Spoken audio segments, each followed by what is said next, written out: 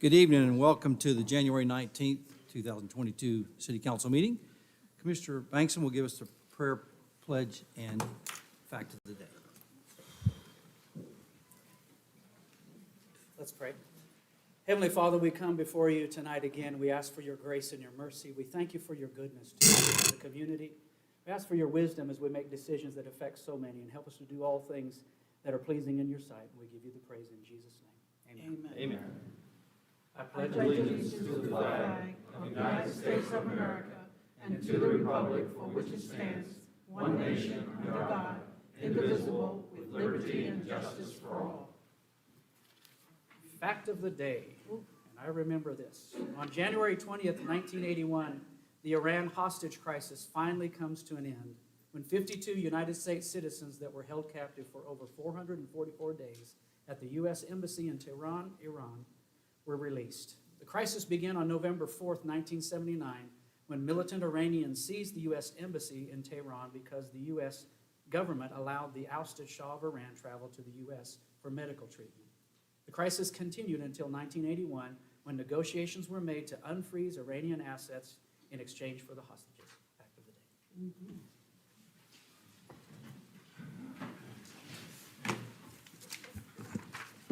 day. Okay. Approval of minutes. Any corrections? If not, look for motion to approve as written. Susan, was there any email resident corrections on the minutes? Okay.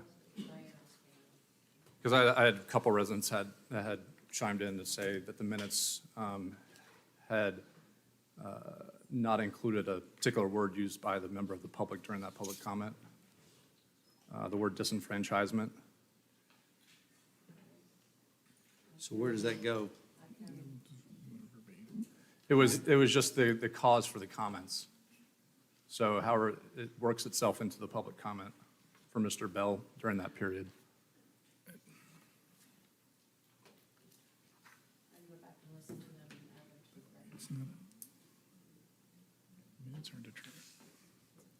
So what would you like to do? You want to bring it back next commission meeting?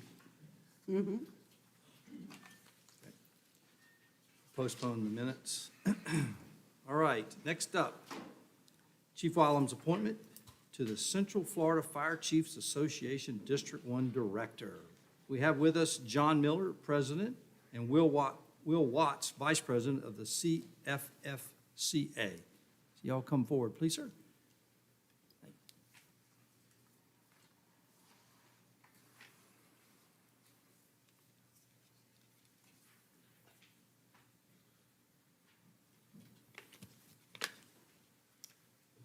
Mayor, Council, thank you very much for having me. My name is Will Watts. I'm the Vice President of the Central Florida Fire Chiefs Association. I have the honor to introduce your new District 1 Director for the Central Florida Fire Chiefs, Chief Sean Wylam. So I want to talk a little bit about what the Central Florida Fire Chiefs Association does and what Sean's role is with the association. First, I'll talk a little bit about the history of the association. It's first incorporated in 1964. It was comprised of Orange County fire departments, just a few departments, including the Orlando Fire Department. 2022 marks the 58th anniversary of the association, and over 5.5 decades, the Central Florida Fire Chiefs Association has grown through the Central Florida Fire Service. Today, the Central Florida Fire Chiefs Association includes 28 fire and EMS agencies throughout our membership area of Orange, Seminole, Osceola, and Lake counties. Our active membership currently stands strong with 236 chief officers, inclusive of 30 corporate partnerships. Our leadership team is comprised of elected board of directors, including the president, vice president, 5 district directors with 4 directors representing the county and 1 district director representing the retirees. We also have a secretary and a treasurer and a fire chaplain. Our association meets on the second Thursday of each month for a business lunch and a program at the Altamont Springs Hilton at 11:30 a.m. typically running until 1:30 p.m. We wholeheartedly welcome the Apopka Fire Chief, Sean Wylam, as our District 1 Orange County Director to the board, and I appreciate the opportunity to present him to you. I want to talk a little bit more about what the District 1 Director does. First of all, Sean, Chief Wylam. See, a little bit of history with Chief Wylam and I. And this will give you some insight on the kind of individual you have running your fire department. Almost a decade ago, I met Sean, and I'll call him Sean because back then it was Will and Sean. My first name is Will. And we met to discuss operations. And what I mean by operations is how agencies could come together and work cohesively and collaborate ideas and learn from one another. Because at the end of the day, just like we've learned through so many tragedies around our country, it is all about the community coming together, organizations coming together and working together. And Sean and I talked about that very thing. Years down the road, here we are as both fire chiefs and both serving on the Central Florida Fire Chiefs Association. It's that collaborative approach that makes Sean such a great person to represent Orange County and be your District 1 Director for the Central Florida Fire Chiefs Association.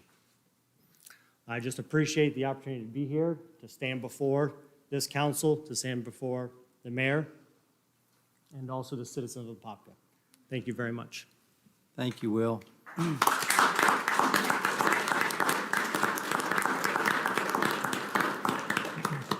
Chief? I'm gonna just sit down. No, as I said before, I'm both humble and grateful for the opportunity to serve as a District 1 Director for Central Florida Fire Chiefs Association. I'm humbled and proud to represent our agency in this capacity on a regional level now. Again, with the long line of leadership, 50-year anniversaries, that's a lot to live up to. And we're, like Will said, we're very fortunate in the Central Florida region to have an amazing working relationship and collaborative effort amongst all the fire departments. And I'm just grateful for the opportunity that I'm going to be part of the future efforts for our region. So, thank you. That's awesome. All right, let's. And just like it's on top of, I guess, when did you go to Arizona and represent us, the 50 fire chiefs? That's In July. July, which, yeah, so it's some pretty high honors that you brought back to the city of Apopka, and we appreciate your service to the city of Apopka. Proud to do it. Yeah. Let's get a picture. John, you want to get a picture? Or you got yeah.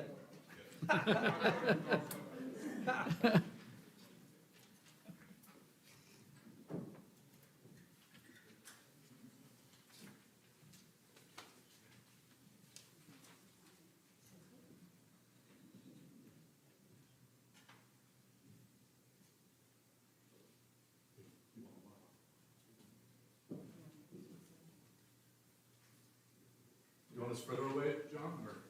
I'm sorry, I'm just getting the setting.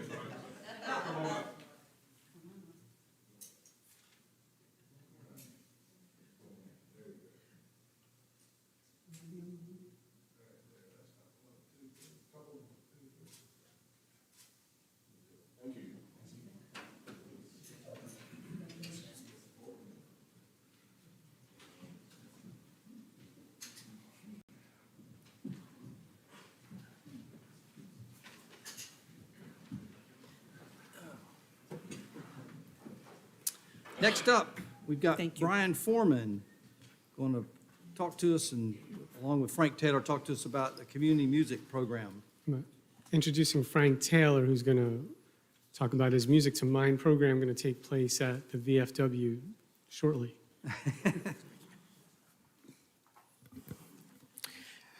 Good evening, Mr. Mayor and Commissioners. My name is Frank Taylor, and I am the founder and executive director of the nonprofit charity called Music to My Mind. We are excited to be partnering with the City of Apopka to launch a community music program. This program will consist of 3 initial groups: a community symphonic band, community big band or a jazz band, and a community choir. The partnership with the city will allow us to use the Apopka Community Center /VFW Post 10147 as our home base for rehearsals and performances. The groups are open to high school students through adults, and we will work to accommodate every musician from every background and walk of life. No one will be turned away. As part of this community music program rollout, we will also be forming the first chapter of Taps for Veterans in the country. This will be in partnership with the national nonprofit Taps for Veterans, and they also do Taps for America, which many people are familiar with. This program will allow us to train trumpet players and buglers the correct procedures, history, and importance of taps to our veterans and our country. It will also allow us to better service and pay tribute to our veterans throughout the year and not just on Memorial and Veterans Days. Please note that there are no chapters for Taps for Veterans in the country. All of their events have relied on the individuals participating from around the country. We would be the very first chapter in the country. The groups will rehearse on Sunday afternoon evenings between 4 and 9 p.m. The choir will rehearse from 4 to 5 p.m., the big band from 5:30 to 6:30 p.m., and the symphonic band from 7 to 9 p.m. Our first rehearsal will take place on Sunday, March 13th. At the moment, we are planning 3 performances that will feature all 3 groups: a spring concert, a July 4th concert, and a holiday concert in December. For anyone that's interested, you can find all of the information as well as the application to be involved on our website, which is musictomymind.com. And applications can be uploaded there to the website, or if you are not very tech savvy and want to just drop it off, our friends at the Apopka Chamber of Commerce have been very gracious to allow our citizens to drop off their applications at the Chamber of Commerce. So for all of you who may have played an instrument or sang in a choir years ago, if you want to dust off the old pipes, take the instrument that's been turned into a lamp, or it's sitting in the closet, go ahead and take it out, take out the light bulb, and join us. We'd love to have you be a part of this. We're asking that all applications be uploaded or dropped off by March 6th. This is just so we have a week of prep time to get all the music and such copied and prepared. So I'm happy to entertain any questions. Any questions for Frank? My trombone is in my attic, so I'll have to You get can that one reach it. out. But I'm really happy for you. I think we mentioned it when you were here advocating for the Wekiva Band that Frank and I are fellow class of '96 alumni from Lake Brantley High School. So Yes. Happy for you. Thank you, so. Yeah, I'm really excited about this as we got to speak just before the meeting tonight, and your background and the credentials that you carry. I immediately think, and maybe some do, of Mayberry Band, which wasn't necessarily that good, but the quality that I believe this will bring out, and just that sense of community, I'm really excited about. I think it's gonna be a great program. Thank you. Same, I mean, when you sat and you, first of all, from Wekiva High School, we enjoy their band when they come out to our festivals and the parades and that, so I know that you're going to do a fantastic job, and it's a great dedication on your part to even start this for the community, so I'm looking forward to seeing the results of it. Thank you. Yeah. And the arts are important, and I'm glad to see it's coming back. And my trumpet is in the attic as well, but I think I can pull it out. I'll help you and Commissioner Becker too. If I need to get up there, just let me know. I'll dust off the old overalls and crawl around, so. All right. And one of the things I asked Frank, let's get it up and running, and we're looking for some performances. But I said, what would be neat is to be able to go to the Billy Dean Building as well as Fran Carlton, for those kids going into high school, to give them kind of a, sneak peek at what instrument they might want to play, so we can get them involved at that young age when they're starting to, think that, well, maybe that's something I'd like to do. And so he said he, committed, as soon as we get up and running, that we'll maybe have a couple of times a year just for kids who have never played an instrument, just come in and show them, and maybe they'll get excited Absolutely. about, music. And so we're excited to have you on board, and you. looking forward to great things from you, Frank. Thank you. Thank you so much. Thank you. All right, next up, Northwest Recreational Complex Expansion Plans. Brian Foreman again. All right, good evening. All right, so Northwest Recreation Complex Expansion Plan, as you remember in the spring, we reached out to the community. We also had staff input and we consulted with, tell them I'm busy.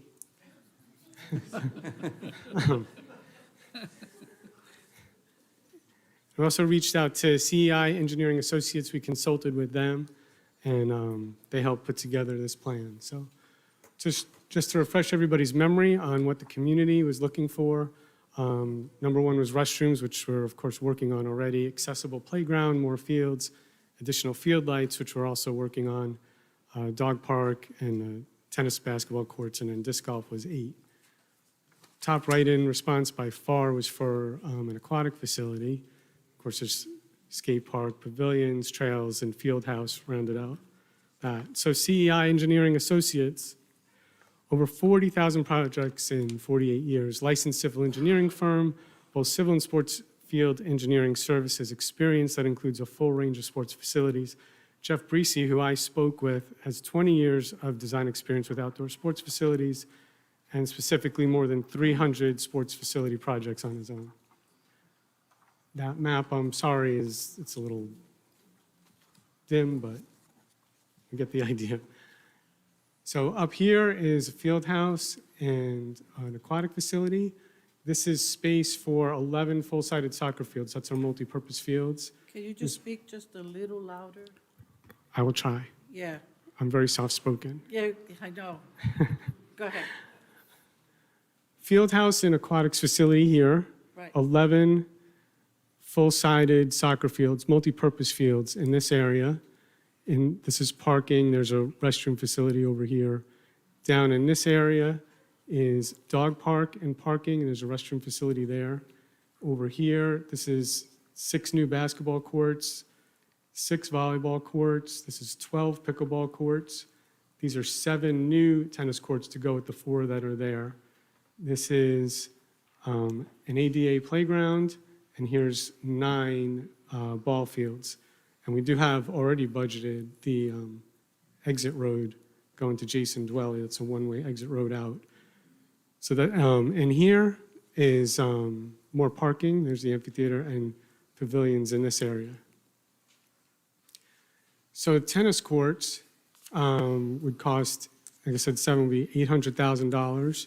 The 12 pickleball courts, $600,000. The 6 basketball, $1 million. Volleyball courts, those are sand volleyball courts, $100,000.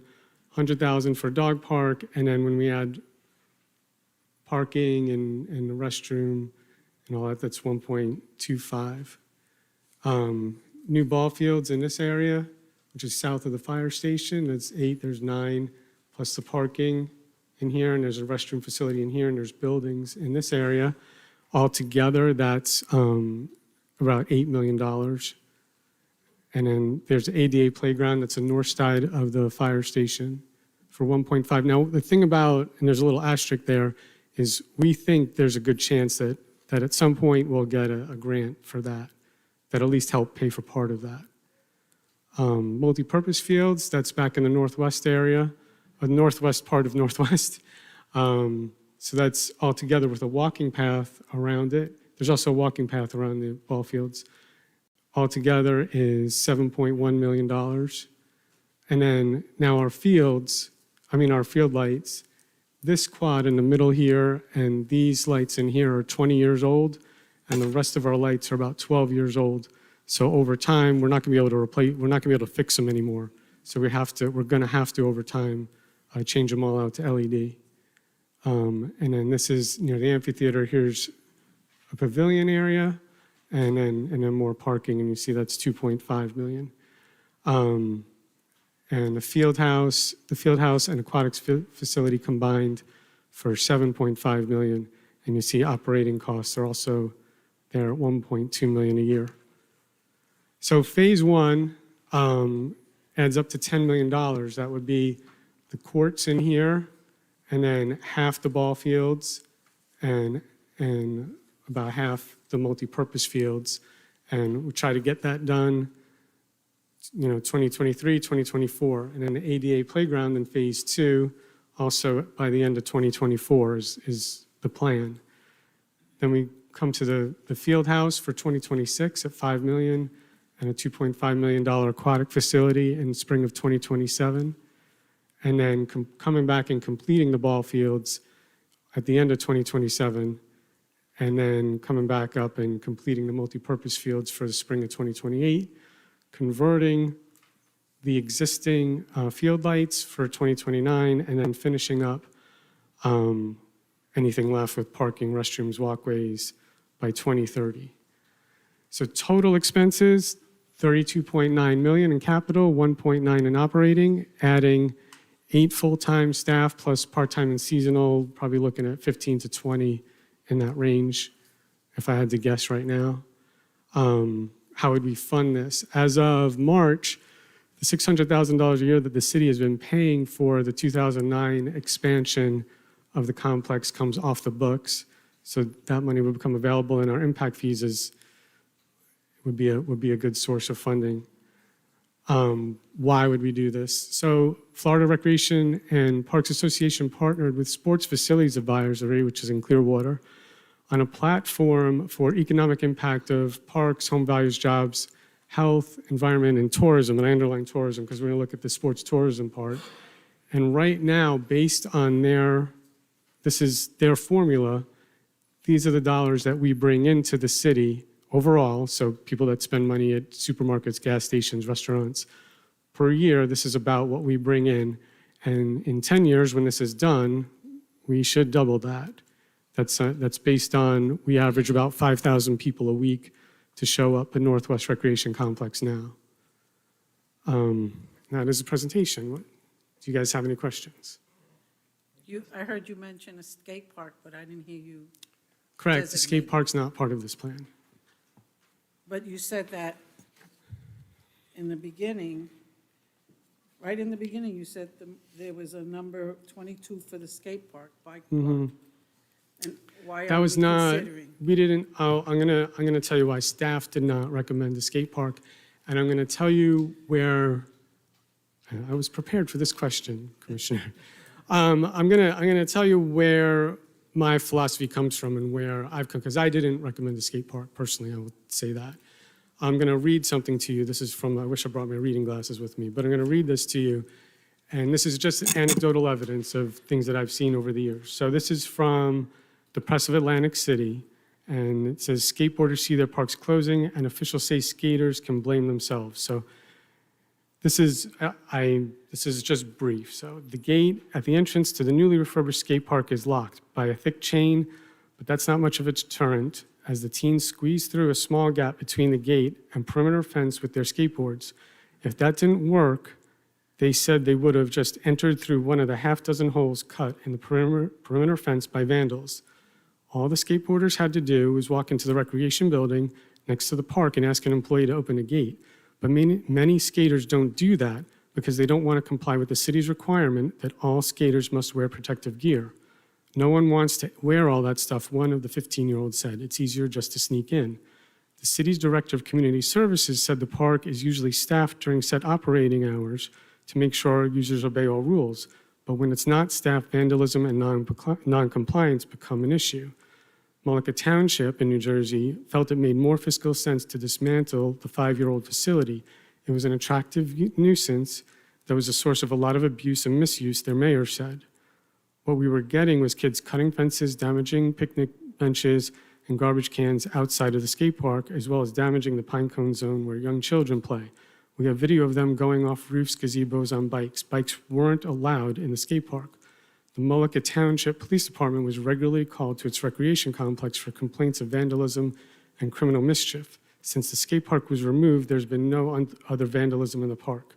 Stafford Township dismantled its state-of-the-art skate park after it was only open for 8 years. It added security cameras, replaced perimeter fencing, and installed a gate designed to keep bicycles out. But the gate was soon sawed off by vandals with power tools, and the park was closed a few months later. In the last 2 years, the Stafford Township skate park was in operation. Police responded to more than 240 calls in the vicinity of the skate park, including calls involving trespassing, fighting, and drug-related arrests. The volume and severity of the call types in that area have decreased significantly since the park was dismantled. Lower Township dismantled its skate park after it was only open for 6 years, citing vandalism and misuse.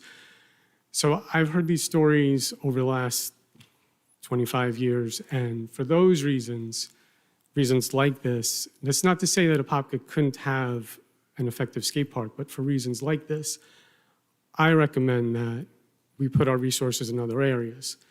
That said, if the will of the council is we want a skate park, then we'll have a skate park and we'll have the best skate park we can and we'll staff it to the best of our ability and enforce everything we can. But staff did not recommend a skate park. At this point, I know you just read about New Jersey, but I know we have Right. several I mean, that skate was- parks in Florida. Yeah, and So I would just kind of do some research I to figure did, and out- the reason I picked this article is because this was the most comprehensive. Right. And there are other issues throughout the country where it's closed for a few months here or there, or there's other stuff from when I was in Connecticut that I know that skate parks were pulled out. This was just the most comprehensive article that I found, so. Okay. Well, I just will do some research Okay. before I even No, talk that's about fine. it. Like I said- Here in Florida. Only because I remember back in 2015 when we did a community survey, that was also on the top of their list. And obviously, you're saying it's on top of this list, but we're not really addressing it. And I'm aware that there's some interest in the community. My recommendation to the city council is that we put our resources in other areas. Okay. I'll consider that, but I'll do some research, and then we can talk about it at another time. Okay. But, okay. Commissioner Blankson? Good. Commissioner Smith? So with the plan you presented with us, so this takes up all the land that's at northwest? It does, yes. Because I was looking maybe a golf. Yes, and you know what?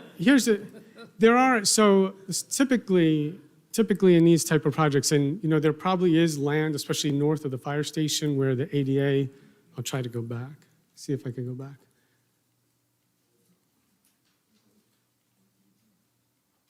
So in this area, which is north of the fire station, like this is big, this can be smaller, and there'll be land in here that's available. But typically, and I've been through large-scale projects before, and this, again, is initial presentation to city council on what it's, assuming it's funded, what it's most likely to look like in 10 years.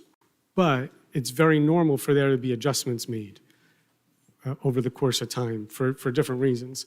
Some of it could be as simple as we have to change the order of things because we get a call saying, your old lights aren't going to work anymore. If they break, you better change out to LED now. And some of it's because the community charges in here and says, give me a skate park, and we say, okay, we'll find a spot for a skate park. Or we want to do an area with putting greens. We can still make adjustments. But I think when we get to 10 years, it's going to look primarily like this with adjustments. Commissioner Becker? No, in terms of the survey response, so more fields and accessible playground, were they pretty close? Because the only reason why I ask is the playground's phase 2 versus the field's phase 1. If it's close, I get it, but if it was a resounding priority based off of that one, why the order? The reason for that is really because we want to look at grant funding for the accessible playground, and in order to qualify for the grant funding, it has to be in our 5-year plan, but we also can't have it specifically budgeted. So it kind of has to be in our plan, but not being done, and then we're in better shape for grant funding. And I just want to clarify, because on the front, it says accessible, then on further back, it says ADA. I just want to make sure that we're all talking the same language. We're talking about a playground that's inclusive, accessible for all developmental disabilities, not just physical, but also other cognitive disabilities as well. Correct, yes. Okay. And then on the page where we talk about the impact, what are recreation impact fees at right now? recreation impact fees. Commissioner, as you recall, we have the budget. Can you hear me or not? No, it's not on. Is it? There you go. So if you recall from the budget hearings and the budget workshops that we had, we funded as Brian told you, the exit road, the one-way exit road was funded in your current impact fee, with your current impact fees that you have. Currently, approximately right now, sitting in that fund, I think you have about $350,000. And again, that's an estimate because that, as you know, monies are paid each week. So, Okay, so estimate yeah. you have about 350, but we would make, once we decide which avenue we're gonna go, the way you're gonna go, we would make projections on those dollars to help from a funding standpoint. We'd bring you Okay, back those yeah, because projections. Mr. Foreman said that we have a good amount of impact fees to go towards this. I wanted to clarify that comment because I didn't remember us having like a large Yeah, balance. you in don't. it. You don't have a lot because you funded that road. If you remember, you funded the exit road. We got to get that in there to help traffic. And then I think currently we're sitting at estimate about 350,000. But I should clarify, I was thinking about the projections of the growth for the city over the next 10 years and the impact fees that Okay. we would get over the next 10 years, Gotcha, not okay. what's in the bank right now. That makes sense. And then the last question, or not question, but it's just point of clarification. The one slide where we talk about the economic benefit, we're talking about the economic benefit to our city, not necessarily to revenue stream into the city of Apopka. I just want to clarify that because I don't want to set an expectation by this year we're going to be getting $16.8 million No, in that's, terms of. yeah, right, correct, yes, that's total dollars for people that shop and spend money in Apopka. Total That's economic not- benefit. Yeah, total economic dollars across all areas of Apopka, not dollars that the city gets Yeah, directly. okay. Yeah, I just want to clarify that point. Yeah, Good. yeah, one of the things that, we talk about when the payment comes off, which is $600,000 a year, that also frees up $600,000 a year just based on our normal budget. And one of the things that I know we want to look at some point, we were in discussions with a baseball group that wanted to come in and build some fields and trying to figure out how to make that work. It just ended up not working. But one of the things we'd like to do is go back to visit Orlando and look at the hotel, the bed tax. Because we've never received a nickel from the bed tax. But as we have to show the county that we're actually putting heads in beds to say, okay, now we deserve some of those dollars back because we're putting on a baseball tournament. We've got kids from, all over the southeast coming to play. They're staying in our hotels in Apopka, and we're generating those hotel taxes. So, at some point, we've got to be able to define, we've got to be able to quantify. But if we can do that, I think there's a good chance that we can go look for those dollars as well, which would help offset some of the costs going forward. So I know that's what Boomba over in Seminole County does. They're, obviously it's a county park, so it's a little different, but they're getting dollars every year for capital improvement as well as operating. And I think we have a chance of getting some of that at some point down the road. So thank you, Brian. Really nice presentation. Thank you. And I just wanted to ask Brian, just on another note, isn't the geyser competition happening out at Weewaw? Isn't that? Yes. Yeah, Because I didn't the see that tree- on there, and I just thought it's The tree, interesting yeah, to tree know. climbing, the tree climbing competition. For that 40 event and is over, they call it the that's geyser climbing competition. Saturday Yeah, over at camp. Saturday. Yes. But you're Yeah, invited and- to go. That was really thanks to Mayor and Diane, I know, jumped in because there were some issues there, and they made it Yes, happen. And I yes. think it's something, not only are we getting a lot of tree work done Yes. as a benefit to that, but it's Yes. something I think it'll be a great ongoing relationship Yes. with them. They have not just geezers, but, other competitions. But it can be something that really, I think, can be a real draw here as well. I So agree. just another thing. Thank you. Thank you, Brian. All right, next up, I guess Pam Richmond's going to come up and introduce the panel, and I know they've been here all day. We told them they're going to start charging them rent, our folks from Metro Plan, but ladies been here all day, they met with me this morning in DRC, and then they're back tonight. So we're excited to have them. So just a quick reminder, this is a project that's been very important to the city for the last few years. We started out on our own, looking at trying to fix Rock Springs Road in Welch. Y'all have encouraged me a lot. And when we realized it wasn't just our issue, we needed to reach out to our partners at Orange County. We did that, and they agreed it was a problem that needed to be resolved. And we took that about as far as we could, and then we engaged our partners at Metro Plan Orlando to pick up the study and help us decide how we're going to get this problem at the intersection fixed. So tonight, our partner from Orange County, Brian Sanders, is here.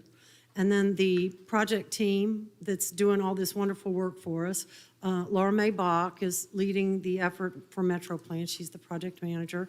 And then her consultant project manager is Amy Sermons. And also with us from Metro Plan is Taylor Laurent. And from VHB is Kennedy Summershell, and I think I just tore up her name. But they're going to give us an update. We've made a lot of progress on the project, and we wanted to give y'all an update. There'll be a public meeting. She'll tell you when that is. And any of us will be happy to answer questions if they're hard. I got this marked. Thank you, Pam. Thank you so much, Pam. As Pam mentioned, I'm Laura Bauk. I'm the project manager for both the Rock Springs Road study and the West Orange Trail Extension study. We're doing both studies concurrently and in partnership with the City of Apopka and Orange County. On behalf of Metro Plan Orlando and the project team, thank you for your time and attention tonight.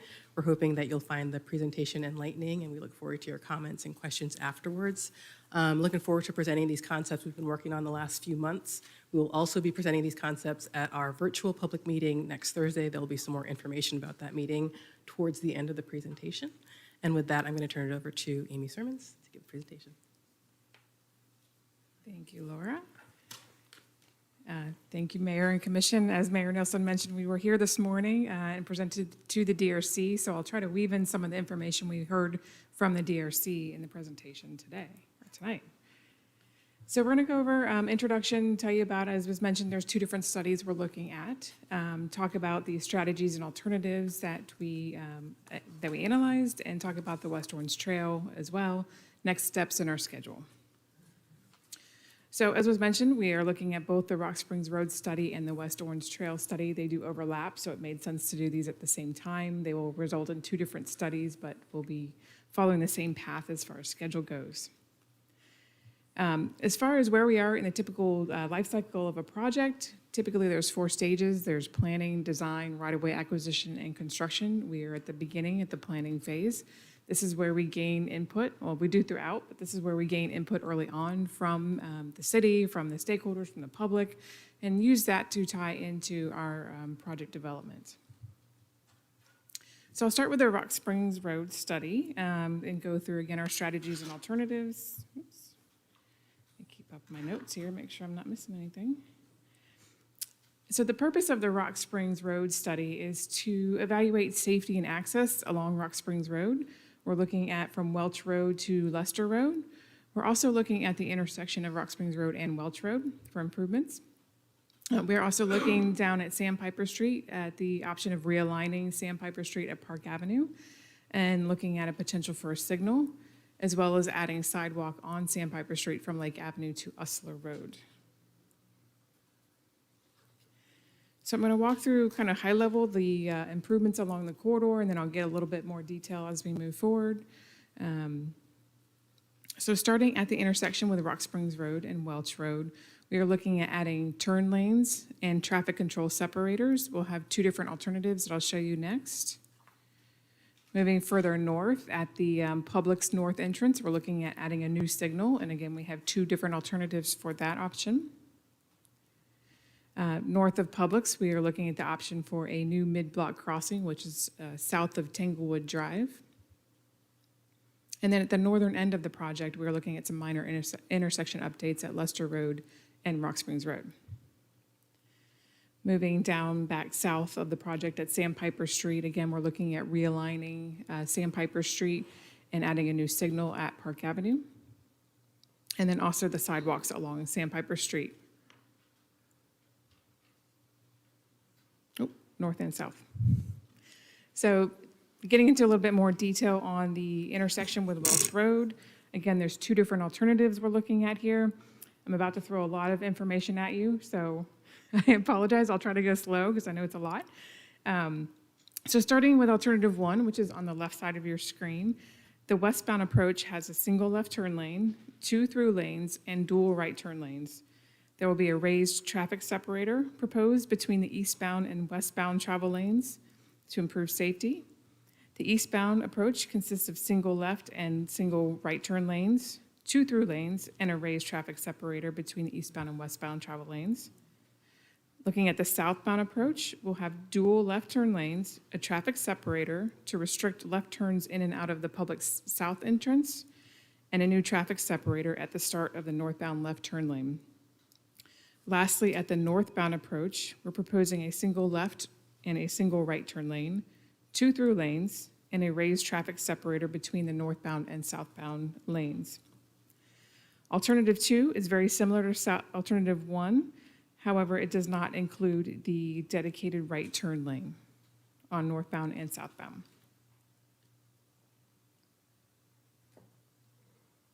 Oh, I was supposed to be clicking as I went through that. I apologize. Okay, now moving up to the Publix North entrance alternatives. Alternative 1 and 2. Again, alternative 1 is on the left side of the screen. And we are proposing to add a signal at the intersection of the north entrance and Rock Springs Road. In alternative 1, the south leg of the intersection features a dedicated northbound right turn lane and 2 through lanes. So a dedicated right turn lane into the Publix entrance. This leg also features southbound dual left turn lanes into Publix and a raised traffic separator between the northbound and southbound lanes. The east leg of the intersection, so coming out of the Publix Plaza, has a single right and a single left turn lane out of the entrance. The north leg of the intersection includes a southbound left turn lane and 2 through lanes. Alternative 2 is very similar to alternative 1, however, does not include the dedicated northbound right turn lane into Publix. And again, I failed the clicking. The next improvement, the next option that we're looking at is to add a mid-block crosswalk. This was something that was discussed quite in detail this morning at the DRC. The proposal is to add a mid-block crossing at Tanglewood Drive. It would include a raised median island with opportunities for landscape. It would also include a rectangular rapid flashing beacon, which is also known as an RRFB, to be installed to increase safety for pedestrians. The discussion this morning was whether or not this would be needed if the signal is added at the north entrance to Publix, if we could encourage pedestrians to cross at the Publix. And some of the discussion was also about potentially putting in the signal at Publix first and then see if behaviors are changing in the corridor and whether or not a mid-block crossing is still desired. So now moving back down to Sandpiper Street at Park Avenue. This includes, again, the realignment of the east leg of Sandpiper Street to bring it in at the same with the west side of Sandpiper Street. We are also evaluating the construction of new sidewalk along Sandpiper. New sidewalk would be provided on the sides of the street that currently do not have sidewalk. Specifically, that would be along the north side on the west side of Park Avenue over to Lake Avenue, and then adding sidewalk on the south side of Sandpiper Street over to Usler. These improvements would increase sidewalk connectivity to the existing West Orange Trail. So now I'm going to walk through what are the potential impacts of each of these updates to the corridor. So we're back now at the Welch Road intersection in Rock Springs. Potential impacts associated with the Rock Springs Road strategies are the need for right-of-way acquisition and impacts to existing utilities. There's large utility poles on the northwest corner. At the Welch Road intersection, alternative 1 and 2 will have utility impacts and right-of-way requirements. However, alternative 2 requires less right-of-way than alternative 1.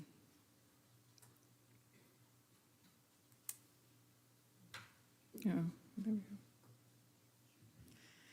Moving up to the Publix entrance, right-of-way impacts are anticipated along the west and east side of Rock Springs Road for alternative 1, and right-of-way impacts are anticipated only along the west side for alternative 2.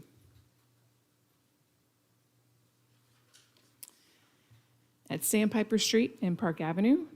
The proposed options here anticipate, again, the utility impacts. There are several utility poles that would need to be relocated, as well as a corner clip of right-of-way in the southwest corner of the intersection, and that's needed to add the signal pole for the new signalization.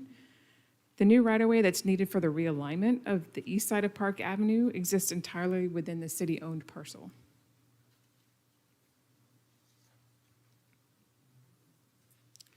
So one of the things we do in the study to figure out what's happening and what needs to be done in the future is to look at the existing traffic operations. We look at what's called a target level of service, and this essentially tells you the operations of the corridor. So what is assigned for this for the study corridor is what's called a level of service E. So the existing traffic analysis shows that the Welch Road at Rock Springs Road intersection in both the AM and PM peak periods does not operate at acceptable level of service, which I'm sure is not a surprise to anybody here, as well as the Sandpiper Street at Park Avenue intersection in the PM peak period. The next thing we do in this analysis is to project the traffic out to the year 2045. We see what happens on the corridor if no updates are done, as was proposed earlier. So utilizing future growth projections and traffic models and long-term growth factors were applied to the traffic volumes, again, to get us to the year of 2045, which is our design year. So with no updates to Rock Springs Road, the roadway is anticipated to not operate with an acceptable level of service in the northbound direction for both the AM and PM peak period and in the southbound direction for the AM peak period. Additionally, both the Welch Road at Rock Springs Road intersection and the Sandpiper Street and Park Avenue intersection are anticipated to not operate within acceptable level of service in both the AM and PM peak period. While the intersection at Rock Springs Road and Welch Road are projected to operate at the same level of service as existing, it is expected to experience much higher delays in the future year of 2045 with no updates. So the next step in the process to look at that 2045 projection with the different alternatives applied within the model.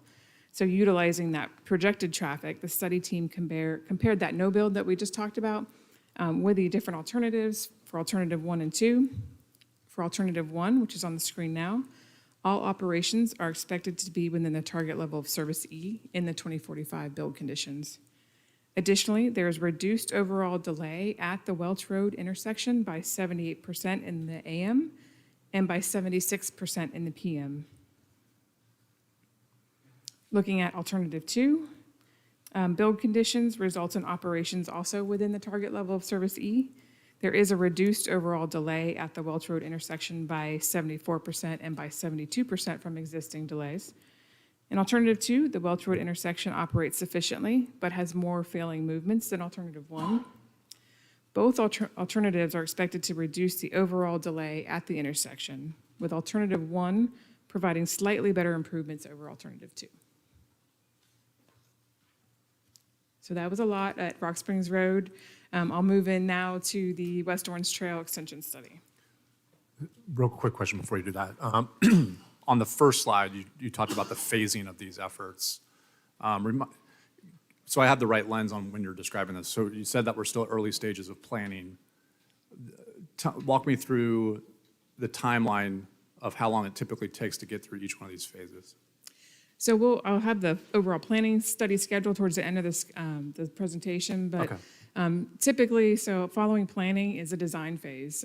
That's typically roughly 2 years, maybe less, depending on which agency or which entity is doing the design. As you can see, most of these alternatives require some right-of-way acquisition and then construction. But really, I think it's going to depend on funding, and I'm going to look back at Laura and Brian on that, because if the funding falls into place when it's needed, I think maybe we'd be looking at, I hate to throw these numbers out there, 6 years, 8 years? I'll let you talk about funding. I don't have it. And I didn't mean to throw you off the presentation. I just, if you had it quick, I was going to take it. If I'm screwing up the order of operation here, let me know. You're fine. This is a good time for this question. Yeah, I can't answer that with a for sure answer, but yeah, I think Amy's right on track. It would be about 2 years to get through the design piece of things, and then it just really depends on when we're able to get funding for the project. But this is a critical piece for that. Once we have the planning study, we know what the recommended and approved alternatives that we're going to move forward with are, then we can start to look for funding for those improvements. So. Any other questions on Rock Springs or anything before we move on? I do have, if you want to take those now. I agree with, that we need to go with one for the right turns, just be familiar with that area. I'm concerned that the loading lane for the right turn only on the westbound for Sandpiper is too short, because I've observed that backed up quite a bit further on there. So I'd like for that to be considered, especially since we're shifting, that room is already there on that right side. But I think that's going to be way too short. So you'll have people there, you'll have some going around in the oncoming traffic to get up to the left turn lane or the straight lane, I think, so, Are you talking about the on Sandpiper. West Piper? Yeah, the West right Piper, turn the there. westbound Sandpiper, Yeah, right turn lane, okay. that's just such a short loading lane there for the amount of traffic that's already there now. Right. And I think will definitely increase as we go forward. And this is currently, I know Pam said, it's currently in design with Pam. Commissioner, we have this funded, they gave us, we have kind of like two concepts. That's just a concept of what it could look like. We haven't done the calculations of about how long. This was the one I wanted to show. We have another one that doesn't separate it out like that. But I can assure you, we're going to make sure that the right turn is long enough. It's just that's just a picture to show you Okay, yeah. That conceptually was it. how, Just- I'd like it moved that way instead of utilizing the entrance that's closer to the intersection. I was trying to get, but you're going to see the whole I design. said I wasn't gonna use the pointer, but. Yeah. Yeah. Yeah, just so Instead that, of moving it a little closer to the intersection, but I'm aware of that. yeah, that longer loading lane is all my concern. But that's such a good move to realign that because of the number of accidents that have been there, and it's just a real challenge. We're So, not, the city is not waiting for them to finish their study. Yeah. They're looking at the impacts of what it's going to have overall Right. once we do it, but we're going forward with that project. Yeah. And then, of course, the right turn lanes on the, up at Welch, I think, we definitely need those. I was going to table my questions until the end, or would you prefer them here? That's up to you. Okay. So with the options for the additional turn lanes and the stuff that's directly on that intersection of Welch and Rock Springs, obviously, we've got some development that's going to be occurring on the northwest section of that property. Yes. And obviously, with this being in planning phases, but that was, probably has a much more aggressive development cycle. Are they working with you all? Are you all working with them? Like, Yes. how does that work out? Yes, both, and through Pam, she's connected us with the developer, and they were actually here this morning at DRC as well, and they are donating 12 feet of right-of-way to help with that, adding that turn lane in. So, in Commissioner Bankston's point, in terms of preference of alternative ones and twos, what route are you taking with this particular intersection there? Because it sounds like it's going to kind of buck the phasing cycle that you all have, right? You're going to go from planning to development pretty quickly Well, from, on these intersections. I'm not communicating clearly. So, the northwest section that where it says proposed development, I'm just taking a guess here. I don't know the timeline of it. Well, let's just say that it's going to be developed within the next year. And yet you're in planning phase of this project. Planning to actual design to actual acceptance of what we're trying to do at this intersection may be typically a longer time horizon than, say, this proposed development. correct. So which ones went out? And are you working within their schedule? Are they having to work within Metro Plan's schedule? Well, they, and correct me if I'm wrong here, I mean, they're working with the city of Apopka on their whole plan, and they've, again, it's 12 feet. They're allowing 12 feet or giving 12 feet over to work with this project. So essentially, we're assuming that their proposed development is kind of our existing condition. You know, and this happens a lot during planning studies. We have developments come in during the study, and so we are working with, you know, an iterative approach. You know, if they change their concept, we will, you know, work with how that goes with this concept and this design, whether they change their driveway locations, that's something we have to continue coordination with the developer. So in reality, they could develop with some ingress egress designs of their own, and then based off of what ultimately is agreed to on this plan, they would potentially have to then reconstruct based off of what plans we go with on this. Is that what I'm hearing? Yes and no. I like to think that we have coordinated well enough with them and Orange County. Orange County, the engineering group has, they are on board with the study, and they approved access on Rock Springs Road, thinking forward about this study. So I don't think that their access is that's what it's going to be, because Okay. once we put that barrier in, they're no longer going to be able, you're not going to be able to come out and go north. Yeah. So, Okay. And then the intersection by Publix, obviously, it's incongruent with the Dollar General ingress egress, and you're solving that problem by structure in the median, I see. Are we going to kind of force interconnectivity on that side of Rock Springs intra-development? Meaning Dollar Store will be connected to whatever goes in, the next place is connected to the south, which is connected to the south, so that you have a free flow of traffic that way? Okay. Absolutely, we really want to get everyone to the signal from that side with new development coming in and Gotcha. Dollar General. And then the mid-block crosswalk that you have there, my recommendation, it's all fine and good to say that we're going to force them to use the crosswalk.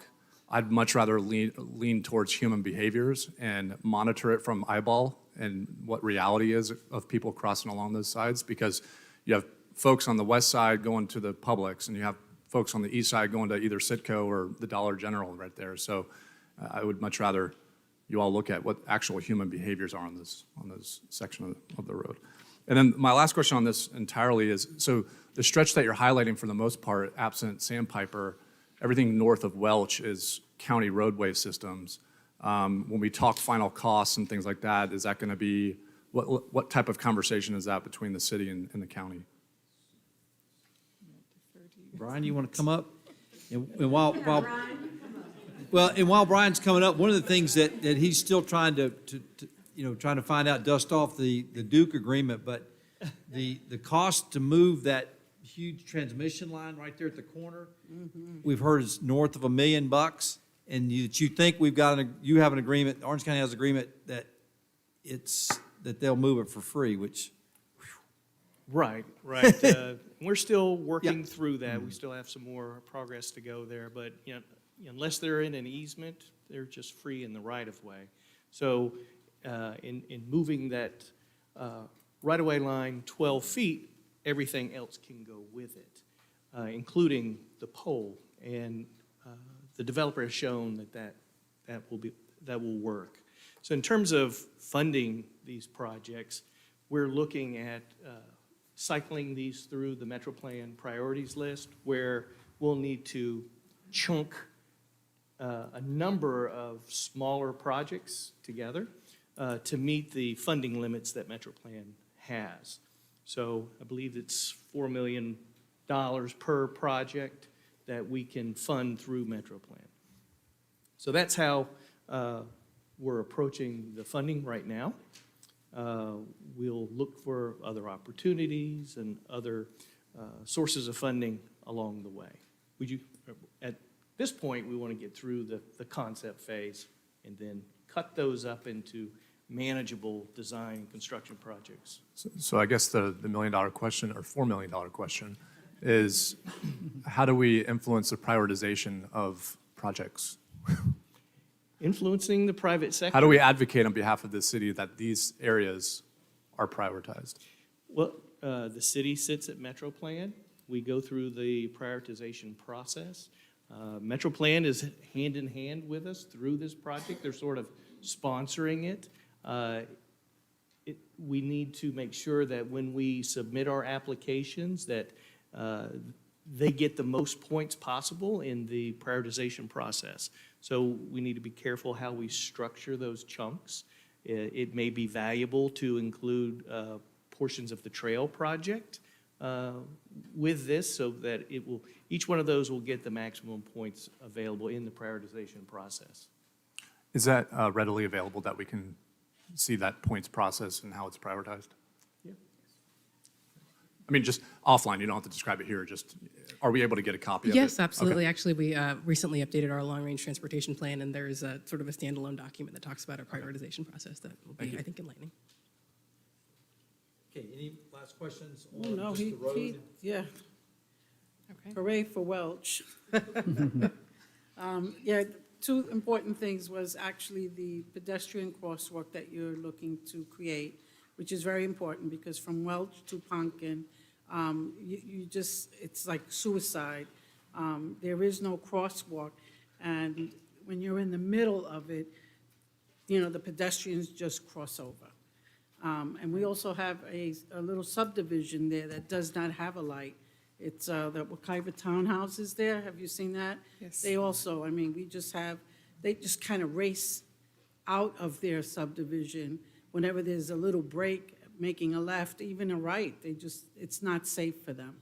So I'm happy that Metro has that as a priority because from Welch to Pumpkin it does need to be refitted so thank you. And we witnessed that several times in the field during our field review, saw people just crossing. And that's common when there's a long distance between signals that people cross wherever they can. Yeah. Commissioner Smith? Go back to the slide with the public, that intersection. If I'm looking at that correctly, it looks like you're gonna close off the first entrance that's closest to Welch Road that goes into that shopping center, is that correct? It's not going to be closed off, but it's only going to be a right in. So if you're heading northbound on Rock Springs, you could still take a right in. And if you're heading out of that south Publix exit, you can only take a right. So it's going to avoid people trying to cross over, coming out of the south and trying to go southbound on Rock Springs. Okay, so that's gonna be a raised medium. Correct. Okay, all right. Then my other concern is where the Sitco is, where the trailer park is, there's a bus stop there for kids. And there's not enough grass area for those kids to stand and wait for the bus. So half of them are in the road. And so it's an accident waiting to happen. So in this design phase, is there any way we can accommodate that? Looking for additional space for children waiting at the bus, is that what you're Yes. asking for? We can look into that. I don't know. We'll look into that. Okay. All right. Now we'll go to the trail, please. All right. Thank you.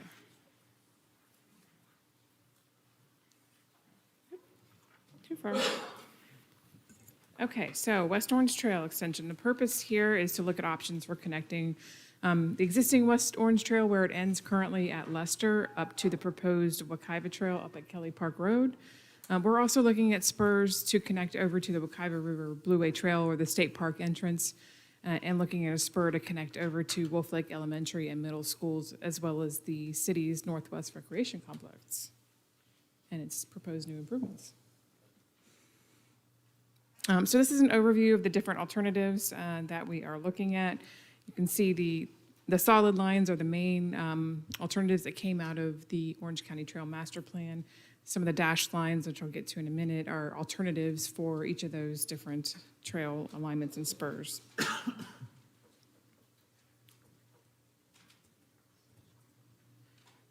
So looking at the Welch Road alignment itself, this will run from the Welch Road and Rock Springs Road intersection over again to the Wekiva Springs Park entrance. There's an alternative alignment that's being recommended to remain along Welch Road to Wekiva Springs Road, which utilizes Wekiva Springs Road to connect to the Wekiva River Blueway Trail. That's the kind of dashed line there, goes around the gas station. Moving up to the Pumpkin Road alignments, this runs along Pumpkin Road to connect to Wolf Lake Elementary and middle schools, as well as the recreation complex. There is also an alternative alignment that we are looking at utilizing the existing bike trail on Lester Road and Vic Road. That's the dashed line you see on the graphic. For Rock Springs Road alignment itself, again, from Lester Road to Kelly Park Road, the study is looking to keep the proposed trail alignment along the east side of Rock Springs Road to tie into the proposed Wekiva Trail. Alternative alignments are looking at that are proposed to utilize the Wekiva State Park boundary, and we've been coordinating with the park on these options. So the potential impacts of each of these alignments and related to right-of-way. For the Rock Springs Road, on-road trail may require additional right-of-way. That's for the, if it remains along Rock Springs Road. And then the trail within the park will require additional coordination with and approval from the park if we were to use those alternatives. The Welch Road spur will require additional right-of-way and may require some roadway modifications in some areas to accommodate the trail. It's very tight right-of-way through that Welch Road section. On the Pumpkin Road spur, if we look at the initial spur remaining on Pumpkin Road, it's approximately 2.18 acres of right-of-way that may be required. If we look at the option that runs down Lester Road to Vic, it's approximately 1.6 acres of right-of-way that would be needed. So now this study schedule, and again, this is for both projects, for the trail and the Rock Springs Road projects. We began these studies in the early spring of last year. We expect to be completed by the end of this year, end of 2022. As was mentioned earlier, our first public meeting will be next Thursday. Following that meeting, the study team will continue to refine the alternatives and analysis. Public meeting number 2 is anticipated to be held in the fall of this year. After that, the study team will present the study recommendations back to this council. So a little more detail on our meeting for next week. It's scheduled again for January 27th, which is Thursday at 6 p.m. It is a virtual meeting. You may register on the study's website at metroplanorlando.org/rocksprings. There will be a virtual meeting room, and recording of a live meeting will be open through February 28th. The meeting materials will be linked on the project website after the virtual meeting room closes on February 28th. And this is Laura and I's contact information and the end of the presentation. Any additional questions? Do we have that presentation online? This Yeah. one? Yeah. I don't believe it's out yet. We can get it online. Yeah, we'll post it as soon as it's everybody's got it confirmed. Yeah, Rob and Bob will get that on. So we appreciate this. Awesome. Thank you, Amy and welcome. Laura. And Brian, thank you for coming out, being part of this. Thank you, thank you. All right. Thank you. If y'all want to, you don't have to stay, so feel free to exit stage right.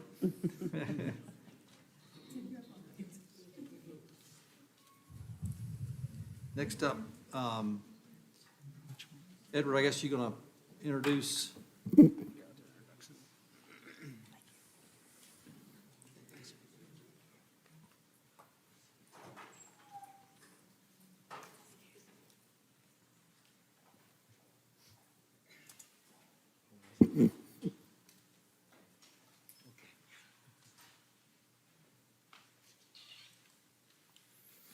Mayor, City Council, if you recall, it's been some time now since we've been talking about the water, wastewater, and reclaimed water rate study.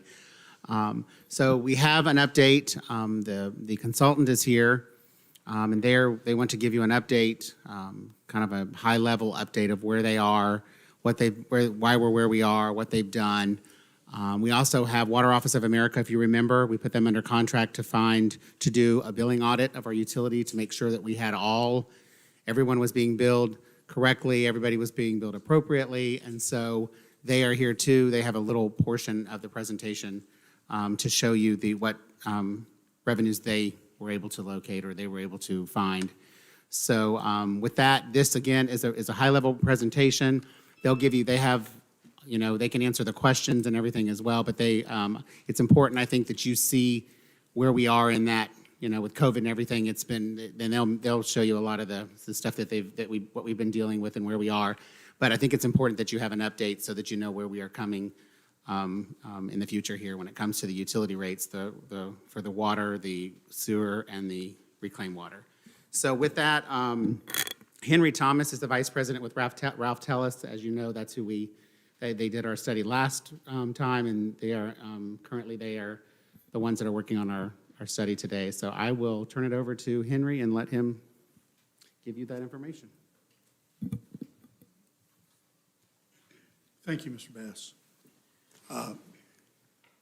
As Mr. Bass said, my name is Henry Thomas. I've worked with the city of Apopka as your utility rate consultant now for a little over 15 years.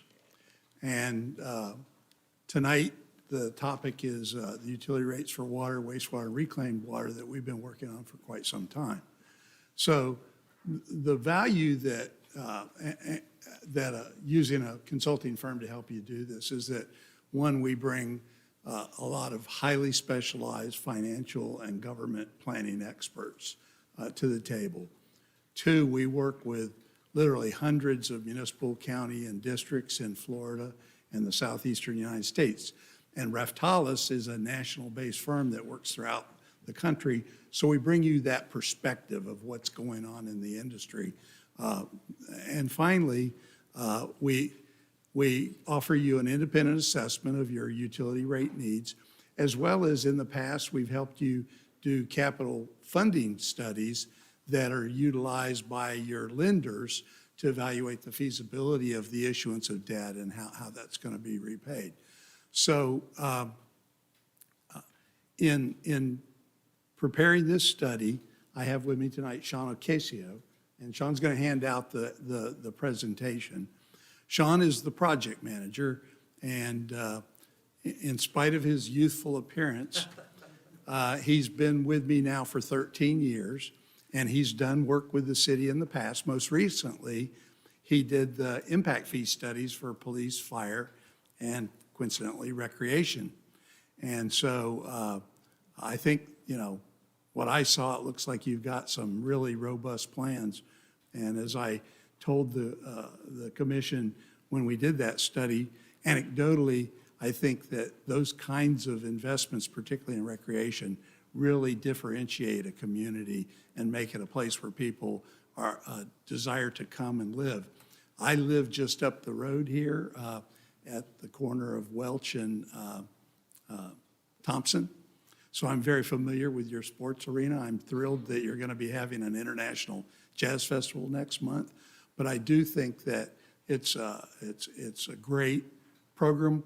My client, Panama City Beach, brings in untold amounts of money from outside the city because they've got a great sports complex, and they do tournaments, and they attract teams from all over the Southeast. So hopefully we can get some of that coming here and help the city.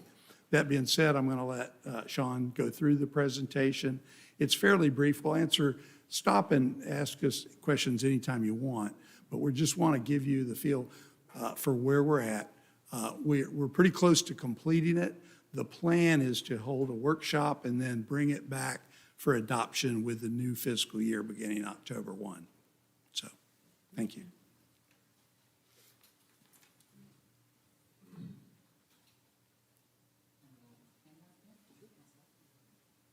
Thank you.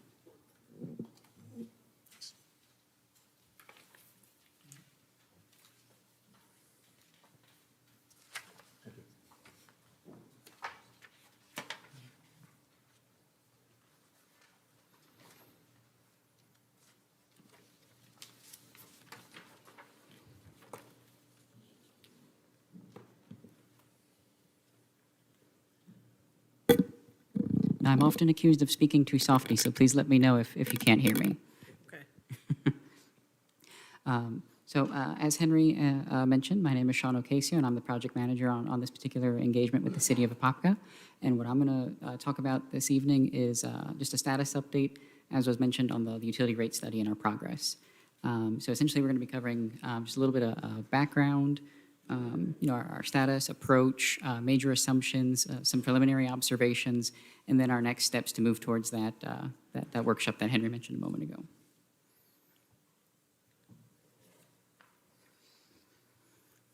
So just a little bit of backstory. The last rate study that was completed was completed in January 2016. Our current engagement with the city was actually initiated back in January of 2020. So as you might imagine, we've experienced a couple of delays, mainly associated with the impacts of COVID-19 and coordination issues and things of that nature resulting of that. But also we wanted to make sure that we had the results of the water billing audit that Edward mentioned just a moment ago, that we wanted to make sure that our financial forecast had any potential benefits and all financial benefits associated with it accounted for in our forecast, just to make sure that we don't overstate any potential rate needs. So we wanted to make sure we had that in there. So again, as Henry mentioned, we're currently nearing completion to have recommended rate changes for October 2020, or excuse me, 2022.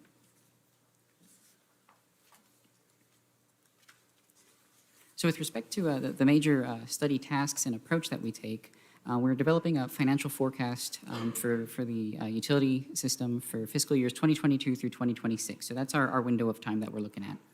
And in doing so, the little graphic off to the right essentially represents kind of the balancing act that we're trying to accomplish. We're looking at the gross revenues of the system, as well as the gross revenue requirements, which includes operating expenses, debt service payments, capital needs, transfers, things of that nature, and trying to balance that out with rate revenues, impact and connection fees, and other miscellaneous revenues, interest income, service fees, meter taps, things like that. So as a part of our analysis, we look through, we evaluated historical operating expenses and trends and recent data. We then project revenues and revenue requirements using data provided by the city. From there, we also helped develop a capital funding strategy for that window of time, 2022 through 2026, to make sure that we're trying to balance out what capital projects are funded through potential issuance of debt, funded from rates and reserves, impact fees, grants, things of that nature. And then in doing so, we then also try to make sure that we evaluate financial metrics and performance metrics, cash reserve requirements to make sure that the utility system maintains a healthy liquidity, as well as other required items from the city's bond resolution and loan covenants. And then in looking at all of those things, we try to determine the adequacy of the existing rates to then see what potential adjustments would be needed in the future. Some additional goals and considerations. One of the things we try to do in conducting these studies is, to the extent we can, make sure that we're using existing reserve balances for the system in order to phase in potential future rate adjustments to the extent possible. So to the extent that we have any, I'll call it additional cash on hand, that we can phase in some of these impacts. This way we can mitigate certain impacts to the customers. So we try to manage that while still maintaining the liquidity items that I mentioned a moment ago.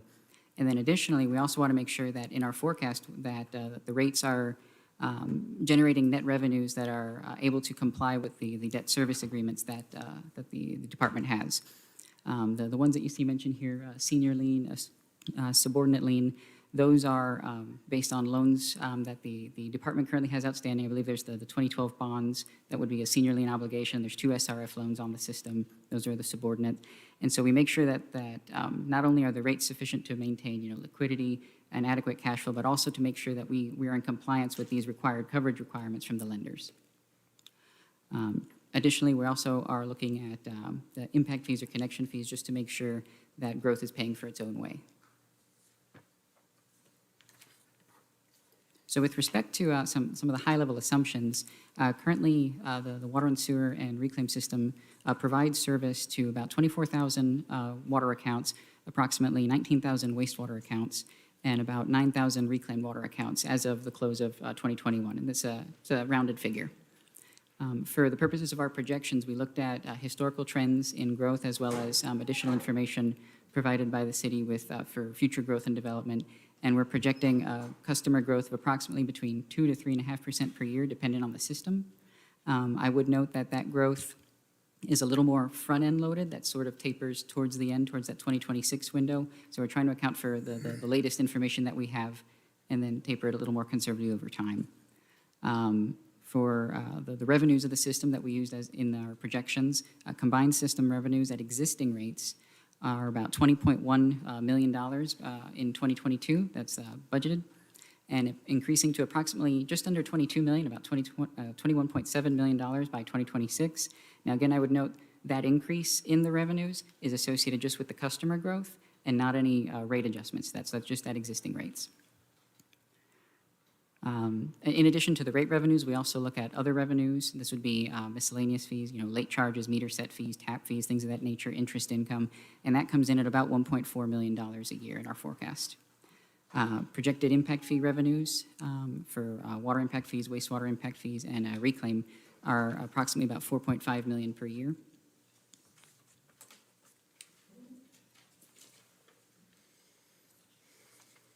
Continuing with assumptions, switching gears from the revenue side to expenditure side, the operating expenses included in our projections start in 2022 at about $19.2 million and increasing to about $22.1 million by fiscal year 2026.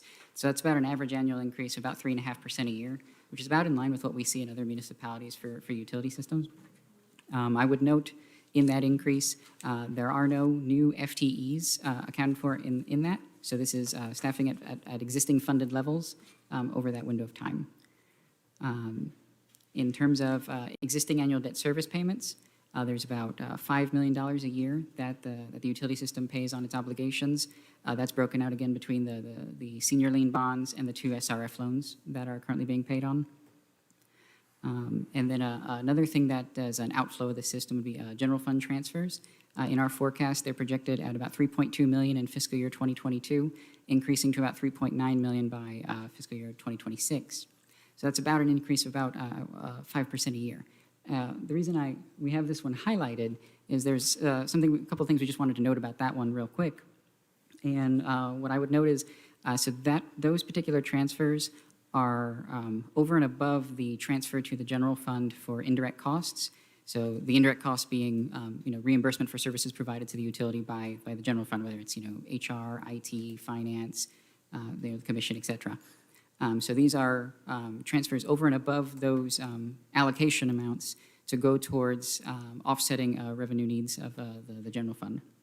One thing we'd also think is important to note about this item is that presently at the state level there's a bill it hasn't passed yet, but it's going through the process that would essentially, if a municipality transfers money to its general fund from the utility fund, then I believe it eliminates eligibility for grant funding.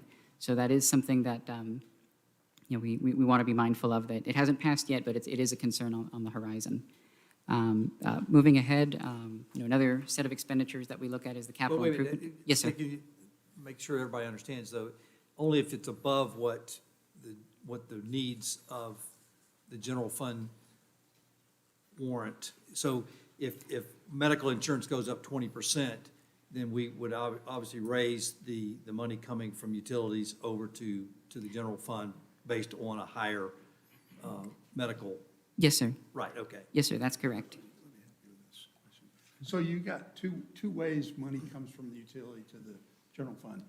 Some are operating expenses, legitimate operating expenses. Correct.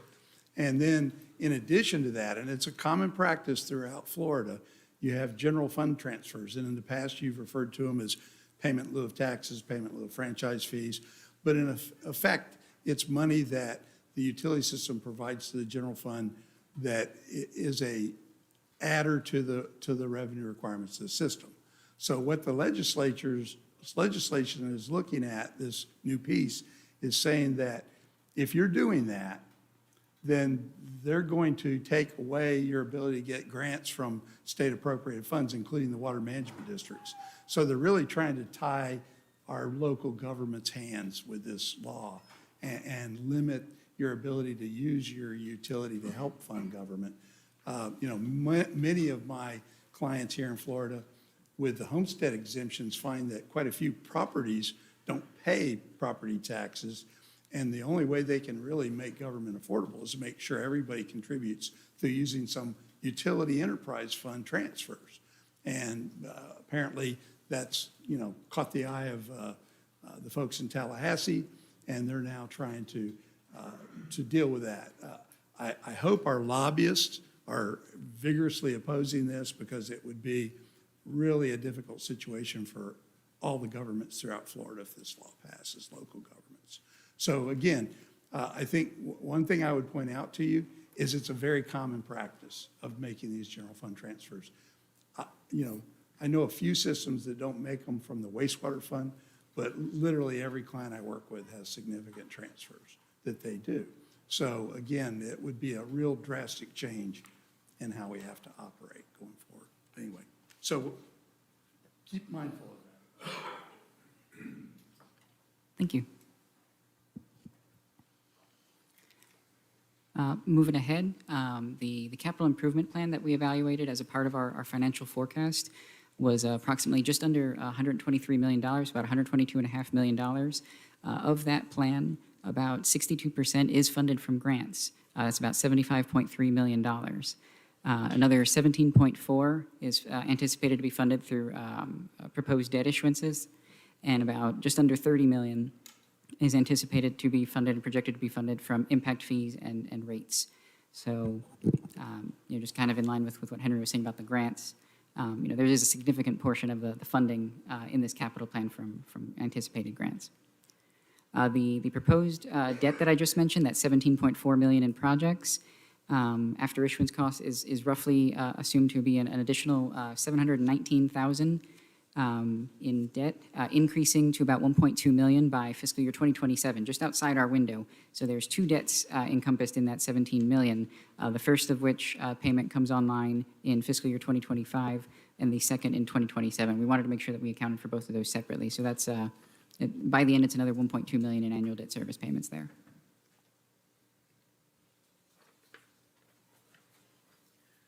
So one thing we wanted to also mention, and it relates to the capital plan we were just talking about, is there are increases in R&R related expenditures when compared to historical levels, mainly in three major categories related to meter replacements, lift station rehabilitations, and water and sewer line replacements.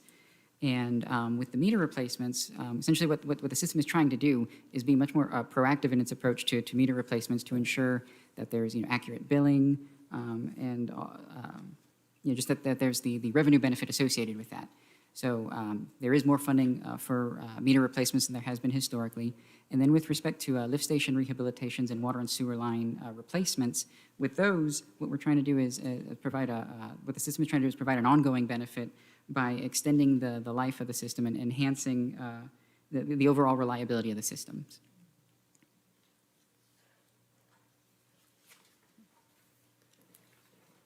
So as a part of our analysis, I mentioned earlier, we're trying to capture, recent city efforts to reduce costs and increase revenues. Mentioned a moment ago the billing audit, the water billing audit. So if we want here, Mr. Bass, I believe, the representative. Yeah. And they'll be able to speak to that analysis and the benefits thereof.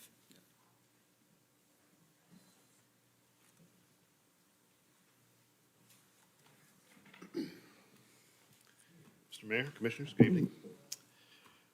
I'm Gus Badnell. I'm the Central Florida Contract Manager for Water Company of America.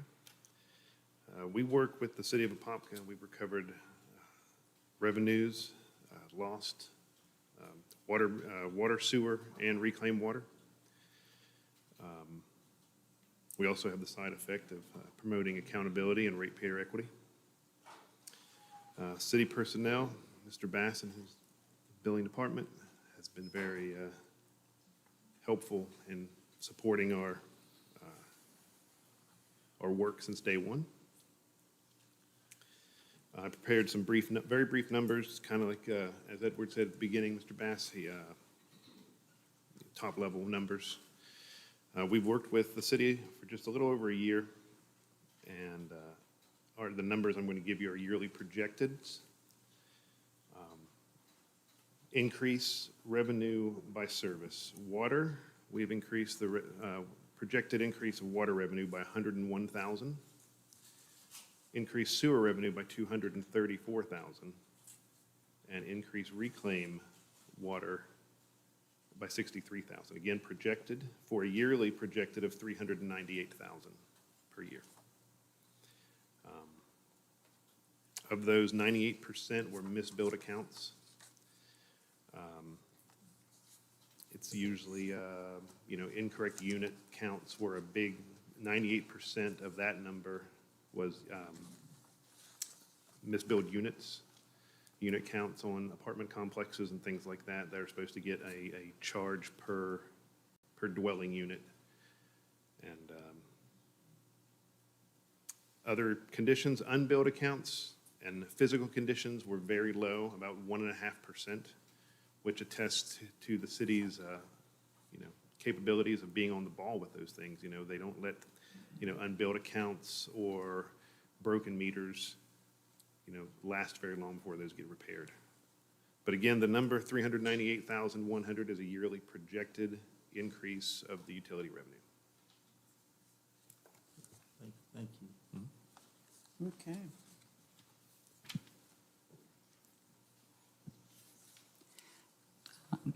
So that approximate $400,000 in revenue benefit, we've made sure to account for in our projections. Additionally, there is also some savings that was found, lab outsourcing related savings of approximately $83,000 per year, as well as plant operator staffing levels shifting from 24-hour staffing to 16-hour staffing, which effectuated a savings of about approximately $140,000 per year on top of that. So in the course of this study, we not only were just doing the expenditure revenue projections, but also making sure we're accounting for all these items just to make sure our forecast is as accurate as we can make it.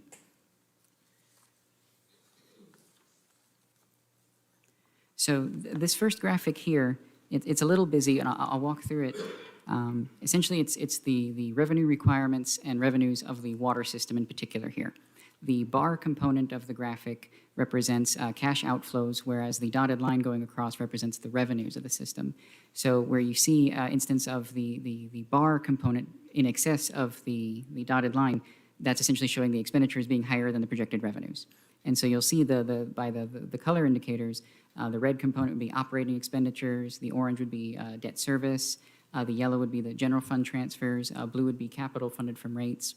And so as you can see on this graphic, based on the projections that we have for expenditures and the revenues at existing rates for the system, the water system looks to be deficient over time.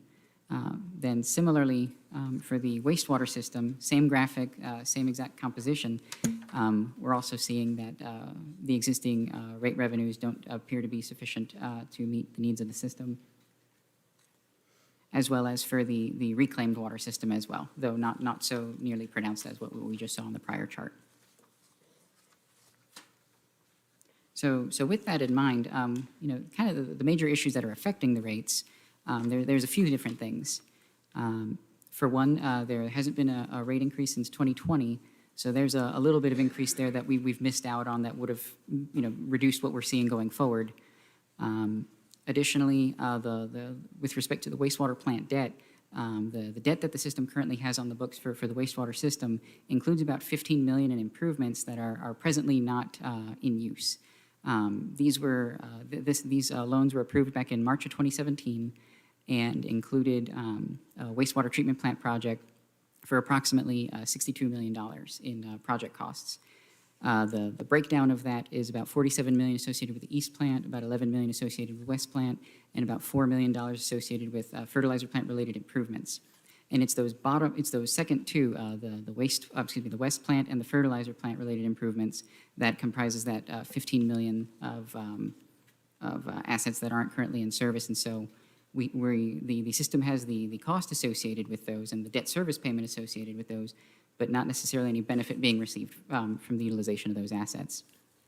Going forward, the other thing is other things that are impacting rates would be inflationary increases to operating expenses as a whole, the future increases in annual debt service payments associated with funding the capital plan, the significant increase in renewal and replacement related expenditures that we talked about a moment ago. That would be the meter replacements, the lift station rehabilitations, and the line replacements, as well as projected increases to the general fund, the type of transfer that Henry just mentioned a moment ago.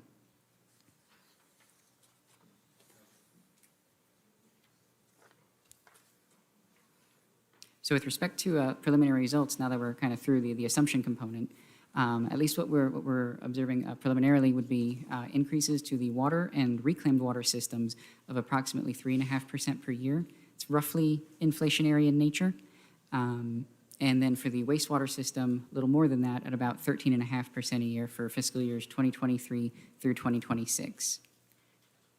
And as was mentioned earlier, this would be effective, October 1, 2020 is the anticipated plan. So with those rate adjustments in mind, if we took those three charts that we looked at a moment ago and stacked them together, this would be the combined revenue requirements for the combined system. And as you can see, the black dotted line represents the revenues at existing rates, and the blue dotted line would represent the rates with those proposed preliminary adjustments accounted for with them. And as you'll see by the end, the utility system would be sufficient on a cash flow basis.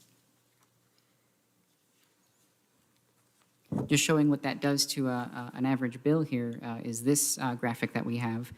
And the coloration's a little harder to differentiate on screen. I apologize for that.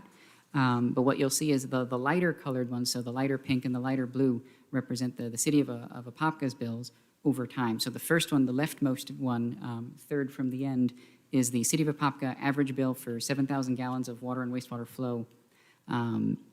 And then you'll see a couple lines over, there's the projected bill at 2023, 24, 25, and 26. And what I would note here is that while the relative position on the graphic is moving upwards towards the higher end of the pack, what this comparison is showing is a snapshot of certain comparable municipalities at today's rates, but looking at the city of Apopka over time.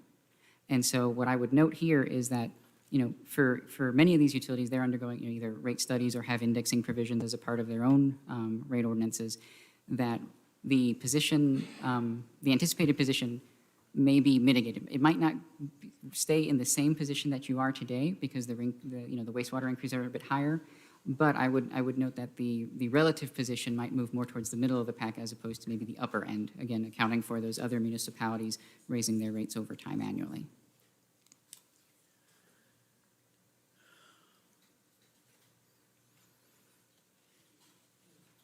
So, some preliminary observations. As we saw a moment ago, existing rates are projected to not be sufficient through fiscal year 2026.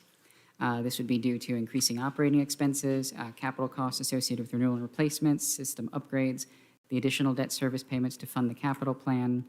And because of those items are the proposed rate increases of the 3.5% per year for water and reclaimed water and the 13.5% for fiscal years 2022 through 2026 for the wastewater system. As a part of our analysis, some of the other things we're looking at is some consideration for potential rate structure adjustments to the wastewater system. So one of the things we did is when looking at the system's billing data and looking at average bills and revenue per accounts and things of that nature, one of the things we found was that it appears that when we compare the cost by class, it would seem that for the commercial class, that they may not be paying their share, their cost of service relative to residential customers. So some potential rate structure adjustments that could be made that we can look into and are would be the institution of potential base charges that increase by meter size for commercial accounts for wastewater.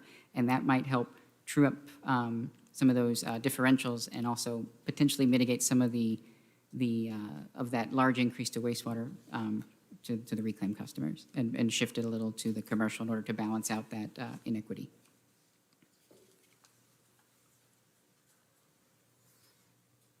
With respect to our next steps moving forward, another part of our engagement is a miscellaneous service charge analysis that we're currently working on and we're going to be finalizing soon. We'll be bringing that before you, as well as our impact fee analysis or connection fees that we're also looking at for the city. As well, we'll also be fine-tuning these revenue requirements here again because this was a preliminary review. So we'll be fine-tuning those and adjusting potential increases depending on any variable changes. And then as well as looking into those proposed commercial rate structure changes to better reflect the cost of service. And then from there, as Henry mentioned at the opening, the plan would be to then conduct a workshop and related public hearings for potential adoption for effective October 2022. So with that, if there's any questions that you all have, Henry and I would be glad to address them. Any questions? Just a couple clarifying points. Can you go back to your slide, your assumptions around revenue growth, and while you're doing that? So you mentioned liquidity. What is the recommended liquidity on those cash reserves for utility accounts? What's the proxy? And I'll give you an example, right? So for our unreserved general fund, it's 16.67. That's 2 months worth of general fund operating expense, is there a certain percentage of liquidity for our cash reserves in those funds that is recommended? Where do we stand there? Sure. Generally, we see in an operating fund about maybe 120 days of revenues. But oftentimes in those systems, there's also a corresponding renewal and replacement fund as well that also maintains a balance, generally equivalent to maybe a year's worth of depreciation of assets. So in the city of Apopka's case, instead of having those two differentiating funds, it's commingled into one. So in this case, the target for operating reserves would be about 180 days. And that's about the metric that we're using to account for contingency and operating expenses, if revenues don't come in as planned, but also those capital needs and funding them. Gotcha. Okay, thank you. And then, actually go forward, it's where you talk about customer account growth.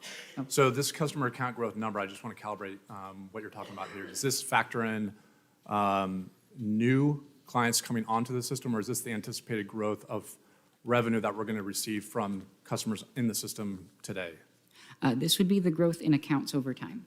So this would be, I believe, So like new residents come in, new households, that sort of thing? Yes, sir. So the point being is that on the next slide where you talk about expenses increasing 3.5%, obviously that substantiates your slide where you have the graph showing that it's not sustainable, right? But is there any opportunity for economy of scale on the expense side? Meaning this would have you suggest that all of the ones that come on, we're going to increase revenues by 3.5%, and it's a direct line to 3.5% worth of expense. I would think that there'd be some economy of scale in terms of our existing infrastructure, our capital, that the expenses aren't direct line increased with your customer revenues. Talk me through that. Okay, so good point. Operating expenses are primarily labor and other day-to-day operating costs. We are, compared to recent historical levels, showing an increase in the capital spending for maintaining assets, extending their life. So the number that's beneficial is debt service costs and such. As you grow, you're spreading that over additional customers, which lowers the per unit contribution. However, because of the size of the capital plan and some of the major projects, we've assumed 2 SRF loans in the future for you to help mitigate current rates. So the debt's actually growing as well. So this model that we've developed for you takes into account all those interactions simultaneously. Okay. And that's what results in the projected increase. And I just wanted to clarify, because I almost heard like an is comment versus proposed. I just want to make sure I heard it correctly. So on that front, on the capital improvement plan, where it says 62% of the 75 funded by grants, is that projection, or do we have line of sight and that's guaranteed grant money? Okay, so as we understand it, in developing the plan, your staff has been reaching out to agencies that provide grants, and this is what they're attempting to accomplish. These are not committed grants at this point. Right, because we just got something in our budget workshop where I think we had $12 to $15 million in approved grants citywide, and then 62% of the 75 would be $47 million. I mean, that would be a pretty material number over the course of time. Yeah, and again, those grants haven't been, over the next 5 years, haven't all been Okay, so that's secured true. yet. That's truly a projection. It is. Okay, gotcha. Thank you. I guess my question is in reference to the increase that you're showing, the 3.5% to 13.5, in reference to the water system and wastewater.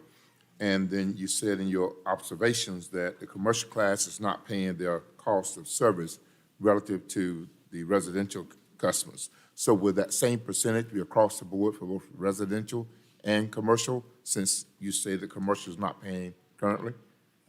So the reason we bring this point up, and we did extensive comparisons of commercial customers, small, medium, large type customers, with your rates and other communities here in Central Florida, your surrounding neighbors. And what it showed is that for wastewater rates in particular, not only does when we look at your average cost of the system, your commercial customers don't even pay the average cost of the system. So we believe right now that residential rates are subsidizing commercial, and that really shows up when we compare you to other systems. So we're going to come back with some alternatives that would recommend increasing the commercial rates, which would result in lower increases to residential relative to that 13.5%. We're still studying that issue at the moment, to make sure we have the appropriate data to do it. But, you know, this is a legacy. Mount Dora doesn't. You charge a base charge per customer, but the best practice in the industry today is that meter size gets bigger, that customer pays a bigger minimum bill each month. So that monthly base charge rises for larger customers relative to small commercial customers. Of course, residential are all pretty much the same meter size, so it's not an issue there. But because you're charging a single base charge for all size customers, when you look at the comparison and you look at them compared to residential, we believe that that's something that it needs to be fixed for equity purposes, but it'll also mitigate some of the impact of sewer increases to the residential customers. Okay, thank you. Mr. Mason? Yeah, the challenge is you can't set a percentage based growth program because there's inflationary growth. So the bottom line is our expenses are going to increase because of inflation. So, you know, it's like, what point do we reach that tipping point? I like to find that percentage growth. We can say this much percentage ought to go, and it just grows inversely with the increased customer base. But at this point, if we don't deal with that, if we don't swallow the inflationary growth, then obviously projections we're going to be behind, which means rather than it coming from the user as a fee, it ends up being spread out and taken out of the tax base. Or some other funding source that you normally don't use for the enterprises, right? So again, the point you're making is an interesting one in that if you have sufficient capacity, which you do, growth generally helps the rates maintain a stable position. Now, communities that are built out don't have that growth to help pay the bills, so they have to pass on all the operating cost increases. In the case, one other point I would tell you is that the trajectory of the rates when we finish the last study, your water system has historically subsidized your wastewater system. And that's something we have been trying to repair, but not overnight. So at the tail end of the last study, water rates were in surplus, wastewater rates were still deficient. So when we carry that forward into the future now, that's why you're seeing the larger wastewater increases. My goal here would be, once we get these sewer rates caught up through this next 5 years, that the rates for the two systems will be comparable increases and hopefully closer to inflation. And basically, That's a goal we really like to achieve, is see our communities have rates that are within the rate of inflation, because then it helps the affordability. But I will say too, when you look at that rate comparison and you look at the position you're in today, you're one of the lowest cost system, you're one of the lowest price systems in the area. And, you know, my experience is it's very difficult to maintain your position as the low-cost provider and still provide quality and reliable service. So some of that investment in your assets is what's driving the cost up. But when you compare yourself to other communities, even with 5 years of rate increases, as you can see on that chart, you're still right at the average that others are charging. So you've been, while we could have raised rates in 21, that would have helped because it's a path, so every year. I'd like to see you do some increase every year if you can, and we'd like it to be modest. But so we're playing a little catch up in wastewater. Hopefully, once we get that corrected, the things should work a lot better. And again, when we look at this growth, since I know the area pretty well, there's a lot of potential out there, and maybe we haven't captured it all. But I'm trying to be a little conservative. I want to make sure that these things sustain themselves. And if we see a lot of growth, we can always come back and look at that benefit and revise this downward a little bit. And so basically, the suggestion of using reserves there to make it not sticker shock as we Right. have And to we are doing catch some up. of that. If you noticed in the first years, the first year in particular, the costs way exceed the revenues. Well, how are we doing that? We're using reserves that are over and above those targets we talked about. We're allowing the reserves to come down to the target levels and maintain that target level. But those reserves over and above that, they were paid in by customers. We believe they should be used to the benefit of holding the rates down best we can. And if we don't do something now, we're going to have the crumbling bridge syndrome. You know, the bridge is left off until finally, you know, something begins to collapse, and then we've got something huge to Yeah, make up. yeah. So we got to incrementally move. In the utility business, you don't want to run the business to failure. The assets need to be maintained. The state is going to be implementing requirements where you report to them about your infrastructure plans and your investments and your metrics so that they can ensure that individual communities don't, because of pressure not to raise rates, let their utilities run to the point where they're no longer going concerns. So if we don't do it ourselves, the regulators are going to come in and make you do it. And if your assets start to fail, they'll also issue consent orders and make you repair them. So this plan is attempting to be proactive and deal with your issues and get the rates equitable and adequate. Mr. Velasquez? Nope, I'm listening to everyone here. This is an education for me. And certainly, you know, we're going to have a workshop, so this will be more detailed. And at the end, you know, we're just trying to become sustainable, and we are having, like you said, the growth is coming faster than we can fix the utility to even out with the growth right now. We're just trying to keep up. Is that what we're doing at this point? Yes, ma'am. A number of years ago, I was doing some work with the city of Winter Garden.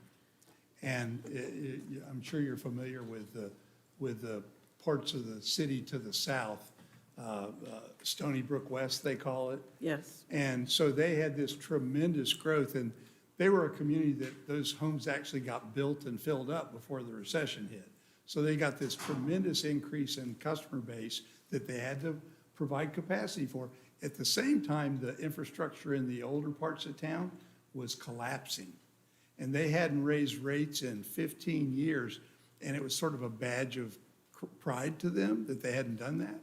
And I told them that was a mistake because we recommended a 60% increase in rates that year to get them back on keel. So, I mean, if you ignore it, it's going to come back to bite you. And so you're facing the dilemma of trying to serve all this new growth, which we do have the tool of impact fees to help. But at the same time, you've got to maintain the existing assets that are out there and have been in service, and those are aging. So we need to take care of both. Okay. Thank you. So I just, one kind of question here. Had we not built the West plant, which doesn't look like we'll need in the foreseeable future, and we hadn't built the fertilizer plant, which doesn't make operating sense, how much would that change the rate increases for the wastewater? That portion, I believe, is worth about 10%. So instead of being 13.5, we'd be at 3.5%. Well, It'd be a one-time Right. reduction of 10%. So think of it this way. We could do a 3.5 followed by 13.5, or we could lower all the 13.5s. But it's about $810,000 a year for that $15 million. Okay. So those, you know, how you put it into the rate plan, we have some flexibility because you do have some reserves. But still, that's a significant drag on your system. Thank you, guys. Appreciate y'all coming out tonight. thank you. All right, next up.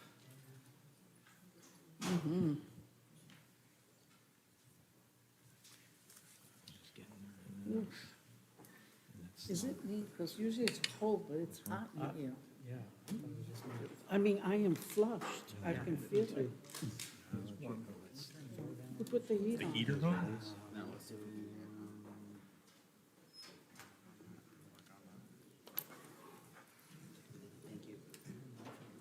Okay, where are we now? One more. Well, the good news is it's got a light agenda, so it's. Thank you. I mean, I am like.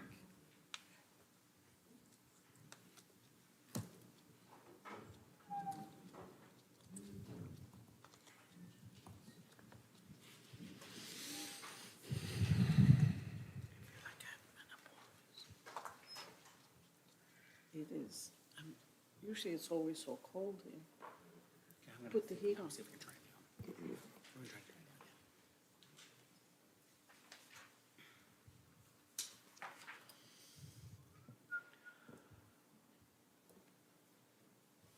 A little technical difficulty.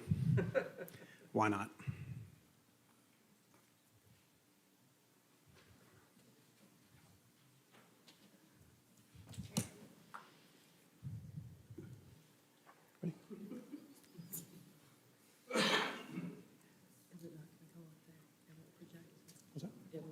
Yeah. All right, sorry. Okay. Kate Manley, President of the Chamber. Yes, Apopka Kate Chamber Area Manley, Commerce. President of the Apopka Area Chamber of Commerce. Thank you for letting me present tonight. Oh, good, it's up. So, long ago, on December 18th, 2019, there was an agreement and approval signed by Apopka City Council in partnership with the Apopka Area Chamber of Commerce as an economic development initiative to create some dynamic economic development tools that can be used not only by the city, but also the chamber and others in the community. As you guys may or may not remember, April 21st, my second day on the job here in the community, I was able to come in and present the first deliverable. That was the growapopka.com website. That is a collaborative website between the chamber and multiple investors that are part of the chamber that are leaders in industry in Apopka, who invested also in partnership with the city to be able to create that website, the Grow Apopka website, that is updated and managed by myself and the city IT whenever we have updates, and it also has a feed. I'm not going to go on to it because I'm afraid that I'm going to change what we have on the screen right now, but I just kind of want to frame up that Grow Apopka site exists and was our first deliverable. A couple of the other deliverables that were in the contract were a marketing piece, at least 500 pieces. So I will put some of them over by the door, but I believe the commissioners have the Invest in Apopka flyer. And this is actually an insert that we were using in Florida Trend. That was an insert that came out to 270,000 publications this month in January. And so unfortunately, this is very, very small. So I will send it out to you. I'll give it out to you, and we have it both at the chamber and here at the city, but also it is online and a little bit larger online. So here we go. So this dropped, I believe it went out last Friday. It actually dropped a little bit earlier than we thought it would. And that can be read on your own. Again, I will also give this insert. The insert also has a QRL on it that does work and goes to the landing page for the Grow Apopka website, and also leads to the video, which was the final piece that we needed to deliver. There we go. You ready for it? Yep.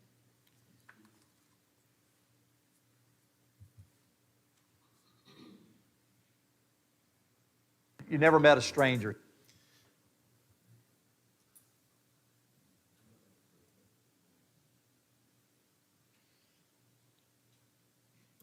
You never met a stranger here in Apopka. We just have that kind of charm that people want to come, and when they come, then they want to stay. The economy here in Apopka today is just amazing. Construction is a major sector. Right now, we have on the books to build almost 7,000 residential units. We've got some high-tech companies. Agriculture is still a big part of Apopka. 7-8 million square feet of industrial coming onto the market. A lot of job opportunities. You get to the East Coast, like Daytona Beach, within an hour. West Coast, Tampa, within an hour and a half. You're 30 minutes to the back of Disney and 30 to 40 minutes to Universal Studios. We have one of the most amazing athletic complexes in Central Florida. Over 300 acres. We've got baseball fields, soccer fields, a 1,300-seat amphitheater, concerts every Saturday night. The city of Apopka has the lowest property taxes in Central Florida. We have some incentive programs, really are aggressively looking for those manufacturing companies that can help us grow high-wage jobs. We have an 11-mile trip that you can take by car to see all of the animals along the lakefront, from alligators to all sorts of species of birds. Unbelievable springs with a lot of opportunities to view nature. The city of Apopka just purchased Camp Weewa, and so you can have corporate retreats. We're going to start having summer camp. We've got a ropes course. We've got a climbing wall, a 110-bed hospital, Advent Health, all the specialties that you need. We've got 11 schools within Apopka. All of them are just great schools. The city of Apopka is just a great place to visit, a great place to call home, a great place to start your business. We've got friendly staff. We got friendly folks here that want to meet you, want to become your friend. Just a great place to live, work, and play.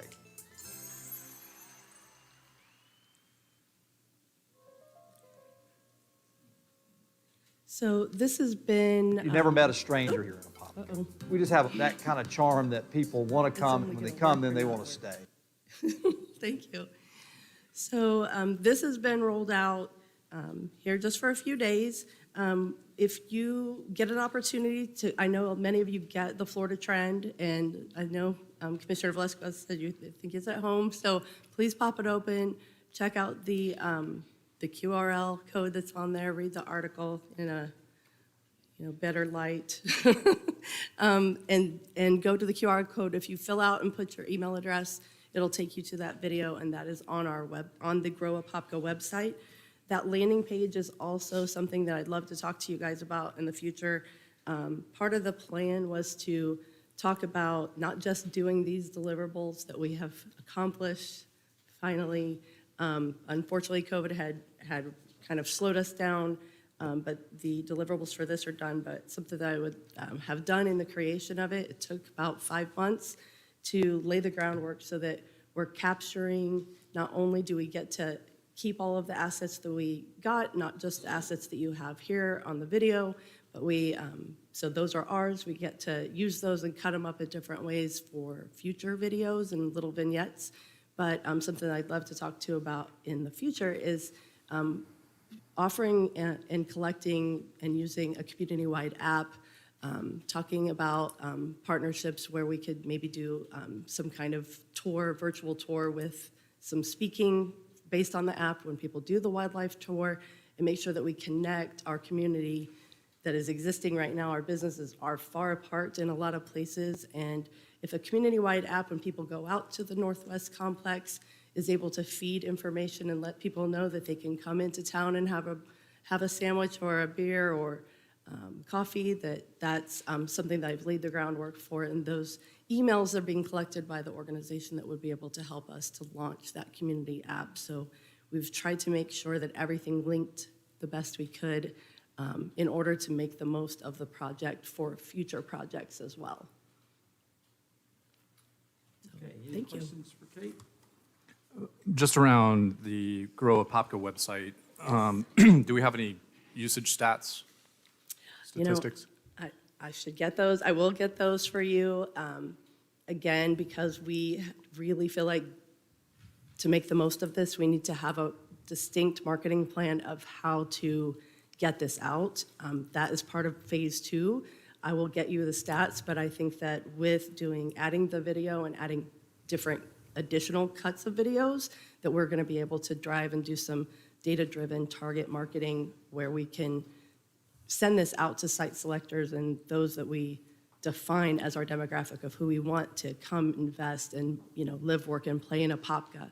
So that is part of that phasing, is to really make that more robust than it is now, instead of just having the website only on the website and feeding from one publication that, although it does go out to 270,000 people, and then we have online, it's still not as specific as we can get with the ongoing target marketing. Yeah, and so with that, so I noticed the Florida Trend story is a sponsored content, and I'm assuming they'll be able to give us click rates and Yes, how many people are looking at that. they will. It just went out a few days ago, so I don't have that yet, but hopefully we can have a follow-up conversation to talk about future strategies and Gotcha. plans. And then the Grow Apopka site, obviously, I think the intent was for you to have businesses that use it and kind of use that as the front door to locating here. Do we have any success stories there yet?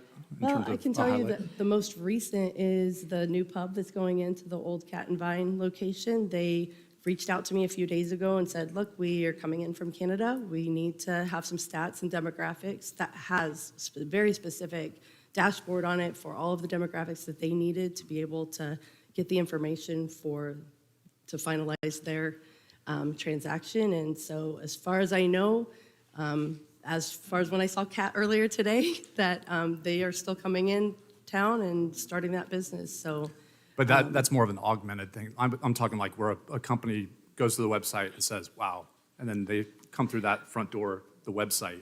Well, we And, do also have another company, another organization that came in, that's been about 5 months ago, so it was right after the initial launch that came through that website.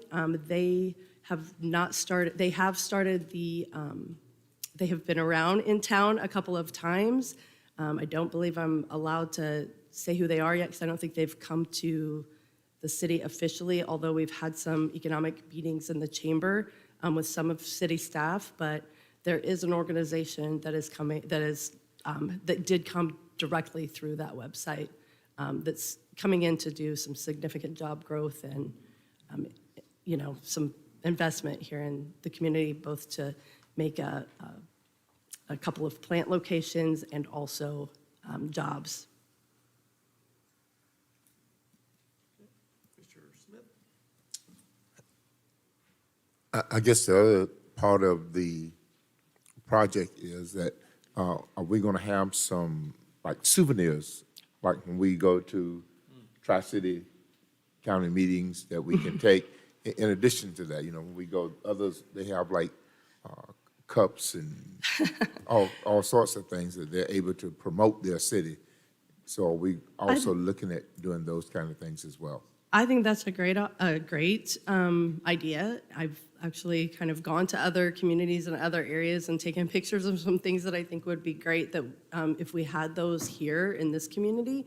Again, I think that because these were all the deliverables from the investment that was made in 2019 and just got finalized December 2021, that is a great, I think that's a great idea for future. I think that there's probably some stores here in town that probably could carry some things like that as well, to kind of couple on that. So that might be something that in our Arts and Entertainment Council that we discuss what type of marketing we should do to make sure that we're not only marketing specifically Apopka, but also adding in either Grow Apopka or Invest Apopka or some of the other ideas that kind of think bigger. All right, sounds good. We do have coffee mugs. We've got about 1,000 of those, I think. We just You guys purchased- might, but I don't. Yeah, I'm so excited. This is such an important tool, and before you can market something, you have to have the thing to market. Right. And this, of course, I was on the committee back when we started this, and the point was soup to nuts, how does a business come in and end up coming here? What brings them here? And this has everything from the attraction to the how-to. If you haven't seen the website, please go on there, and that really speaks to the point. Now we need to market it because we have the tool. Yes. And, this is definitely a red carpet in. It's very well done, very well laid out, such as, who we are, relocate your business, site selection, target industries, incentives, special zones, right on down the list. And so it's a great, great tool, and we need to utilize it. Yes. So Mr. Vasquez? the question that I have is, I know we're building all these warehouses and we're bringing a lot of business in, but are the companies bringing their own employees? Where are they getting their employees from? Do we have the labor force here in Apopka? And are we still having the same amount of residents leaving Apopka, or, because the purpose that we're trying to bring these businesses is to try and keep more residents in Apopka so that certain businesses will consider moving into Apopka, especially restaurants. That's the one thing that our residents are always asking for. Bring us more restaurants. But I understand that the reason why some of the restaurants don't come is because we still are leaving Apopka to go to work. So we're bringing businesses in, we're bringing warehouses, and, you know, Mr. Cooper is here. I know that Cooperstown, he has new businesses coming in. But are those employees our residents, or are they employees from outside of Apopka just coming into work and then leaving again? So how are we trying to kind of change that flow of residents in our city? Great question. So I'll tell you, the first thing people say to me when they call in or when we send out information and get a response is if it's an organization or a large company or investors looking to come and build in Central Florida, why would they come to Apopka? What is their interest? The first thing they ask me about are our schools. And they ask about the quality of our schools, the elementary, the K through 12. And then, of course, they ask about our higher education and our workforce training. So the Chamber has partnered with another nonprofit organization and applied for a couple of different grants for workforce training, and then also went to the county to talk to them about being able to bring some workforce training dollars in so that we can marry those up. We're looking at virtual programs that can be run in basically 2,000 square feet. So when you have manufacturing or SpaceX type companies who want to build and also be here, how can we train our workforce and our population, our community that are here right now? What would be logical as far as getting them trained up to have some of those jobs? And the answer to that is training and accessibility to training. And so luckily there are a whole bunch of new technologies and there are training systems that are out there and already out there on the market right now, here in Central Florida as well, that are doing virtual training classrooms, and they can change it up from anything from firefighters to high-end manufacturing positions that would be, you know, something that can be very specific, and construction programs that are also, some of them can be in a virtual lab for most of the training. So that would eliminate some of the issues that we do have in some of our populations that just don't have accessibility to get all the way to Valencia or Seminole or UCF. And so Valencia also has a new wonderful school that's not too far away. And if any of my communication with them, because they are one of the partners in one of these grants that I submitted, as well as Seminole College, and they would pay for the bus. So if a student came in and started with a program, a training program that the community is doing here through the Chamber, and they were like indecisive about being able to continue it virtual, some people need to not do it virtual. By the way, when I say virtual, it's not just a computer. They're fully immersed. So it's still a very hands-on experience. However, it's still, when you want to think about when you're thinking about workforce training, what if it doesn't work for everyone? What happens? Valencia will bus them to them if transportation is an issue at no cost. So that is something that we're looking at because that's part of it, is when I'm trying to attract a business here, I have to know where they're going to get their workforce, and I have to know where their family's going to live and what kind of quality of life they're going to have and how much they're going to pay for their water and their sewer. That's all going to play into that. That's all questions that they ask me about. Are you considering intern programs? In other words, these big companies or, you know, these major companies coming in, are we at least partnering with them and say, can they provide some kind of a program that maybe our seniors, our high school seniors, can kind of work in the company and get an on-job training type of deal? It's a great segue. That was part of our deliverable. So we did partner last year, and I believe they partnered in 2020, and 2019 as well with the Chamber partnered with YouthWorks, with CareerSource Central Florida and YouthWorks. We were able to provide, I believe, 25 of our Chamber companies were able to be internship locations for, now they had an extraordinary amount, like 127 students, but 25 was pretty significant when some of our companies were still online and virtual themselves and working out of their homes. I just spoke with the new YouthWorks director last Friday, when she came in to introduce herself. And she said that this year they do plan to still take online. And now that I know that early, I can start promoting that early, because a lot of my chamber members and board members were very interested. However, by the time I got here and got that information, it was May.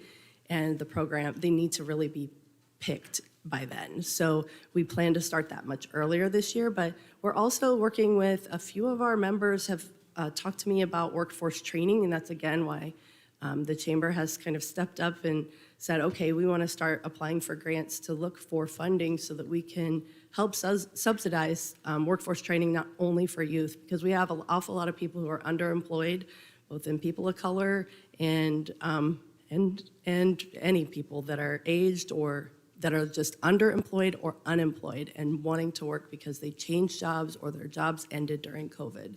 So, or they decided they needed to change jobs because of the safety concerns or transportation or costs concerns. So that is, again, another thing that we're doing that isn't necessarily part of this deliverable that was on the table back in 2019, and I would guess even earlier than that. However, looking at the future, we're just dealing with what we have, and when I have somebody come to me with their obstacles, then I'm looking for those solutions and absolutely open to partnering with. We have a cabinet company that's reaching out, looking for ways to start a program to teach people to build, to help them build cabinets, and, just various different industries who are interested in that. And there are dollars out there. It's just a matter of us, again, submitting for the grant funding to be able to do that.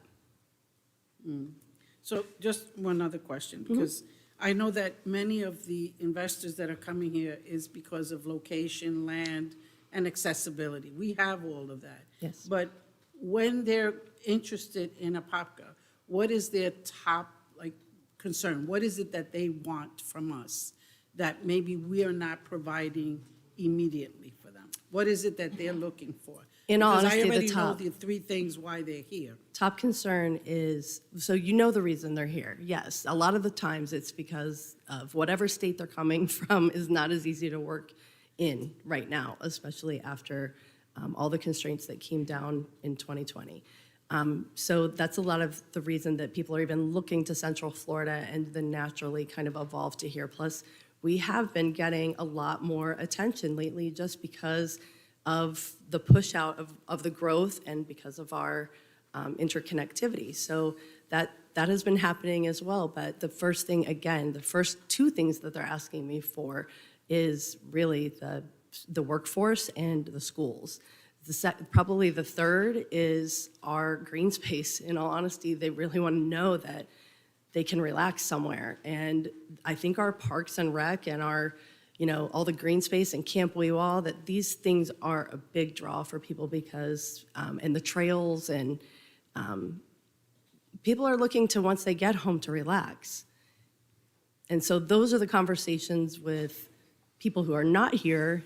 That's what they're saying to me. They don't mention restaurants as often because I think that even though we direct them to where to go, hey, come here, or we go to lunch with them and take them to our area restaurants, so they see that. I think that a lot of other communities across the country don't have pods of restaurants in a row like some of our areas here in Central Florida, so people from outside of here don't necessarily know that's something that this community is paying for so desperately, because we know a convenience that we can drive over the hill for. And while it will come, my concern is, not all of our existing restaurants right now will move to whatever a city center is. They'll stay where they're at, most of them. So I need to make them connected now. I need to make sure they're sustainable now. I need to make sure that people, no matter where they're at, if they're out at the Wildlife Drive, if they're out at Northwest Rec, and they don't come in, they may not even know that they're in Apopka. If we don't communicate with them while they're out there and reach them and say, hey, this is where we're at, come have a sandwich here, come here, they're missing it, but not necessarily because we don't have a square. Because the square wouldn't be out there. We still have to pull them in. And so to me, yes, I want a community square too. I want to make sure that we have that as well. But regardless, I'm still going to have to connect Southern Deli to, Cafe Positano, to all of the, to down to Beef O'Brady's. I mean, I need to connect everybody regardless. And the only way that I can think to do that, especially for people who are not from our community, is to have those apps and QR codes that they're able to find us and we're able to send out. We'd be able to have channels and be able to say, hey, this is where we're at, this is what's going on today, come here, and direct people that way. And people are much more tech savvy now because we kind of had to be. And so that, again, isn't for today's conversation. It's a different time, and you guys will tell me when that is. But it is something that I'm working on, and it is something I'm cognizant of and planning for, and that I built these solutions to be able to be part of that foundation for it, if that makes sense at all. Okay. The one thing that I would like to see as part of, Grow Apopka is, and I know we have the recreation, we have the sports. I would like to see, and we just acquired Camp Weewop, but we're going to be utilizing it and kind of restricting, it's not passive green space. So one of the things that I see and what I hear among our residents and our communities as they see the growth coming all around them is for us to work to try and create some passive green space. That it's not dedicated to a sport, it's not dedicated to a playground, but a passive green space where they can come with their families, have a picnic, and just actually a gathering, a family gathering. And just sit down and just kind of enjoy the, just being around in a quiet green space. And I think that's something that not just the chamber or our recreation unit, but us, as we see the growth coming, is to think about that passive green space. I agree. I think I didn't realize how important that was until not even most recently, but years ago when I went to Universal Studios, and they have an area that it's just flat. And I would say a lot of, what I noticed is there was a lot of Europeans that were just kind of laying down and having picnics and stuff, and just, in the middle of an amusement park that they paid a significant bunch of money to be out there and running around. They took the time to go and just, kind of congregate together as families. And, the thing is, yes, I agree that we should have more green space just in general in different areas. But, the Apopka Amphitheater is just beautiful. And, It is. and you don't have to have a really concert is. going on out there. And if you go No. out there by yourself, it has great acoustics if you sing to yourself on that stage.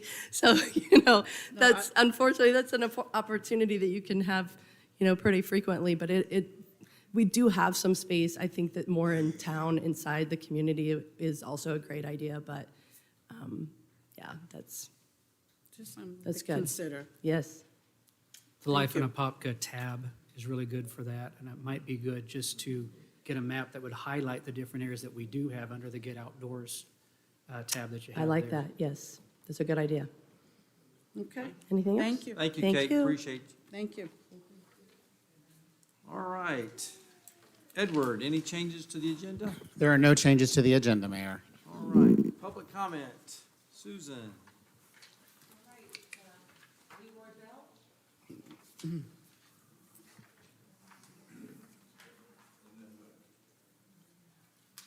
My name is Leroy Bell. I live at 2308 Blue Meadows Court, Apopka, and I'm the chairman of the AACCC. I just want to follow up on some things from the last meeting about the early voting. I'm glad and I appreciate the council taking that up. And I understand that we're going to have early voting, but it's up to Mrs. Boone about the time that pursuant to the supervisor of election. In pursuant of statute 101, I think it's 657, early voting can be up to 12 hours. And I would just like to add, just a few days ago, everybody sitting on the diocese, except for Ms. Boone, I seen in the Martin Luther King parade. And I would just like to ask, was that just perception? Was that for show? Sort of like, it's just in my opinion. The chamber just showed the mayor. It seemed to me more like a campaign ad than trying to draw people in. Someone, I think it was Mr. Bryant, he did a presentation. I heard Mr. Cooper state last meeting night that all the money is going way out yonder, out in West Apopka. I heard Commissioner Smith, he would like to see a putt-putt course out there. I would like to see a community center in the city of Apopka right over there.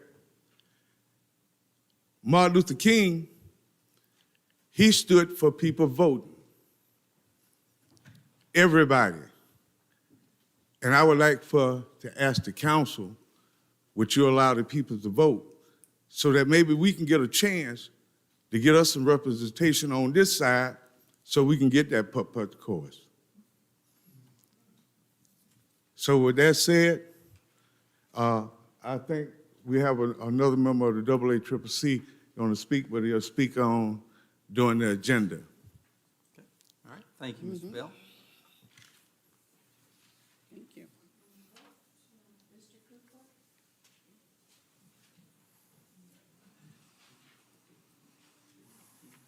Yep. Thanks for hanging in there with us, Mr. Cooper. Mike Cooper, 700 Jim Commerce Court. I want to clear the air a little bit on my comments a couple of weeks ago in reference to somebody indicated in the city that I was put up or coerced in my comments. I want everybody to understand and realize that nobody coerces me to do anything. They don't put me up to nothing. I am my own person. I speak from my heart, and that's all there is to it. Next problem, homeless between Hawthorne and First Street.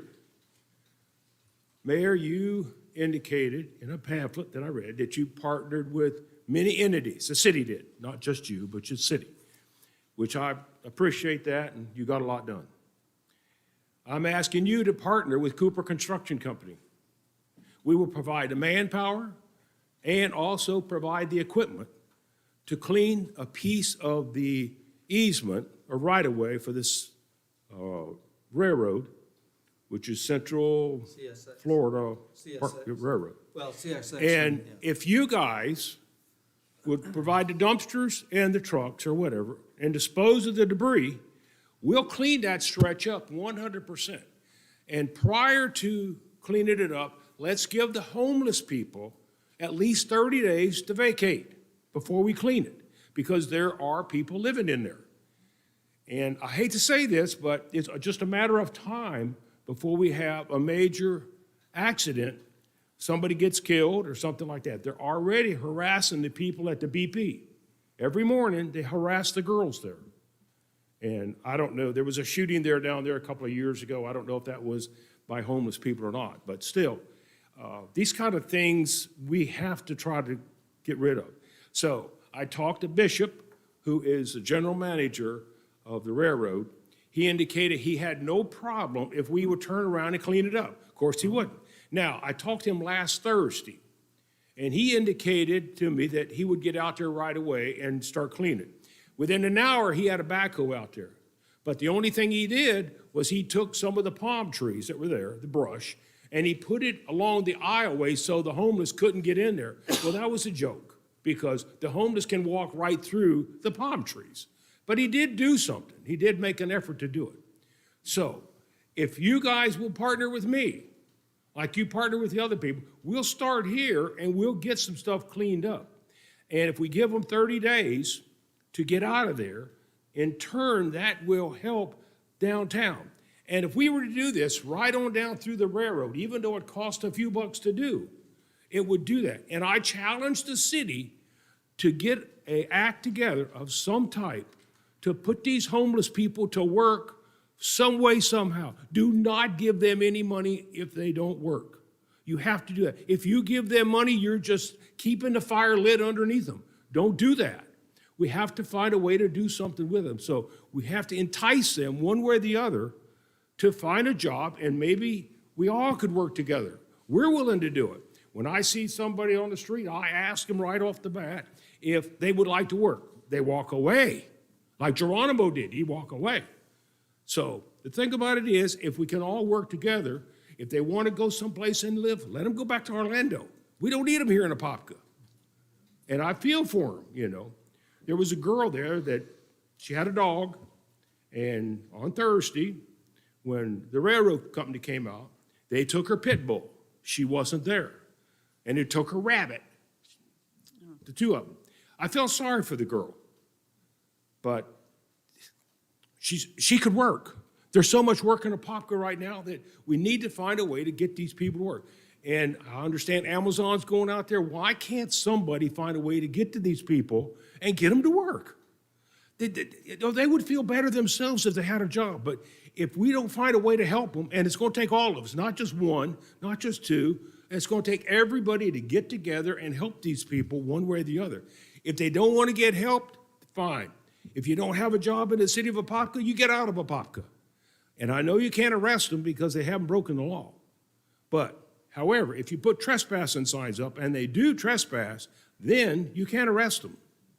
So if we can try to do something with it, you know, that would really help all of us, and I'm really concerned about a problem happening in the future. Now, if you happen to watch the news last night, my time's 52 seconds. If you happen to watch the news last night, the Union Pacific Railroad in Los Angeles was the biggest pile of mess you've ever seen in your entire life.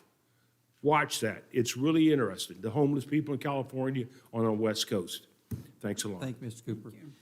The only issue we're happy to help you with that, but the property in question is in the county, but it's just across the street, it gets to the city. So we're happy to help. We'll reach out to our partners at the county to see what we can do. And did you get written permission or just verbal? Yes, I got permission from Mr. Bishop. Okay. He's the general manager with Oh, yeah, okay. That's good. All right, awesome. Thank And you. if you will let me know 30 days in advance, I'll put the signs up, Okay, but we gotta do it. okay. Thank you. You want me to get it right, I'll get it right. Yeah, that would help us, yes. Yep. Thank you. Okay.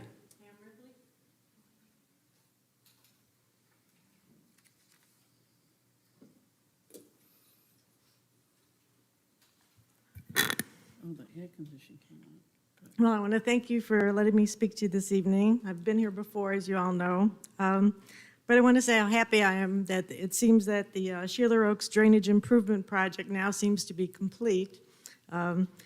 It's been a long and difficult process, but there are still two issues that remain since the 2019 flood at my house. I've been sending emails since last fall, so I'm now asking for your help to try to resolve these last two issues. First, my irrigation system was damaged during construction, and I was told by Mr. Bass that to have the repairs made and submit the invoice for reimbursement. I did so on September 19th, but instead of being reimbursed from the project budget, I was told to register with the city as a vendor so that the reimbursement could come as income paid to me so that the city could report it to the IRS and avoid backup withholding. This means that I'd have to declare the reimbursement of the irrigation repairs on my income tax return. And I'd have to pay taxes on it. Because of that, it would cost me more money, and I'd be losing out on the reimbursement. So I don't understand why the reimbursement isn't being paid from the project budget as an expense, because I know there was adequate funds in the budget to do so. Secondly, although we had flood insurance to cover the structural damage on the house, there were some costs that were incurred that were over and above the structural damage. So I originally filed a claim for these on July 30th, 2019, but it was denied. We weren't given the reasons for the denial because the city said it was proprietary. The reasons were. So we couldn't file an appeal because we weren't told why it was denied. But after reviewing the drainage consultant's report that was authorized by the city and prepared by the engineering company VHB, I decided to request a review of the claim. The drainage improvement project that was based on this report stated that the stormwater runoff exceeded the capacity of the drainage inlets, and they recommended that 9 inlets be installed in the vicinity of my home to alleviate the flooding. There were also issues with the maintenance and pumping of Lake Hammer, as the operations manager of Streets and Grounds at that time was unaware of his responsibility to pump down the lake as per the permit that had been issued by the St. Johns River Water Management District. Due to this and other reasons, I contacted the city's risk management specialist to request the claim be reviewed. I received a second denial even before I submitted any documentation and without even being contacted by the claims adjuster. Mr. Bass called to warn me of the mistaken denial, so I then sent an email to Jessica Jenkins of Johns Eastern on October 26, citing my reasons, and I provided documentation for the claim to be reviewed. I received a single 2-word response on October 27th and nothing since. I've sent emails on December 2nd and December 14th requesting a status update and volunteering information or any documentation that they may need. I've been assured through emails and conversations with Mr. Bass that he'd follow up with this, but I've heard nothing. I've copied all of you on this, but since I've had no responses to my emails, I figured I needed to come before you to at least plead my case. It's clear that my house flooded due to the inadequate storm sewer system, but it's been fixed. I fixed my house with my flood insurance, so I'm only asking to be reimbursed for the irrigation repair and for the expenses that I incurred that were over and above the flood insurance. It's been 2.5 years since the flood, and my life had been turned upside down. I was forced out of the house for 10 months. My husband underwent cancer treatment and passed away while we were in the middle of this chaos. So I was returned home on my own to handle all this, and I'm still, 2.5 years later, still dealing with all this. So my emails aren't getting me anywhere, so I decided to come back to try to see if I could get some help to get this resolved so I could put all this behind me. So that's why I'm here tonight. Thank you. Edward, do you want to respond? Yes, Mayor. And Pam, thank you for laying that out, And Pam and I have had lots of discussions, and as you know, you have been copied on a lot of the communication. And I want you to know that I have worked very, very hard on this issue for Pam. As far as the sprinkler reimbursement, as you know, Mayor and City Council, the city cannot write a check just to anybody. We have to have the information to put into our system. We are required to have the information, the address, the information, and in order to issue a check, we have to have a W-9 from each person, because we get audited for those. Our expenditures are audited, and they audit. If we don't have that information, we cannot write a check. We can't just write a check to anybody without that information. Now, I will tell you, it's a reimbursement.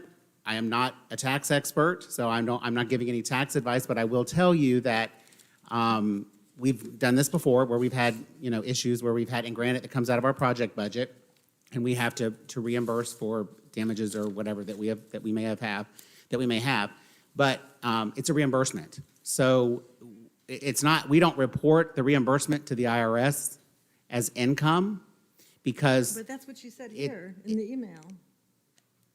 and maybe our finance department said that to you, but what I'm saying tonight is that we have to have the information to put the information in our system to issue a check. It didn't come We're not a tax expert. The city is not. We do not have anybody on staff that is a tax expert that can give that information. But we issue a reimbursement check. If we issue a reimbursement check, it will say that. It will be a reimbursement for damages for property. Okay. Hold on, Well, this came I'm from confused. the- One second. I'm confused. So registering as a vendor requires a W-9? We require it from every one of our individuals. We have to have a tax ID number or a social security number on file to issue a reimbursement check. So absent this particular scenario, if there's any scenario in play where we claim ownership of an issue, we burden the person receiving monies to go because we can't do it from a system perspective or a legal perspective. No, for the IRS requires any payee of the city, not vendor, payee, to have a W-9 filed and in order for there not to be backup withholding to the city. So the reason why a W-9 is requested is for us to comply with the IRS regulations for both payees and vendors. They're not, as an individual is not a vendor, but the individual is a payee that is receiving funds from the city, and therefore the W-9 is required pursuant to the IRS. So I'll use an example. So when we make settlement claims with people that we've settled with in the past, those people that receive those dollars have to register as a vendor to receive those proceeds? No, they're not registering as vendors. They're identifying as payees. The W-9 or Okay, sorry. substitute W-9 form identifies them as a payee. So as a payee, they have to do that, regardless, end of sentence, everybody. Okay. We even did at the barbecue event, the contest winners, you know, if you came in first, second, or third, we're having to get the W-9s for those folks. So, and it's a hassle. You know, Edward is out there, you know, working hard to get checks cut for all the barbecue winners. So it's across the board. So on this particular scenario, what's the dollar figure that we're talking about? Irrigation and the other? 500, well, the irrigation repair was $560.32. And is there agreement that the city's paying that, or is the disagreement that not wanting to sign up as a W-9 Well, payee? they said they would pay it, although there was a flurry of emails that went around that even suggested that I made it up, that there weren't any irrigation system in place, that my grass looked patchy, they didn't think there was any irrigation. I mean, it was insulting. The issue is simply that once we agreed to make the payment, we required a W-9 in order to identify the payee. That's where we're at. So the city is agreeing to pay the funds that have been requested. It's just the W-9 payee as the hang-up at this point? Correct. Correct. Well, see, and when I asked about that, that's why I was confused, because it said right here in the email, when I did question that, it came back that all organizations must file an information return with the IRS, must obtain the correct tax identification number to report income paid to you. So they were telling me that it was going to be considered income paid to me. So that's why I questioned it, because then I have to then report it then as a payee vendor. So Yeah, I mean, but my challenge is if our council is saying that we're legally obligated to have to do it this way, then Right. The IRS requires us to obtain W-9s from payees. well, I'll do that as long as it's not considered an income to me, so that I have to go ahead and file it with the income, with the IRS as a payment to me as income and not just as a reimbursement. The records in regards to the IRS are in regards to the records of the city. So how is it going to be viewed? Ma'am, you're receiving a check for your reimbursement. However, in order for the city to cut you a check, you have to fill out a W-9, and the city has to have a copy of the W-9. That's where we're at. That's it. yeah. Well, I think the small win here is that there's agreement that the money that you're asking for is going to be reimbursed by the city. Yes. I think the conversation beyond, you know, how that is treated, what I'm hearing from our council is that we have to do it this way to meet state law, then It's federal law, sir. federal law. So then you would just have to file it Okay. however, yeah. All right, and then what about the other issue of the insurance? I mean, I have not heard back from the insurance adjuster for That was in my months. second comment was going to be to that is, Pam, the insurance company will call you, was supposed to get with you directly. So I will follow up with that. I did not know. I thought they had already reached out to you. So I will follow up with that tomorrow and then I will get in contact with them and have them give us a time of when they're going to finish the review of your second And that's my concern. request. They- So I mean, I assume they had already contacted you because that goes through them, but tomorrow I will call them and find out what the status is of that and give you the update. Because I've Let them already get gotten with you. 2 denials without any type of investigation whatsoever. And so I'm concerned that they're trying to sweep it under the rug. And I mean, obviously, there's been, this report states, and they put 9 inlets within visual contact with my house. Obviously, there was a real flooding problem there. Right, well, So- and I can't speak for the insurance company, but I know they've gotten a lot of documents received documents from us. I think they requested some extra information from No, you. they have not, So all I got was a we've- thank you. A 2-word email on October 27th that said thank you when I initially sent some documents over. Okay. and Well, that's it. I will follow up with them tomorrow and get you, have them get in touch with you and at least give you an up-to-date of where they are. So Because that you it's- know where that's at. Okay. Well, I mean, I've had emails that said that I'd be hearing from them a number of times, and I've not heard from them, so. Okay. I will follow up with that tomorrow and have them get in contact with you to give you a status update. Okay. All right, thank you. And the bottom line for her understanding is it's not income because it's reimbursing an expense, so it's not something Right, that's and that will income. be for her, yeah. From Mrs. Ripley's side, that's her side, when it comes, as in how it's treated on her, for tax purposes. There is a release form that shows that explains that it is a reimbursement for that damage, because we have the invoice and where is paid for these charges. And so there'll be a release form that she'll have to go along with her reimbursement to show that it was a reimbursement and not income. And that's fine. I don't mind doing the paperwork if that's what it takes. But the main issue is obviously the insurance issue, because that's been going back 2.5 years, and I'm still dealing with that. And that's a much bigger issue, because I'm out thousands and thousands of dollars for storage of furniture, for pack-out services, for damaged goods. I mean, and I actually flooded in 2018 and called the city and told them I had some water incursion in my house in 2018. So the city had a year, a warning before the 2019 flood happened. And that one overwhelmed my entire house. So, I mean, they knew that there was flooding issues And going on. insurance covered that, but not all of it. They and you're covered just- structural. So And my so house. you're going to get with the insurance company Right. tomorrow. Yeah, Right, so to I get mean, with I'm her. not asking for my whole house to be fixed. I mean, I covered the structural damage, my house has been fixed.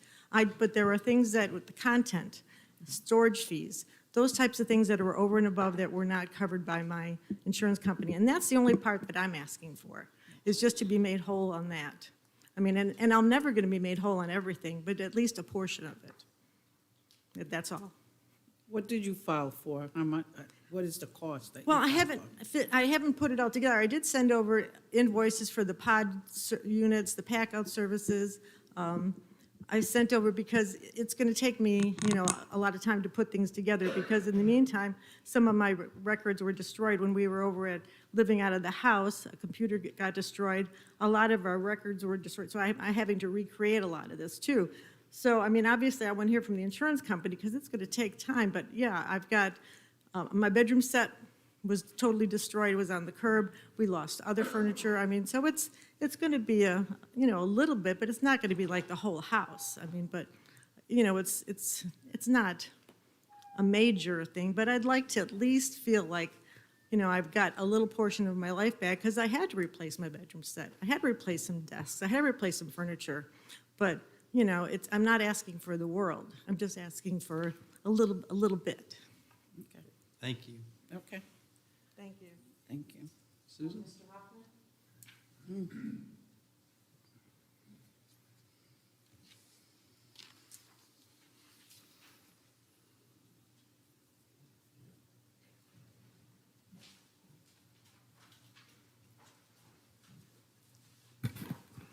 Good evening.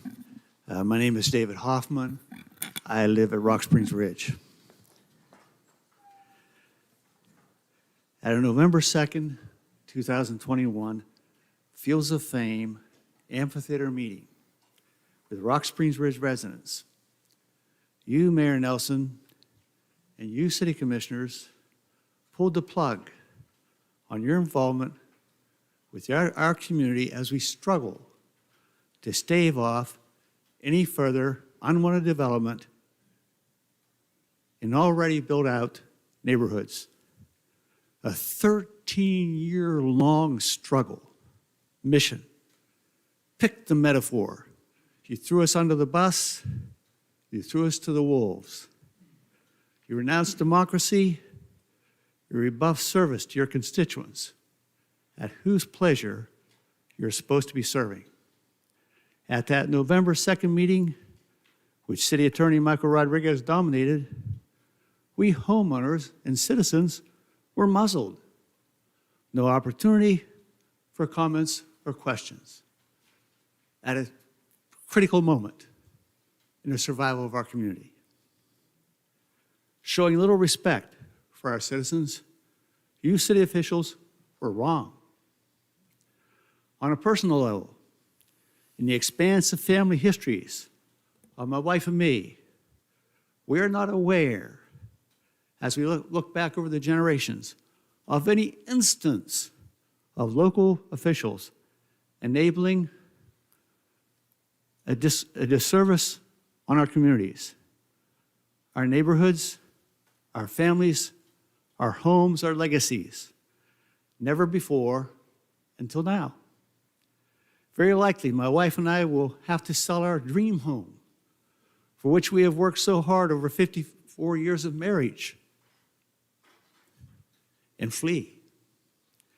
We will feel solidarity with the millions of refugees worldwide, from Afghanistan to Iran, from Syria to Libya, from Haiti to El Salvador, from Guatemala to Honduras, places where humane, accountable governance has disappeared, nullifying democracy. That may seem overdramatic, but we mean it. If we look at what the Gulf Group plans behind our home, yes, we'll have to flee. Within 3/10 of a mile from where my wife and I live, over the past 2.5 years, 12 young families have moved in to take their new home locations, investing in their American dream stake. They're trusting that their homes, the cornerstones of their family net worth, will be protected from assault and devaluation. They trust, no doubt, that their community and their children's chance to thrive will be protected by local elected officials and the school district officials. In my inimitable way, I'm only one citizen, I'm trying, in my own humble way, to stand up for them, as well as others at Rock Springs Ridge. The Venerable Dr. Martin Luther King, whose birthday we celebrated 2 days ago, made this statement: when each one of us witnesses injustice, wrongdoing, unfairness, and remains silent, each one of us is complicit in the continuance of that injustice, that wrong. I will not, cannot be silent.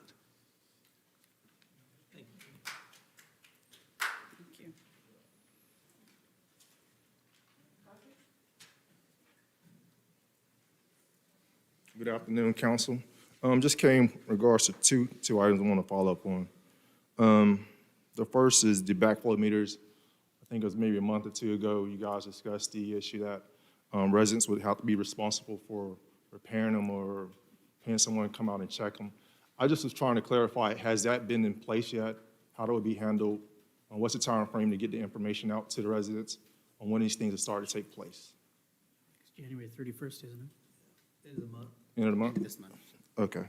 And then the other thing, kind of piggybacking off of Ms. Hopper, regards to the Harmon Road property, I think referring back to the November 2nd meeting, where we were listening to what you guys had to say, it came to that the city was going to possibly sell the property to Bench Development. So my question is, at this point, has that taken place? No. No. So really, what's the plans at this juncture? Because it kind of ultimately left our community pretty much in devastation. We had a HOA meeting last night that was pretty much just hellacious, infighting. It was just ridiculous. But just to hear how so much misinformation has went out, been disseminated, it's kind of unbearable because people felt they were led down an avenue that really there was a dead end. But to the cost of the residents, of attuned to roughly $240,000 to attorneys, it's kind of unbearable that we just felt like, it's just a lost cause. And it's unfortunate because at the end of the day, the residents have to bear that cost. So that's all I wanted to do, is just kind of get that information on that project. Thank you. Thank you.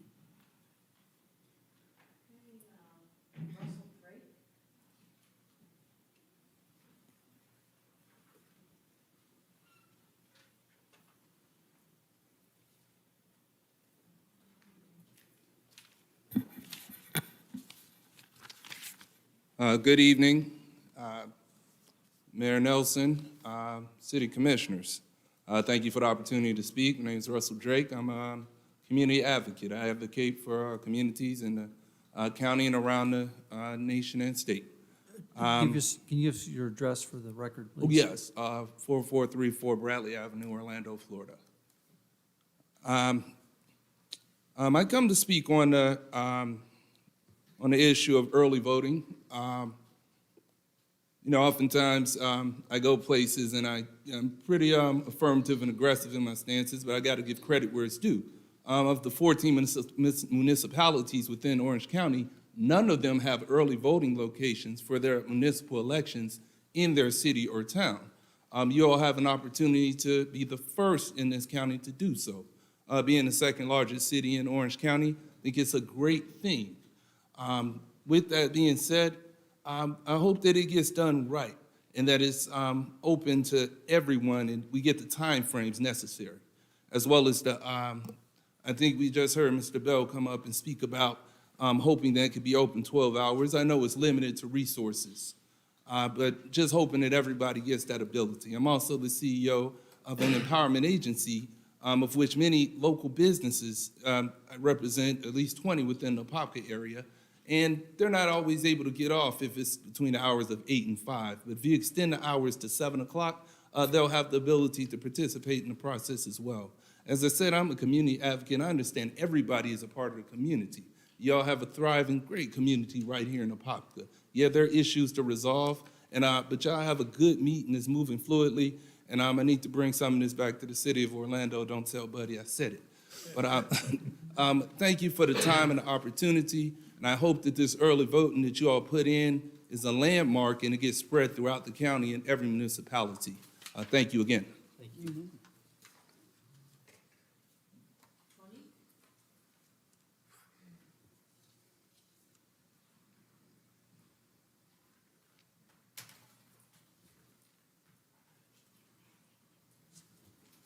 Good evening.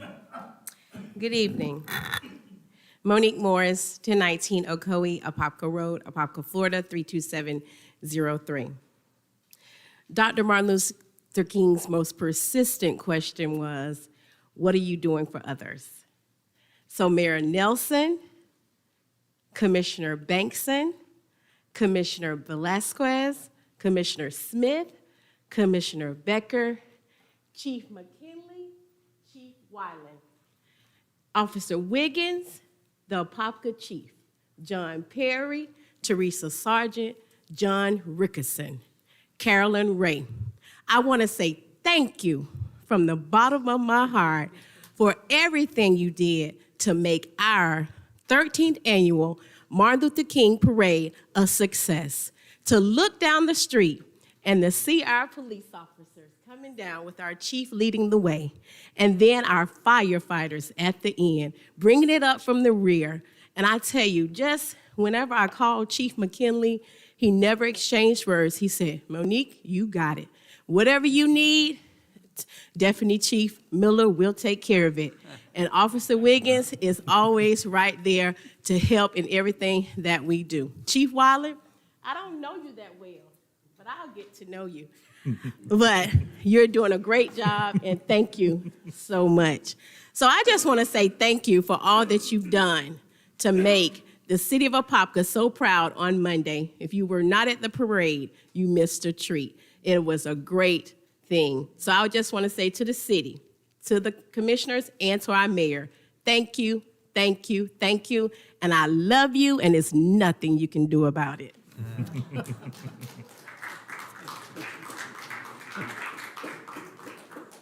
Thank you. It wouldn't have gone off without a hitch without your complete involvement in that. So thank you for what you did to make that, 87 different entries. So wouldn't have happened without Monique Morris, for sure. So thank you.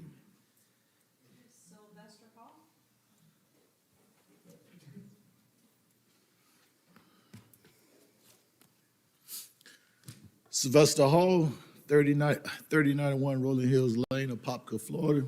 Proud resident of Rock Springs Ridge for over 23 years. I come to challenge the board moral conscience today. Commissioner Velasquez, Commissioner Bankson, Mayor Nelson, Commissioner Smith, Commissioner Becker. We're in a leadership position, and our country today need leaders to stand up and lead. Lead, follow, or get out of the way. To give you a little background on myself, I retired out of the Navy 2003. Grew up in Orlando, a sheltered black boy, because in the Navy, we had camaraderie. We had to have each other back. Our lives depend on it. So we had a brotherhood, we had a bond. When I left and joined the Navy back in 1980, I'm say 82, you can have a fist fight and get up the next day and smile and talk to each other about it. When I come home in 2003, I get out of the Navy, didn't want to get out of the Navy, but I had a beautiful wife of 36 years. I had 3 girls, 3 beautiful girls, and then my wife was pregnant with my son. I chose family over military. So when I got out, raising my only son, had a chance to go to elementary school, Rock Springs Ridge, go visit during lunch. I look at the young men who envy me being there with my son, and they were wondering where their father was. So I teamed up with this gentleman right here, Mr. Beckett Rogers, South Apopka Safe Neighborhood. When you're dealing with poverty and you're dealing with trying to make a difference in the community, you can't have one foot in and one foot out. It's a total commitment. I tried that for so many years, and I went into a semi-depression.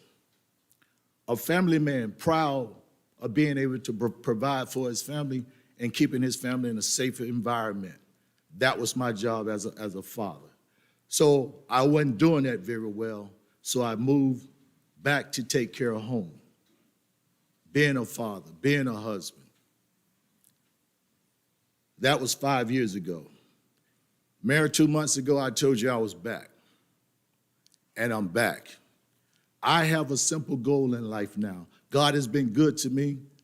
Like I said, I have a beautiful wife that loved me of 36 years. I got 4 kids that love me for daddy, and I've always been there for them. My goal is to end poverty.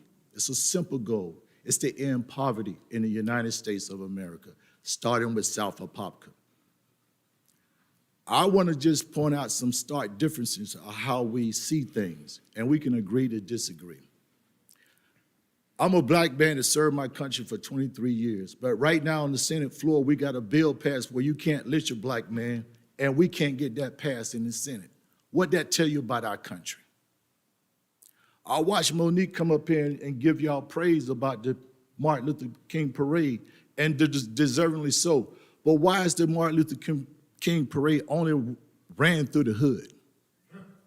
Why it don't run through mainstream white America? Martin Luther King was for everybody. So when we start talking Martin Luther King, and just like I said, we got a bill on the floor now that you can lynch a black man and get away with it, and we can't get that passed. We got voting rights that people don't die for, we can't get that passed. It's up to everybody in here, in this room. I'm asking you today, your moral conscience, let your moral conscience guide you in doing the right thing, because all the things that we complain about, we can change them overnight. if we so-called get together, when you hear this, we're community. Well, if we're a community, we wouldn't have poverty that Mr. Cooper is talking about in South Apopka.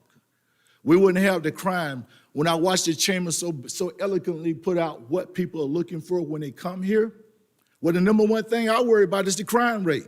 That wasn't even mentioned because we sugarcoat over everything. Until we be honest with each other, we would never do the right thing. Till we change our moral conscience, I got 2 men of the cloth sitting up here, very documenting God's word. God said the poor would always be among us, but he said, take care of them. And when we take care of the poor, it's not we handing out charity, that's our obligation. And so when I see on Christmas, we're doing the right thing, we're giving them presents, we're giving them bicycles, and every year it grows bigger and bigger. No, I want a family to be able to sit in their own home and provide for their family where they're not in need of somebody else to give them a handout. That's my goal in life. So this is just my introductory tonight, but I'm back. Praise God, I'm back, and I plan on changing poverty, bring love and prosperity to every poverty-stricken neighborhood in the United States of America. And with God be the glory, I will get it done. Thank you. Is that it? Okay. Next up, consent agenda. Does anybody need to pull any of the items off? There's 5 items. If not, look for a motion to approve the 5 items on the consent agenda. So move. Got a motion by Commissioner Bankson, Second. second by Commissioner Becker. All those in favor? Aye. All opposed, motion carries unanimously. Next up, Allison.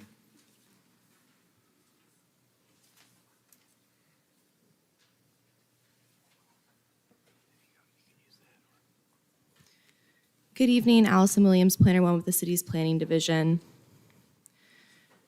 The subject property is located at 700 Hermit Smith Road. On October 6, 2021, the City Council approved the major development plan for EPG 700 Hermit Smith Road. Review of the building plans revealed that loading bays were on premise and commercial vehicle repair would be conducted on site.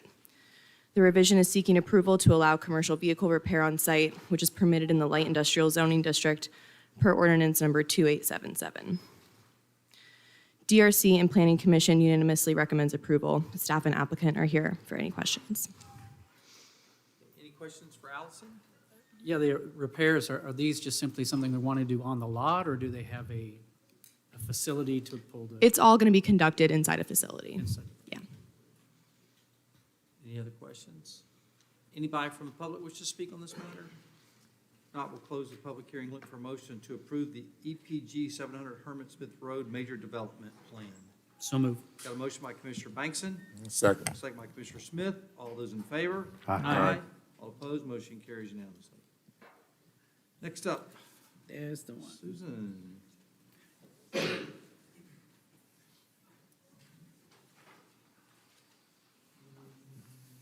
Good evening, everybody. During the last meeting on January 5th, we had, this council requested that we look into the early voting to be held at the Apopka Community Center. Accordingly, we contacted the Orange County Supervisor of Elections to provide the necessary information, requested cost estimate, and a facility use agreement. The last time the city had a standalone early voting was in March of 2006. So at that time, it was held at the Gilliam Training Center, which is now our city health care center. And that was on March the 7th, ending on March the 11th, between the hours of 8 to 5. Since that time, there's been no standalone election in early voting, for early voting in the city. But during those times when the standalone elections were held, the early voting was down at the Supervisor of Elections. So on the agenda tonight, we have the agreement for the facility use of the early voting beginning on Tuesday, March 1st, and ending on Sunday, March 6th. And that agreement is between the hours of 8 and 5. However, this morning we had a request to extend those times from 7 a.m. to 7 p.m. to accommodate more citizens and provide them time to come after work. So before you, you have a spreadsheet that provides a few different options to accommodate that, and whatever the council's wishes is what we will ask the supervisor of elections to amend the agreement for. Okay? The only thing, on 2006, and I know I did ask you, that early voting was held for one seat only. That was seat number 1 at that time. And that was, did we ever find out, that seat was held by Commissioner Billy Dean, the late Commissioner Billy Dean. Okay. Obviously, he had an opponent or more opponents. Do we know who they were? And There was one other opponent, and so that early voting was only held for one seat. And how many did vote in that year at early voting? for the early voting, it was 223. Okay. Yeah, I mean, the justification's there. I mean, it doesn't really matter how many seats are on the ballot or, you know, what happened in 2006, right? If you just look at our past 2 elections in the city of Apopka, I just looked at the numbers while we were sitting here. So 2018, which was the last mayoral election, which would have been the apples to apples comparison, right? Yeah, it's staggering. Only 62 people early voted, 1% of turnout. That's because it was in Orlando. If you fast forward to 2020, 7,500 people, give or take, cast ballots for seat 3 and seat 4. Early voting represented 2,400 people, or 32% of the vote. So right there, the justification proves that if you extend as many channels as possible to vote, you're going to get the people that engage in the process. So that's invaluable. It's priceless, and I would venture to say that we extend it for the full period as established calendar-wise and do it from 7 to 7. Okay? Absolutely. Right. And, you know, we have gotten, I don't know, I know I have gotten from residents that live within Rock Springs Ridge. It doesn't always concern a particular area in Apopka. And we understand that in the south side of Apopka, most of the residents there don't have the ability to go down to Orlando. And they like the convenience of the Apopka Community Center because they can literally walk to it.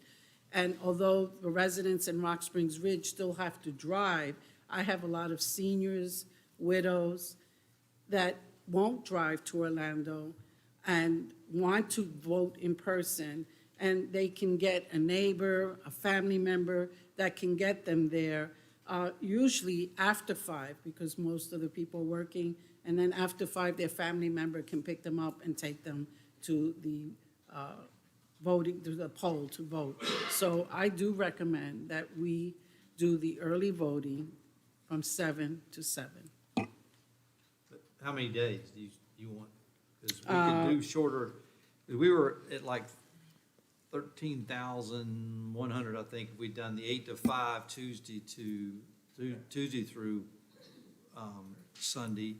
If we did Thursday through Sunday, 7 to 7, it'd be just slightly more, it'd be like 13,900, so less than $1,000 more. We just did Thursday to Sunday, 7 to 7, So down in Cayley Street, when is their early voting? 8 to 5. Without Saturday or Sunday? Correct.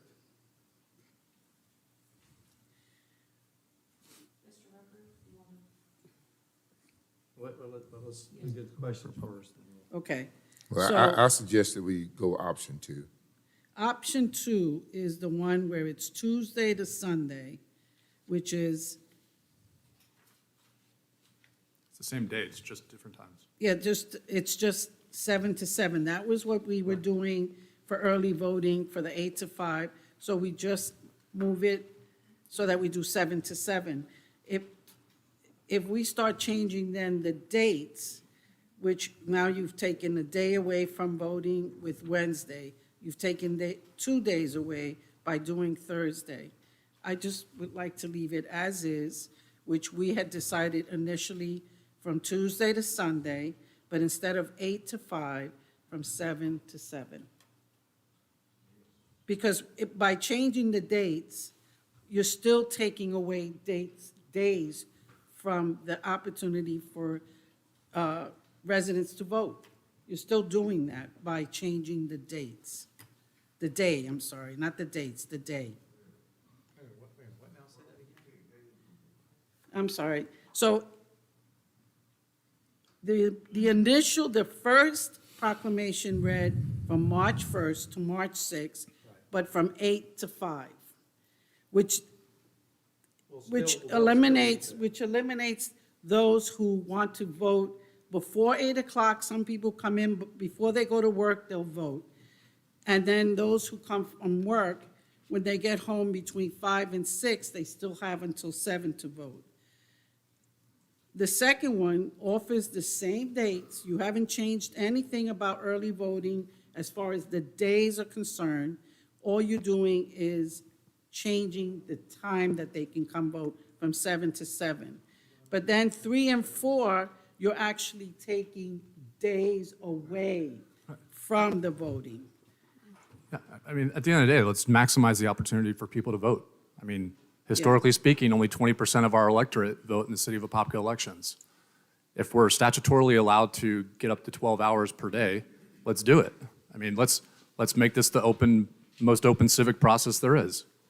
I mean, Commissioner Becker, how many extra votes did you say? Was it 7,500? so the 2020 election, now granted that was a longer period of time, 14 days. But if you normalize it out, over 1,000 people early voted. If you just divide the 14 and then times it by the 6 days that we're saying we're entertaining here, so it would be between 14 to 32% that voted. Now, again, the constraints were that you had 8 to 5 each one of those days too. It wasn't a 7 to 7 thing. So it wasn't 7,500. 7,500, so like in our commission seats, the last election in 2020, we both had 7,500 people that voted for our seats. Of that number, 2,400 early voted during that period of time at the VFW. So basically, if you break that down, Commissioner Becker, can we clarify when you're saying the 2020 election, are we talking about the special election in November of 2020? The presidential or are we talking preference primary. Are we talking about the March general election, the March municipal general election in March of 2020? Or are we talking We're about talking the, about- so the it's special election that was piggybacked with the presidential election of November 2020? That's the presidential preference primary, correct. Right, because you're going to see, I want to compare, and I see what you're saying, but I also want for the public to compare apples to apples. You're also talking about a presidential election. That's why I said apples to apples earlier. Where your electorate is going to have a higher percentage than an off municipal election solely in March. I'll argue that point because the 2020 election was impacted by the onset of COVID. You didn't have typical turnout in a presidential preference primary because of that. So the numbers were not necessarily overly inflated. It was still 7,500 people, which at the time was, probably a little bit over 20% of our electorate. What I'm arguing is, and that's why I said apples to apples before, the 2018 mayoral election would have been your apples to apples comparison. So if we're thinking that the same early vote turnout, the 62 people that early voted in that particular election, if we don't think that that's going to material increase because we have a location closer to Apopka and we have a voting hours that make it as most accessible as possible for all the people living in Apopka, I would argue that we're not going to have a material increase is false. I mean, you just look at the natural trend lines of having it closer to home and extending those hours, naturally you're going to get a large segment of our population that's going to choose that method. I agree that the presidential primary kind of throws things out of whack because we piggyback on that election. But again, if I look at just Commissioner Bankson and I's seats, it was roughly 7,500. In fact, I hate to say this, but I think Doug's race got more votes than our race. So. it's pretty close. Whatever that means. Fiscally, it's $8,005.26 more to extend the hours and keep the full amount of days, which is I did the a math on that. $1.06 per voter difference. And that's exactly If we use those numbers. That's the problem. It's not an exact number, but to try and come up with something, this is what we're looking at to make it convenient for our voters. Well, we've never done it before early voting, only with 2006, but at least we have that year to compare that. For one seat, you still had 223 voters come out for early voting. We can't even compare. I asked, and I did ask Susan, what other cities were running also an election. And so we don't really have too much to compare because the other cities are also using Orlando, the Cayley Street. But we'll be the first. Isn't that what someone said? Let's set the bar. Let's use our local elections and have early voting here. Not just for this one, but as we move forward, to have early voting. And this will set a bar for us. And we will see what the numbers are. Will the voters come out? Is it, because for me, I'm always on my soapbox, a vote is so important. It is their voice. They have a say in the process. We have to make it available to them. I mean, I say it all the time, your voice, your power, your vote. But we have to make the process available to them. By sending them to Orlando, to Cayley Street, we're not making that process available to them.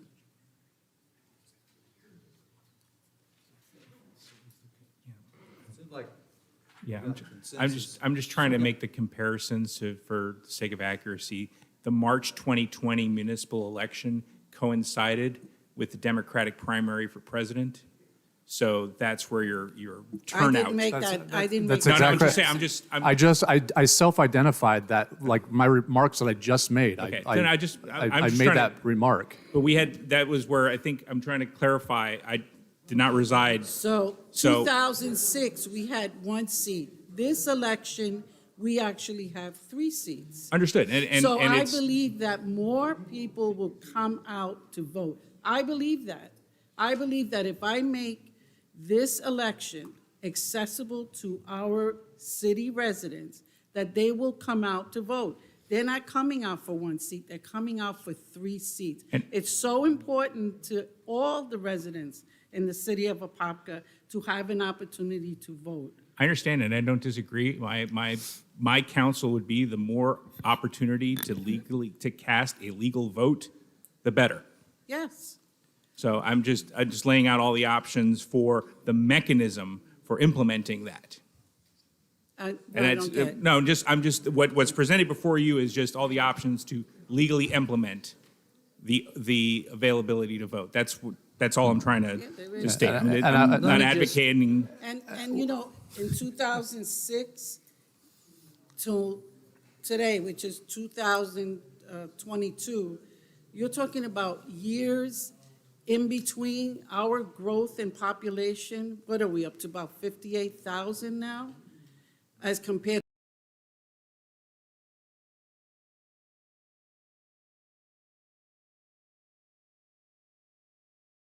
there is the mail-in ballot, but sometimes those things aren't as easily accessible to them. They forget to ask for the mail-in ballot, and then they lose out on a vote. And for me anyway, I feel their vote is very important to me. Okay, why don't we just get some public comment and then Well, we'll come back to the. I mean, but you asked me to explain why I'm advocating for 7 to 7. So this is what I'm advocating. Go ahead. Okay. Just for the record? That's a good debate. I like it. Okay. Have you all read the statute, the Florida statute? Yes. 101657? Yes, I have. In fact, I It have said it 30 printed days out. before, 30 days beforehand. All right. You have to go ahead and make a choice of what you're going to do. You have 10. Oh, I'm sorry. I'm sorry. I got into what you was talking about. My name is David Rucker, Rucker. I am a board member and advisor for the AACCC with Bill and my group. All right. I am constantly doing things in the neighborhood. I'm an advocate for voting. All right. We're still talking about voting. When the first thing that we did, the Voting Rights Act in 1965, it's been 57 years and we're still talking about something that should never have to keep going and talking about anyway.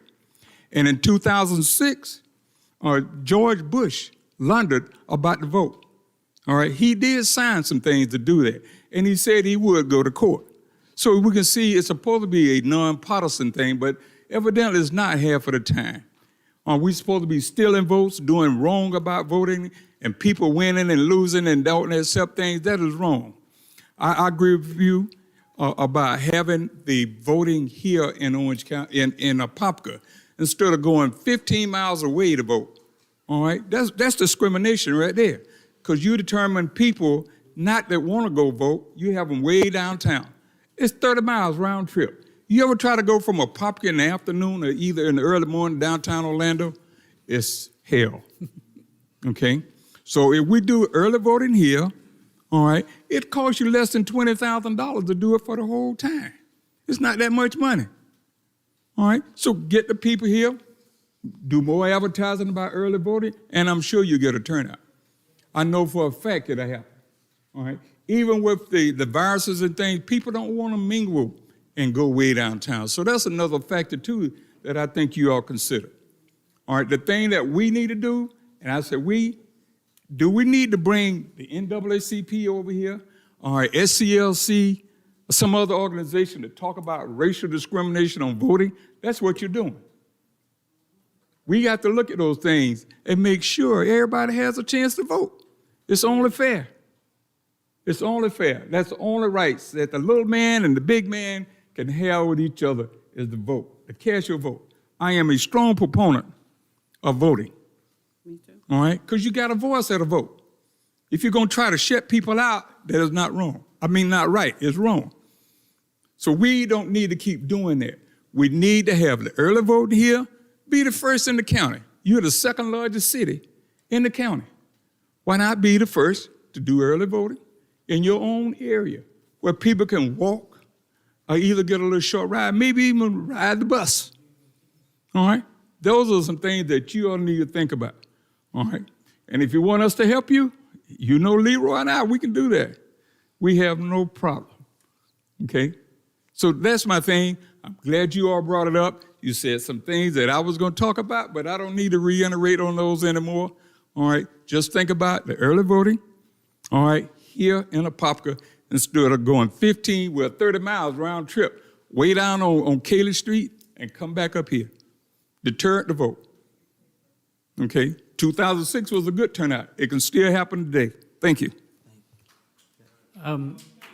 I'd like to make it simple. I think you're preaching to the choir. I think we all agree that, and I think what people may not be seeing is this is an advocate for a vote for everyone. It's not just a black or a white vote. This is everyone having an opportunity, and it makes it definitely within reach for those who have a greater struggle. But this is a really small amount comparatively to what we're looking at. So it's adding a service to all of our citizens in our city. I think it's beneficial. I think in the climate of what we're dealing with today, this is a great way to bring us together, and I think it's a positive step. And again, for the small amount that it is and the benefit that it provides, I'd like to make a motion. Let's do number 2 as Let's go. Commissioner Alexander said. Good. So, you making a motion for that? I think I'll second. Commissioner Smith I was. did that earlier. Yeah. Did he make Commissioner motions Smith, also? yeah. Is the comment over? I didn't know. I mean, do we need more comment or are we good? Okay. When I said challenge yourself on your moral conscience, that's exactly what I mean. And you guys just did a great demonstration for me. You're not there yet. It shouldn't have took that conversation to do that. We shouldn't have to go back and forth with the attorneys and go through all of that. That's what I'm saying. And again, 23 years in the military, when you're called to war, you don't have a choice. And you lay your life down for your fellow man. And I'm asking you guys to do the same thing in leadership. And I fear none, and I'm coming back to change the way we do business as leaders in our country. So God may help me. Okay, we got a motion by Commissioner Smith, second by Commissioner Bankson. All those in favor of? Aye. Let's see here, this is Tuesday, March 1st through Sunday, March 6th. Early voting 7 a.m. to 7 p.m. So we got all those in favor? Aye. Aye. All opposed, motion carries unanimously. Okay, so next up, I need to read the mayor's proclamation based on that that unanimous vote. And the proclamation reads, whereas in accordance with the provisions of the charter and the ordinances of the city of Apopka, Florida, an election shall be held on March 8, 2022, at which election there shall be elected a mayor and a commissioner for seat 1 and a commissioner for seat 2. And whereas in accordance with the provisions of the charter and code of ordinances of the city of Apopka, Florida, a special election shall be held on March 8, 2022, to elect a commissioner for seat 4 to fulfill an unexpired term. And whereas the terms of office of mayor, commissioner seat 1, and commissioner seat 2 will expire at 12 p.m. on April 26, 2022, it is therefore necessary that a mayor, a commissioner for seat 1, and a commissioner for seat 2 be elected at an election of the city of Apopka, Florida. Whereas city council seat 4 will become vacant at 12 p.m. on April 26, 2022, it is therefore necessary that a commissioner for city council seat 4 be elected at a special election of the city of Apopka, Florida, to fulfill the remainder of the unexpired term for the commissioner, city council seat 4. And whereas on December 15, 2021, the mayor proclaimed and pronounced that early voting for the election and special election would be available at the Orange County Supervisor of Elections Office, 119 West Cayley Street, Orlando, Florida, from Monday, February 28, 2022 through Friday, March 4th, 2022, 8 a.m. to 5 p.m. Now therefore, I, Brian Nelson, Mayor of the City of Apopka, as required by law, do hereby proclaim and pronounce that early voting will be available at the Orange County Supervisor of Elections Office, 119 West Cayley Street, Orlando, Florida, from Monday, February 28, 2022 through Friday, March 1st, 2022, 8 a.m. to 5 p.m. and at the Apopka Community Center, 519 South Central Avenue, Apopka, Florida, from Tuesday, March 1st, 2022 through Sunday, March 6th, 2022, between the hours of 7 a.m. and 7 p.m. All other provisions, proclamations, and pronouncements in said proclamations issued on December 15, 2021, not in conflict with this proclamation, remain in full effect. In witness herefore, I have do set my hand and cause the seal of the city of Apopka, Florida, to be affixed and attested by the city clerk of Apopka this 19th day of January 2022. Okay. Mayor Brian Nelson. Okay.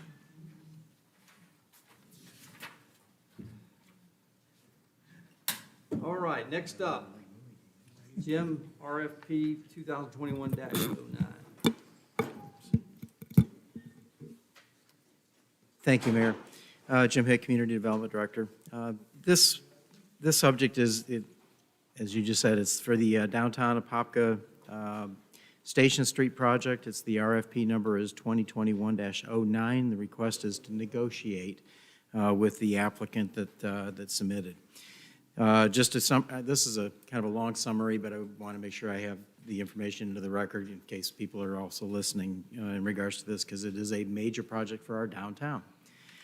The staff did advertise the request for the proposal, which is, I'll be referring to this as an RFP, to seek a developer for the downtown Apopka Station Street project.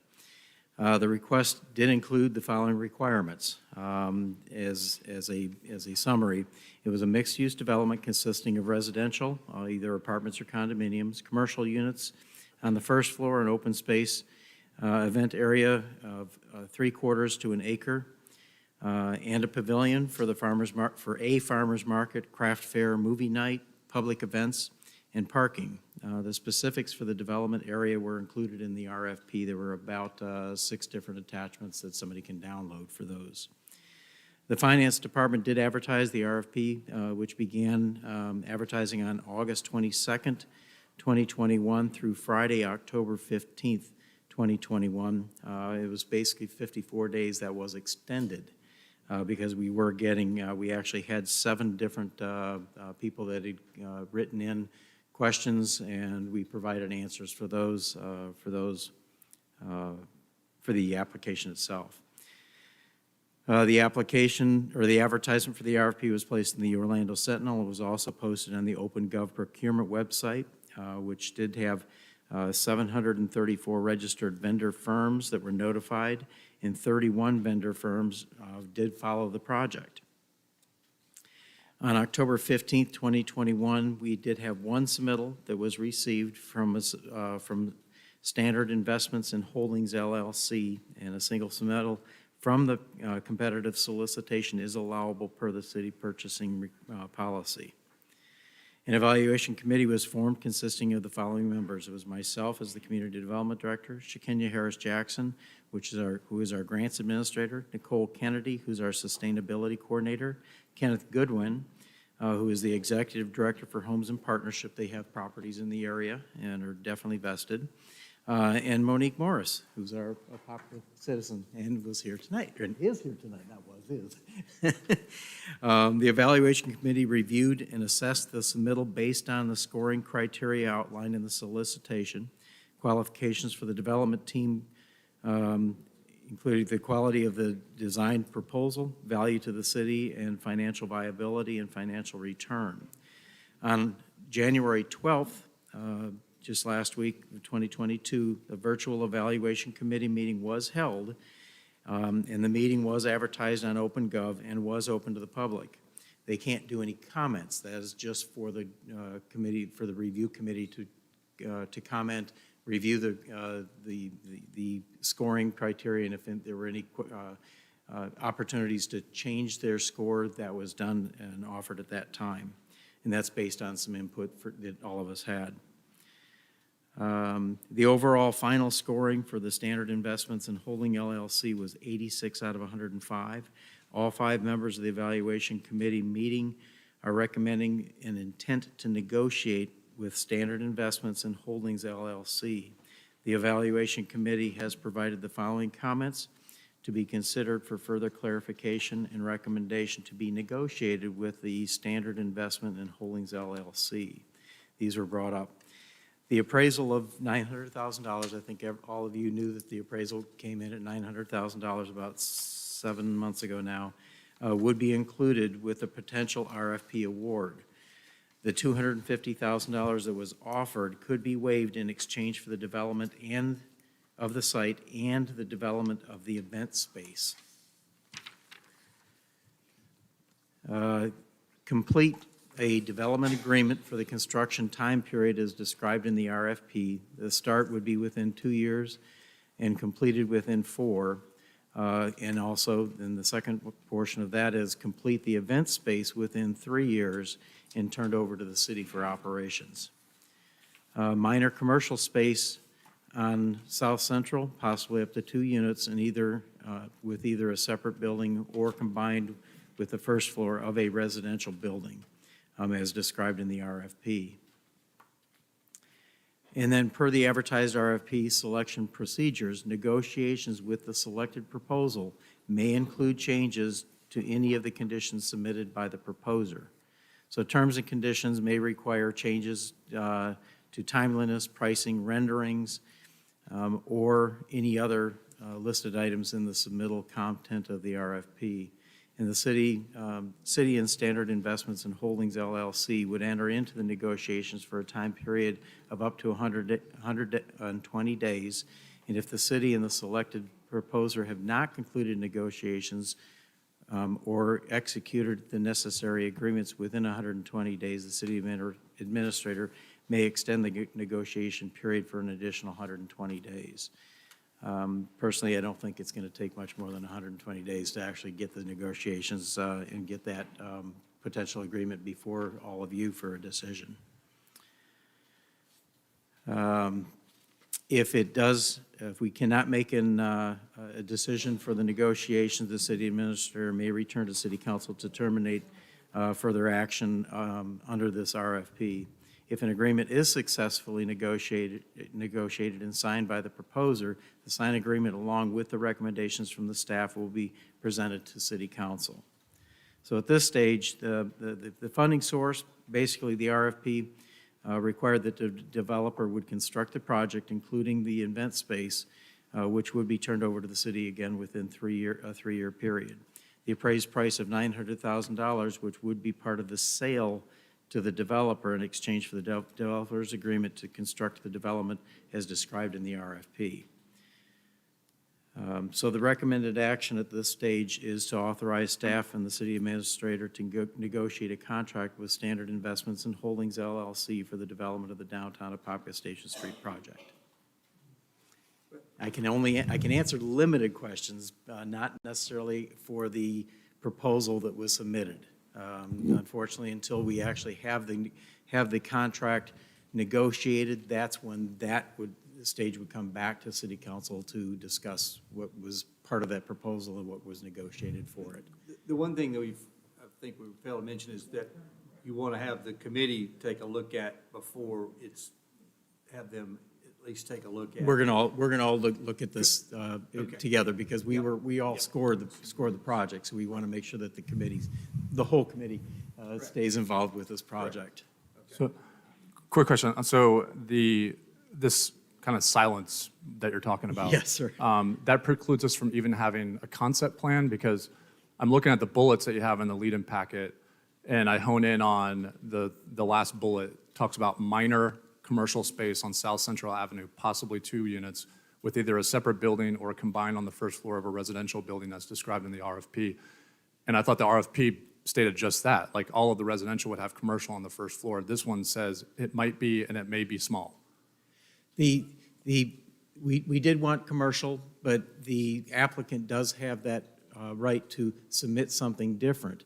Our feelings from the committee was that we did want some commercial component, whether or not it's 2 units on or more on at least one building. It did not never specify that you had to have commercial on every.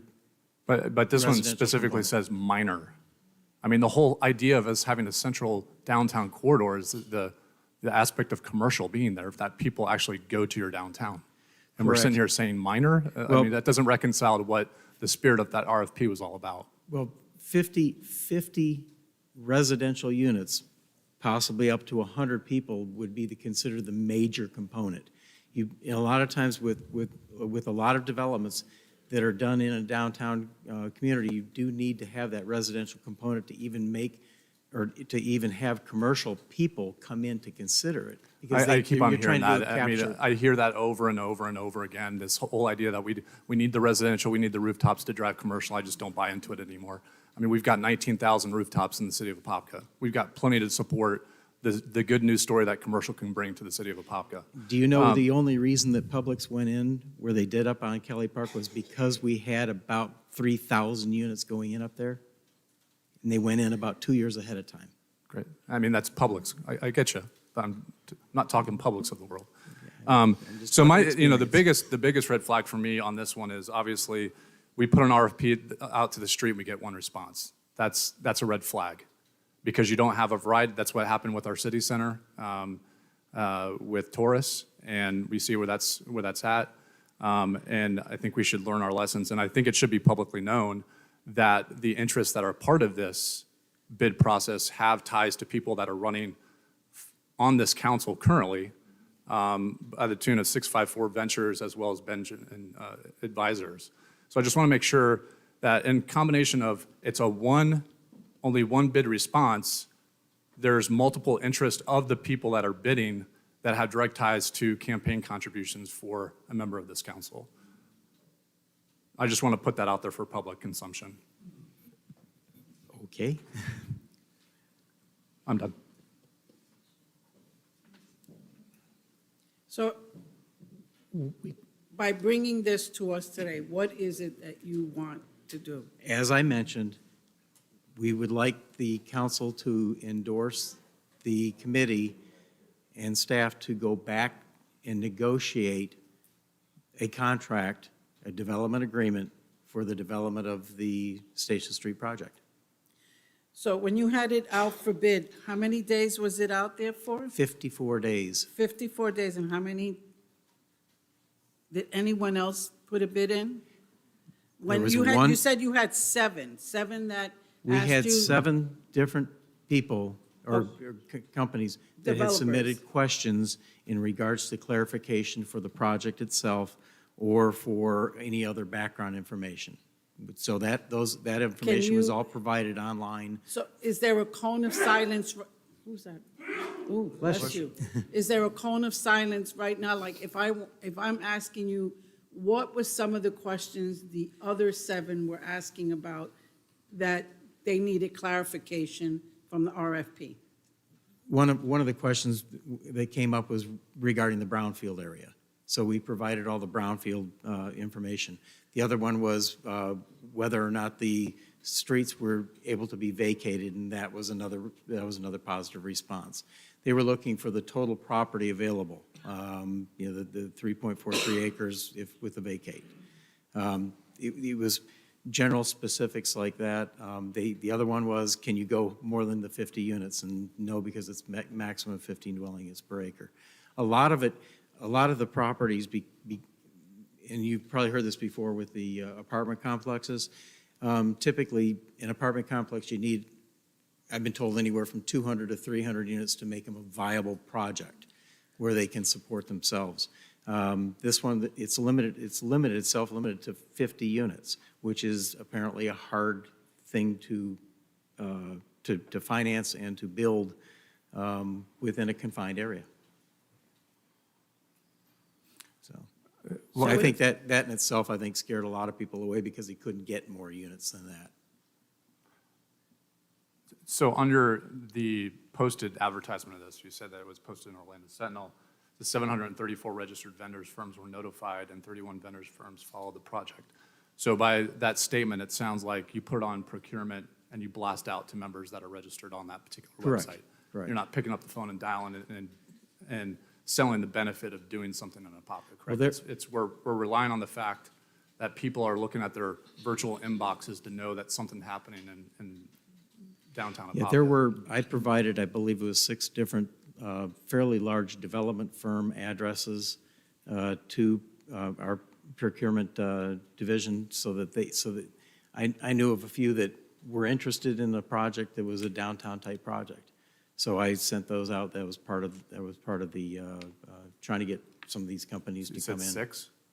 I had 6 that I knew were interested in it. So 6 that had a personal kind of touch kind of thing. You actually making an effort to say, hey, we've got great things going on down Correct. in Apopka.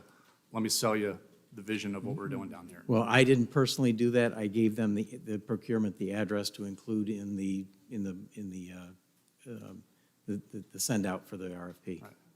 And the pizzazz or the sizzle around what we're trying to do, it's kind of hard to jump off the page and realize that. I mean, so, the effort put into it is the effort received or the result received. I think that RFP was one of the best RFPs I've seen. There was diagrams, there was the same things that you all have seen for what it could look like.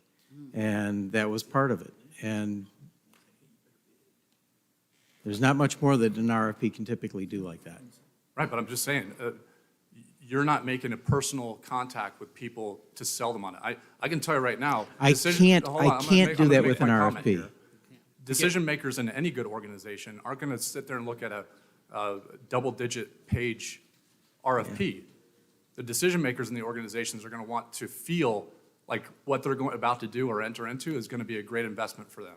And if no one on our staff is selling them on that vision, then that's why we get one RFP response. Commissioner Becker, with all due respect, once a matter is advertised, there's a cone of silence. A local government cannot solicit nor try to basically advertise itself to bidders without violating that cone of silence. So there's no contact whatsoever is permissible? No.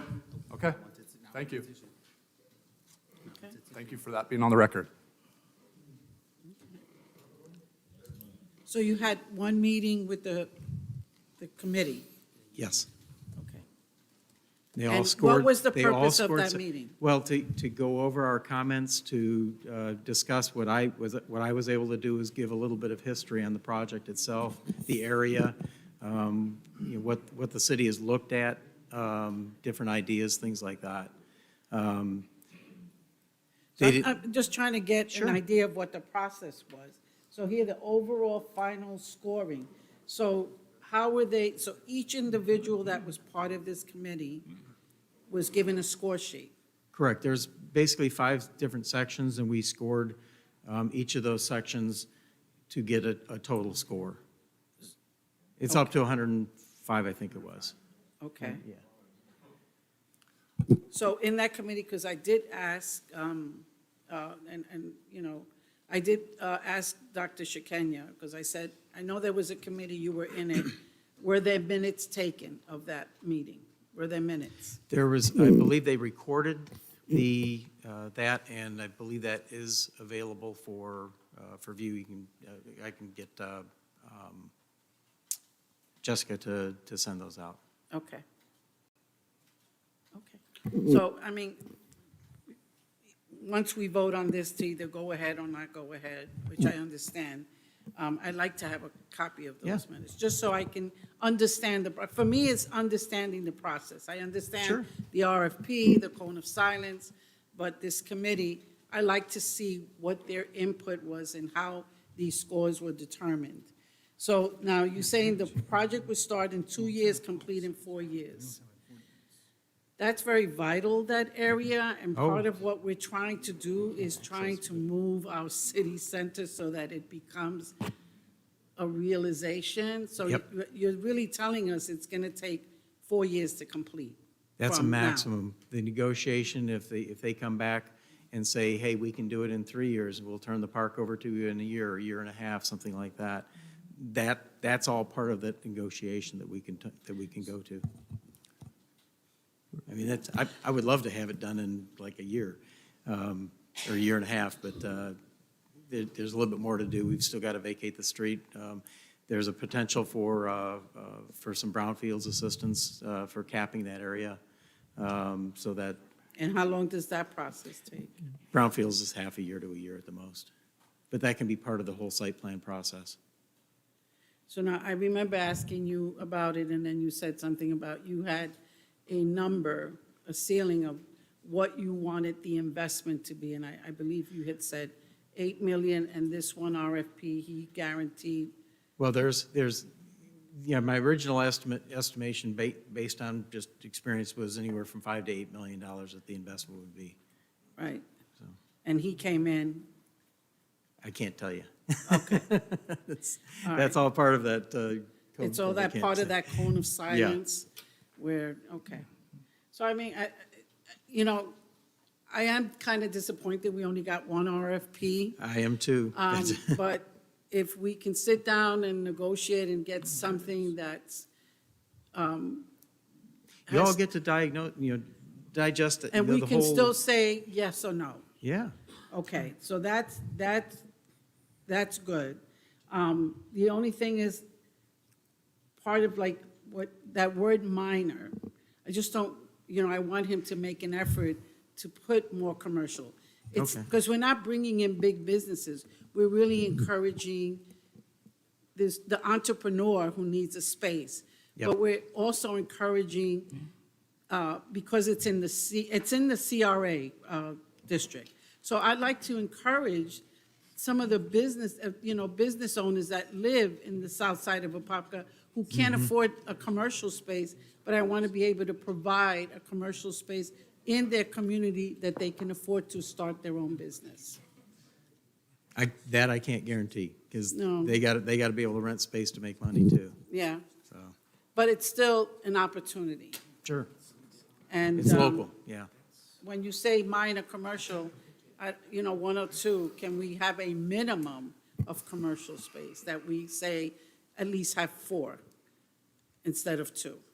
Is that something that you can do? I can talk with them about it, but that's all I Okay. can do. Okay. I mean, yeah, we do have the power. You We do. have the power by saying we don't accept what their concept is. I mean, at the end of the day, we want what we want for that area. That's the whole point of a public-private partnership. They're getting something, and we want that something in return. Yes. That's the way that the RFP was written, and for it to come back to say minor, we do have the power. The power is to reject it and ask for it to be rebid. That was not what they said. That was what the committee said. It's not what they said, not what the submitter said. Okay. Not what who said. The submitter. The minor comment, it was 2, it was at least 2, is that came from the committee. That did not come from the people that submitted. Now I'm totally confused.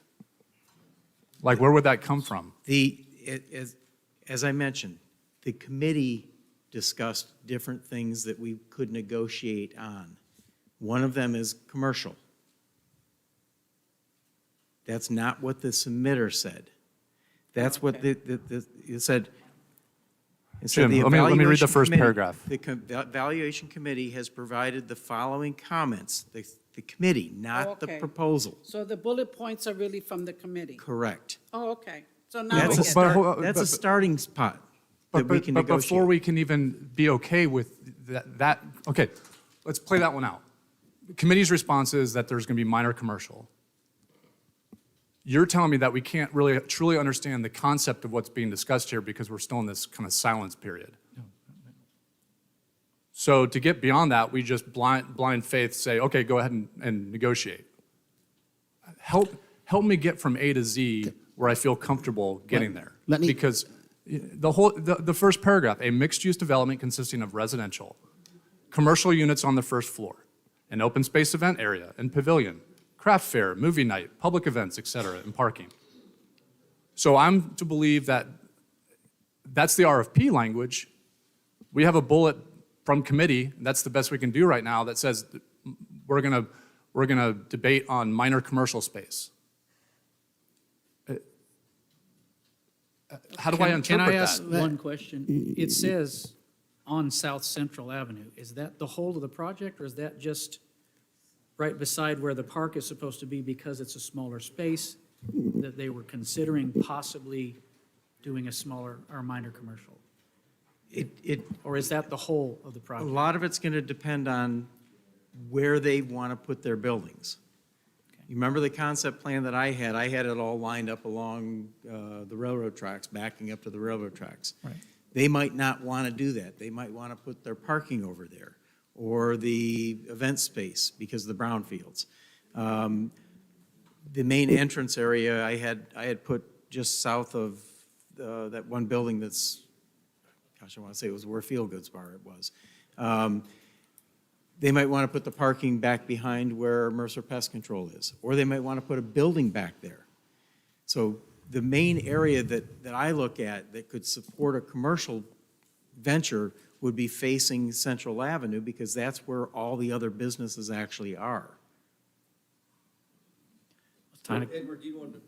Yeah, I want to clarify some things here. So let me kind of, Jim's presented everything. Let me kind of tell you where we are in the process. So we did the bid process. We received one bid. Unfortunately, and I will tell you this, I was hoping we would receive more. We wanted more. But unfortunately, we only received one. Had we received two bids or more, you would tonight be awarding one of them. If there were two or more, you'd be awarding one based on the scores of the committee. Staff would be coming to you and asking you to award to that top person, to negotiate with that top person. So you would award it and then go into negotiations with that top candidate. In this case, we only had one. So what tonight, from a procurement standpoint, you have to make a decision tonight of staff go forward and negotiate and bring back their plans, their contract, their plans. I can envision a workshop, us bringing back stuff to you and saying, hey, look, here's what the committee, after we negotiated and sat down, here's all the different concepts, different plans, all the different things that we negotiated with. And once the cone of silence is done, commissioners, then staff can meet with you one-on-one. We can meet with you and we can talk about those issues, the things that you want to see and things that were in the original RFP said, staff, this is important to me, Commissioner Smith, Commissioner Bankson, this is important to me. And we can work through those negotiations once you've allowed us to go forward the negotiations. What you're doing tonight, saying to negotiate, does not commit you to a contract or an agreement with this company. All you're telling us is go forward, negotiate, bring back the information. We can have meetings with you one-on-one once all the information's, once you've awarded or the other option you have, which I will tell you about that, then that process kind of starts. And then if you still can't get to an agreement in that negotiation, then we're done. We're done and it's dead. Now, the other option you have tonight that you can do as well is you can say, staff, I don't like that one. I want to get more bids, try to get more bids. And I will tell you that our procurement worked hard to get bids. We couldn't get them. But again, that would just lengthen the process and we could you could tell us to throw it all out and start all over. So those are the two options that you have. But if you, tonight, what staff is asking tonight is allow us to go forward and talk, give us the authority to go forward, or the authorization to go forward and communicate with them and negotiate with them and bring you back those concepts. And again, like I'm saying, you're not awarding anything tonight. And if we, I see workshops. I see that this is a thing where you're going to have to bring back the information that the committees met with, staffs met with. These are, all the different, I think that this is a process, there's still a lot of the process left. You're not just awarding the agreement tonight. So let me just restate my milestone too, and then I'll yield for the rest. So this RFP was supposed to go out in January 2019. If you'll recall, when we started having our regular weekly meetings, I remember specifically putting down in Q1 of 2019 that this RFP was supposed to go out to market. The reason publicly stated every single time was that we didn't have the staff to write the RFP. Every time. I see a head nod, and I think we're all in agreement there. This didn't go out until 2021. So I can appreciate our council saying that, okay, once the bid goes out, you're in this cone of silence. But we had over 2 years to get market excitement. And I'll play back the video because when I said of the 734, how many additionally did you reach out to? You said 6. So I'm assuming that's after it went out. So I'll leave that for the record to dictate. But we've had plenty of opportunity to build interest and sell the value proposition of this Station Street area. And again, I want to caution this council that, typically in campaigns, there's interest in the community, developers, engineering companies, et cetera, that donate to campaigns. It's part and parcel for these things. An RFP is a little bit different of a beast because of the things that you're describing here, cones of silence and not able to talk about concept plans in a public forum. Again, I will state that there has been max contributions to the mayor's reelection bid from interests that are tied to the LLC, who are the single bid that put the bid in for this process. That alone should be enough for this to go back to market, and I would put forth the motion that we reject this bid and put the RFP back out into the market.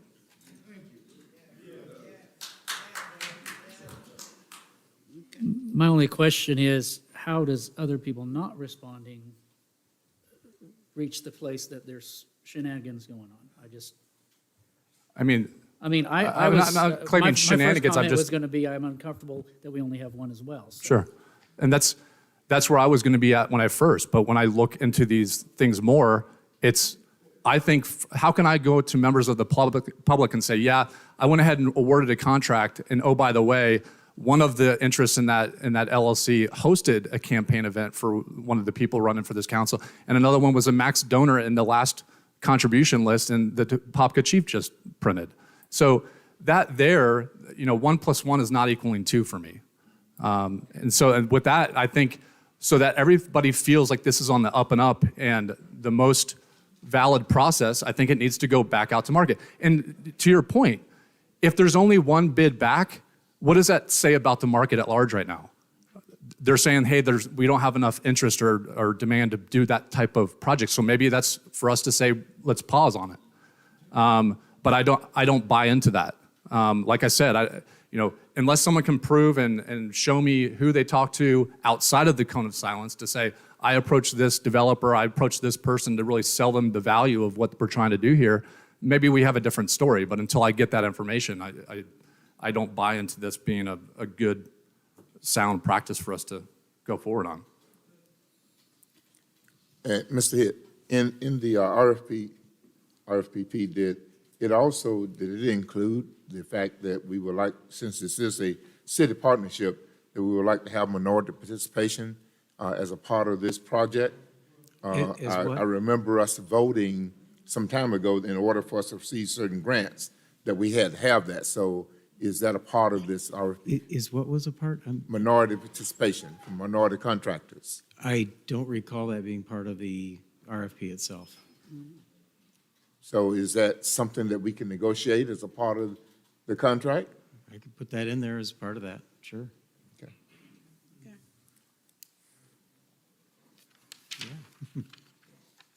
So meaning go back to the drawing board and put it back out in in a way that opens it up to minority. Is that what you're saying, Commissioner Smith? Yes, so therefore I second Commissioner Becker's motion. Okay, we got a motion to reject the bid. We got by Commissioner Becker, a second by Commissioner Smith. All those in favor? Aye. Aye. Aye. All opposed, motion carries unanimously.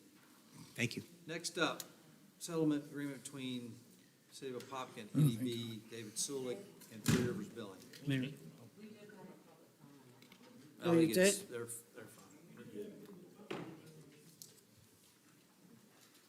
You want to rip it out?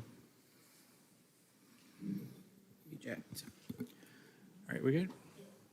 All right, good evening, Commissioners. Presented before you today is the settlement agreement in the ongoing litigation between the City of Apopka and NEB Group, Three Rivers Billing, and Mr. David Sulik. The parties were mandated by the court to go to mediation pursuant to the complex business rules of the Circuit Court. Mediation was conducted last week, and the parties have entered into a tentative agreement to settle the litigation in this matter. One of the issues and biggest concerns I had in regards to this litigation was the records that NEB was processing, the EMS billing that NEB was processing on behalf of the city. There was a valid question, and one of the counts in our complaint was actually seeking those records to be returned to the city. Biggest concern I had was that those were public records that were in the possession of a third party, and I had two specific issues. One, the contract between NEB and the city had expired. City deemed as part of the complaint that was drafted by my predecessor that contract was breached and therefore terminated. During the pendency of the litigation and the discovery, we has discovered that NEB, as our EMS billing agent, did not hold the city's records, but the records were passed on to a third party, of which the city had no contract. That's where Three Rivers Billing comes in. Turns out Three Rivers Billing, through a cloud-based storage system, is the one that is holding the EMS records of the city from 2007 to 2019 when the contract with NEB was terminated.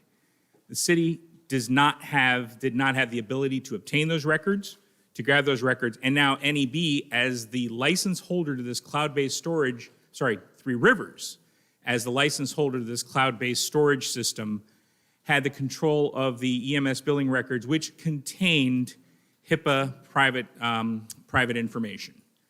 So one of the things we were trying to obtain as part of our settlement in this case was that the city needed to get its records back. This turned into a convoluted electronic IT issue, things that they don't teach me in law school. We had to go to rely on our IT department, Three Rivers IT department, as well as the IT department for the cloud-based storage company, Central Square, which is the one who issues the licenses. The parties ended up finally coming to an agreement which the agreement mandates that both NEB and Three Rivers, and as part of the background, Three Rivers is owned by the daughter of the owner of NEB. Basically what occurred here is that the dad didn't have the IT hardware to store the equipment, so he used his daughter's company to store the equipment. However, the city never had a contract with Three Rivers Billing. So as part of the agreement, NEB and Three Rivers are going to cooperate with Central Square, the cloud-based operation, to allow the transfer of all of the data from 2007 to 2019, the raw data, over to the city. The city is going to purchase a license from Central Square.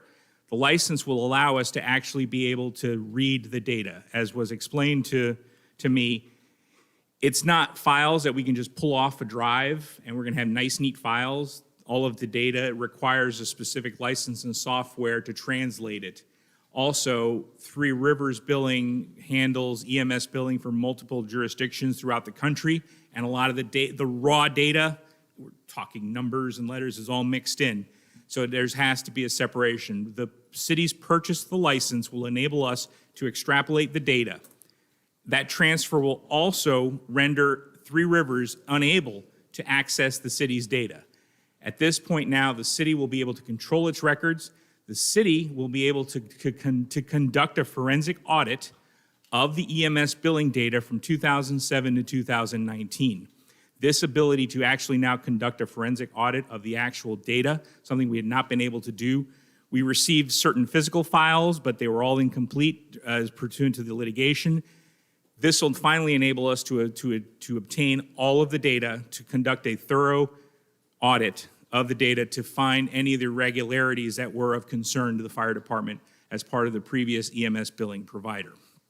The second component of the settlement agreement states that the city and NEB will enter into an agreement similar to the agreement we currently have with our current EMS billing provider. That agreement will ensure the proper safekeeping and safeguarding of all HIPAA private material, private information that's held by and that can be accessed by Three Rivers. This will protect the city's information in the event of a breach. There are proper safeguards and protocols under HIPAA that will ensure that the data is secure. At the present time, unfortunately, because there is no contract between the city and Three Rivers, God forbid there's a data breach of Three Rivers' system, the city will then have to undertake certain requirements under HIPAA to protect that, to notify folks of breaches, and to conduct certain measures. By putting us into a contract with Three Rivers, now we have those protections under HIPAA for that data that Three Rivers may be able to access. So all in all, the settlement, I believe, is in the best interest of the city. The matter was scheduled to go to a jury trial in April. Jury trials are unpredictable creatures. The other information and aspects that the city was looking for, there were going to be certain aspects which I believe that a settlement of this case is in the best interest of the city. Even if we would have obtained a favorable judgment, there are questions whether the city would have been able to obtain what it sought, both from David Sulik individually and NEB. And the link between the city and Three Rivers was tenuous at best, based on any part of the allegations that were drafted by my predecessor. So I believe that this settlement agreement will resolve the litigation, will result in significant savings to the city on the part of litigation time, litigation expenses, and the city was also, there was potential for liability on the part of attorney's fees for either party. We could have obtained our attorney's fees, but if certain counts did not prevail in our way, the city would have been liable for NEB, Sulik's, and Three Rivers attorney's fees. At this state, this will resolve the litigation. It will also give us all of the data in order to conduct a thorough forensic audit of the information to uncover any potential irregularities of concern that we had not had the ability to do so. I believe that that bit of information is the most important aspect of this settlement, and that is actually something that we were seeking to obtain at trial, and we were able to obtain it as part of our settlement. So the settlement is presented to you for your approval. If you approve the settlement, the matter will, the litigation and the case will be dismissed in circuit court, and we will proceed to begin to implement the settlement to obtain the data. So I'm available for any questions. Questions for Michael? I want to clarify, I want to restate your words just so that I'm clear. I think that I got it. So the license, so right now these files live off in the cloud somewhere. They're encrypted in some fashion in which we have to purchase a license in order to uncrypt those records for us to be able to see the actual data, right? My non-IT Right. understanding of it. Sentences is and that- numbers and all that sort of stuff. So that there's a small cost to that. Then at the end of the day, so we've got two sources of data files, the kind of the legacy Three Rivers and then where we're at now, right? Is that, Well, am I thinking about that correctly? What do you mean by where we're at now? If So if the you mean billing- our billing current fi- EMS billing provider, which I Correct. believe is change that information, right, that So is separate. Change has got a database of stuff. Three Rivers has the database of stuff that are city interests. So the Three Rivers is going to be a static database. There's no more files or information being sent there. We're just paying a licensing fee for us to be able to access historical data. Correct, and the key is to access it and as best as possible to actually take it and store it ourselves. And that's fine. I'm not concerned about that. I just want to clarify that point. But my biggest point of clarification is I'm assuming that on our current billing company, we have some sort of protections to say if we de-risk ourselves in terms of liability to say if there is a data breach or something on their side, we're insulated from that risk. The second component of the settlement agreement, which is that agreement that we're to be entering, if you give me a second to load the iPad, I want to use the right term for the term of the agreement, which is, okay, the business associate agreement. That is an agreement we currently have with Change, our current billing provider. That agreement, we're going to enter into a similar agreement with Three Rivers. Okay. So those two agreements will echo each other. That'll provide us any safeguards for the private material that Three Rivers may have access to. If Three Rivers intends to dispose or purge the information once we have full access to it, that agreement will dictate the terms of the proper purging of that information and hold us, and we will be able to have that contractual relationship. My biggest concern is we've never had a contractual relationship with Three Rivers. If something were to go wrong now with Three Rivers, they have a contractual obligation to us and we to them in order to safeguard the information that is possibly out there in the cloud. Okay. The other thing, my biggest concern is if somebody right now makes a public records request for that information within that time frame, we now have the proper mechanism to obtain those records and deliver the public records request, as opposed to now having to go to a third party of which we have no contractual relationship with. When I draft contracts with third-party providers that are providing certain services for us and their records become public records, our contracts dictate the terms of what there's to do with the public records and their understanding that the records they are holding are Chapter 119 Florida Statute public records and that there's a certain proper way to dispose of them, to transfer them, and certain obligations. Right now, we don't have that obligation. We don't have any of that contractual obligation with either NEB or Three Rivers. This settlement agreement will now create that on the part of Three Rivers, in addition to giving us actually the full access to the data to bring it back to the city to have it under our control. Thank you. Commissioner Smith? No. Commissioner Langston? Commissioner Velasquez? Nothing. I've got nothing. Well, I want to bring up a couple of things that, in this agreement, you kind of glossed over, but I think it's really important. I am 100% sure that what NEB did was there's illegal things that have gone on, be it NEB, be it city employees, former city employees. There is money that should have come to the city of Apopka that is not in our coffers. We went from $700,000 with NEB to $1.4 million today.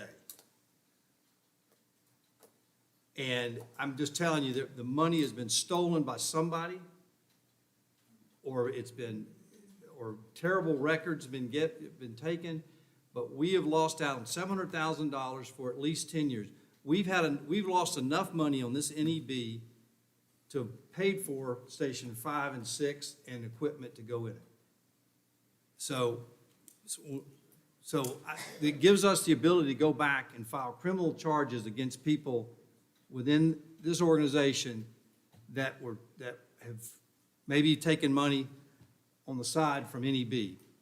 And I just want everybody to understand that we know that we didn't get the money that we were supposed to get, either by ineptness or corruption. And we're going to get to the bottom of it if it's at all possible. And I believe that the ability to obtain all of the data from 2007 to 2019 and to provide a thorough forensic audit, even if it means the city has to hire a third party to conduct that forensic audit. If certain irregularities are discovered as part of the forensic audit, the city will cooperate. For starters, if there's any potential criminal liability, the city is able to take the information and cooperate with the U.S. Attorney's Office for any potential prosecution should the U.S. Attorney's Office seek to move forward. But without having the ability to actually obtain the raw data and then audit it to determine whether, even if there was certain shenanigans done with that data, something that the information and documents that were presented to us as part of the litigation were incomplete. We were given hard copies of documents which could be manipulated, which could have been manipulated.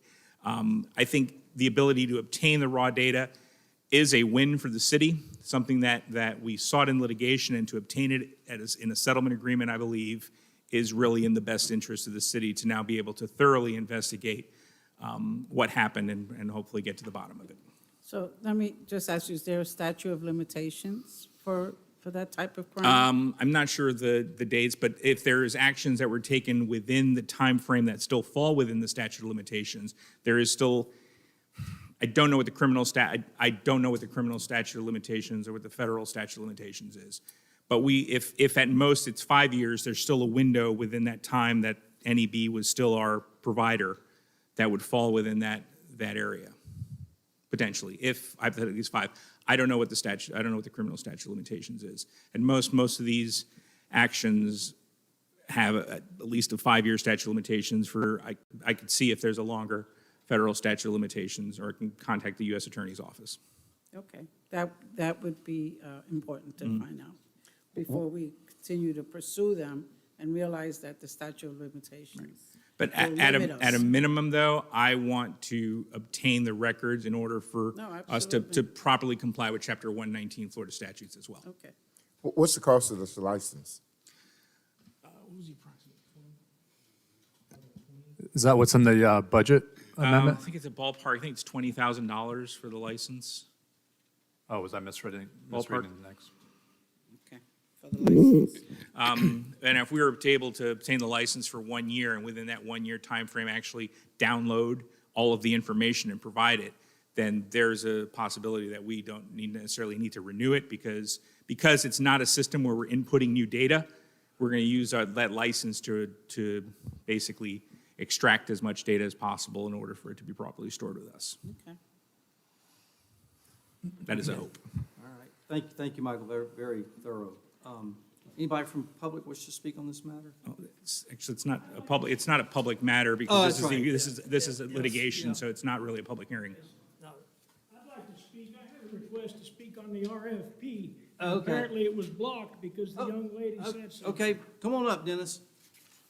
I have the same rights as every citizen in this city. Absolutely. My name's Dennis New. I live at 105 West Magnolia Street in the city of Apopka. I'll give you a quick history.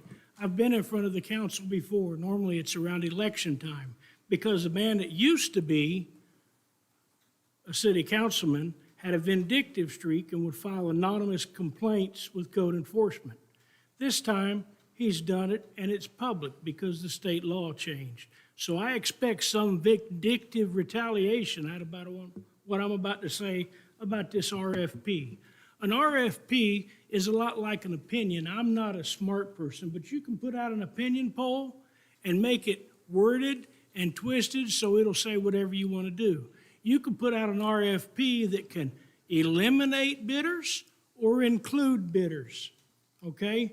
The problem that I have is in reading the Apopka Planner in Chief, the RFP was agreed to or submitted by, whatever that process is, a man that has given maximum contributions to you, Mayor Nelson, from his own pocket and from his LLC. So as a citizen of this city, I come before the board to ask each and every one of you running for office or not, if you get campaign contributions from somebody that has an interest like this, you should, for the sake of transparency, honesty, dignity, and ethics, exclude yourself from any vote to do with anybody that has donated to your campaign or that you have had personal interaction with. Otherwise, I will file the complaint with the State of Florida Ethics Commission and see where it goes. If I find criminal intent, I'm not stopping with the chief and the Apopka Police Department. I'm going to the Florida Department of Law Enforcement, the FBI, and whoever will investigate it. There is corruption afoot, and the people of this city are catching it and not seeing it. And it's happening on more than just one occasion. That's all I have to say. Thank you. Next time, pay attention to the rules.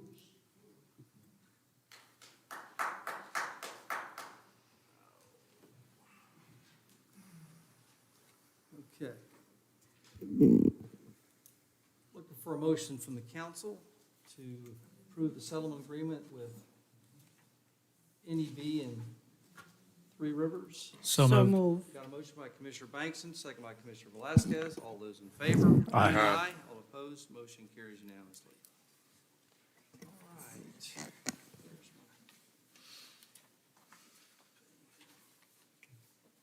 Oh, we still have one more. Resolution, What do we have? Budget now? resolution? Oh, the budget amendment. Okay, next up, Resolution 2022-02. Resolution 2022-02, a resolution of the City Council of the City of Apopka, Florida, amending the budget for fiscal year beginning October 1, 2021, and ending September 30, 2022, providing for a budget amendment. Good evening, councilors and mayor. This is Resolution 2022 regarding the 2022 City of Apopka general election. Per the business item held on today's agenda for the Orange County Supervisor of Elections 2022 facility use agreement intended for early voting at the Apopka Community Center, I am requesting and recommending a motion for adopting resolution number 2022-02, and the amount that you have in front of you is going to change to what we agreed this afternoon to $21,200, which is option number 2. Okay. Any questions? Anybody from the public wish to speak on this matter? If not, we'll close the public hearing. Look for a motion to approve Resolution 2022-02. So moved. Got a motion by Commissioner Smith, Second. second by Commissioner Velasquez. All those in favor? Aye. Aye.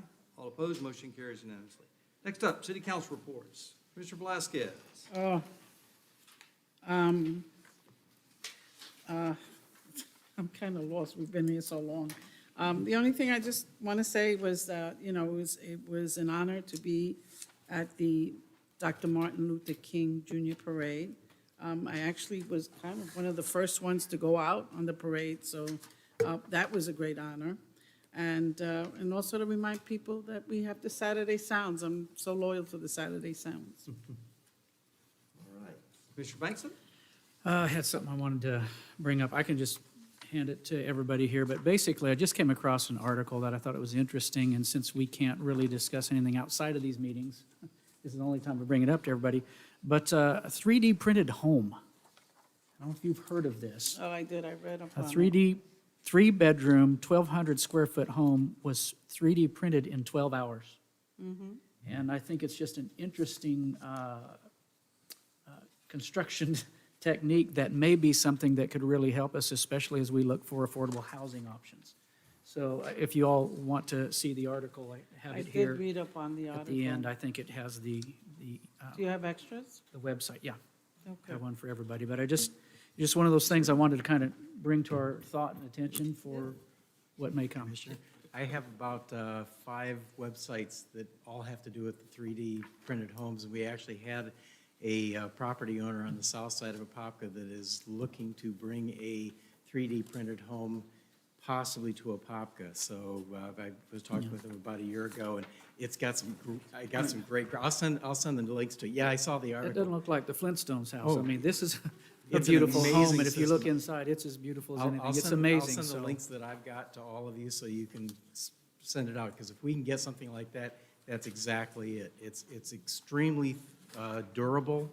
It's probably one of the most energy efficient homes that you can Yep. build. It still has a regular roof on, but you can do a tin roof on top of that, and you've got a barricade against hurricanes and an affordable house. You're right, Wow. You're absolutely Interesting. right. Okay, So I'll send that over to all of you. It's really good. thank you. Okay. Commissioner Smith? Well, Sister Marsh stole my thunder, but I would like to also thank the city council and the mayor and all of our first responders for participating in the parade, and all those that were part of the parade, and for the Apopka chief for how they covered the parade. We really, really do appreciate that. Also, in several of our city council meetings, we talked about backflow preventers, and now we have an ordinance where you have to have a certified backflow preventer in order to take the backflow. So the University of Florida Extension Service, ICAS, is going to be conducting backflow prevention courses starting next month. And those courses will be from February through December if anyone's interested in becoming a certified backflow preventer. And those classes will take place at their extension service out on, Oh, that's Way. Is that Conroy? yeah, Conway. yeah, that's a long way away. It's only 30 minutes. How fast you drive, Commissioner? I know where it is. It's way out. It's by the airport. Yes, that's That what- little one. that's Yeah, what- yeah, yeah, yeah. Oof. All right. Well, why don't we see if we can get them to bring it to IFAS here in Apopka? I will talk with them and see if we can have that happen. That would be great to have them. Yeah, awesome. All right. Commissioner Becker. Nothing to add, just echo thoughts. I mean, the weather was as beautiful as the people and the purpose that we celebrated on that day. So it was a beautiful day. So we had a great time with my family. Yeah, but it was great. But in the interest of time, I know we're almost burning the midnight hour here. So Yeah. Okay. All right. Edward? I do not have anything this evening. Michael? I'll be very brief, but it's that time of the year. I will be preparing, like I did last year, a legislative summary of all bills that'll affect local government, especially with a few of the doozies that are coming down from Tallahassee. So I'll be preparing those, and when the session ends, I'll provide you with a report like I did last year. They're still doing the redistricting up there in Tallahassee? Okay. I read the Yes, whole I will keep my article today. opinions to myself, but Okay. yes. All right.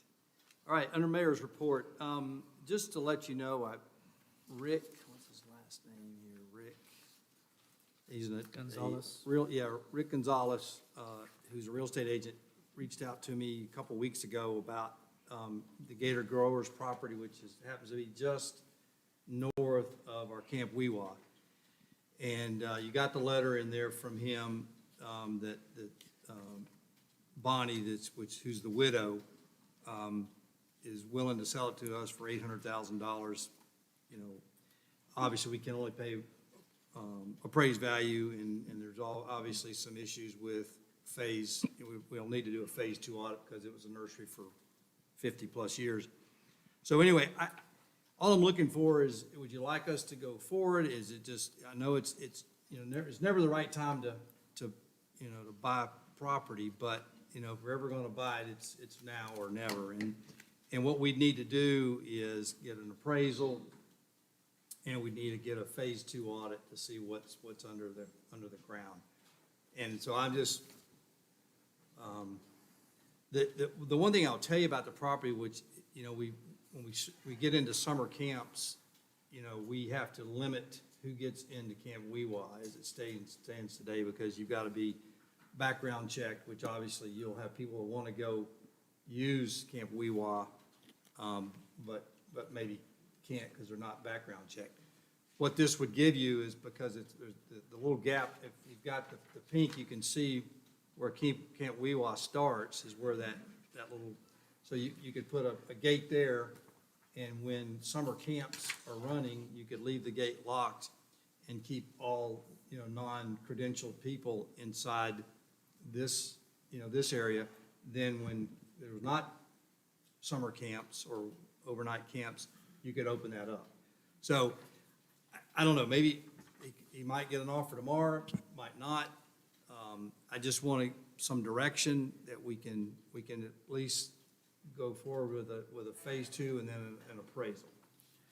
Well, I'd like to speak out because we have WeWall now, and because, again, you couldn't share all the things when we were first voting on it that might have moved me. I think this would be worth pursuing.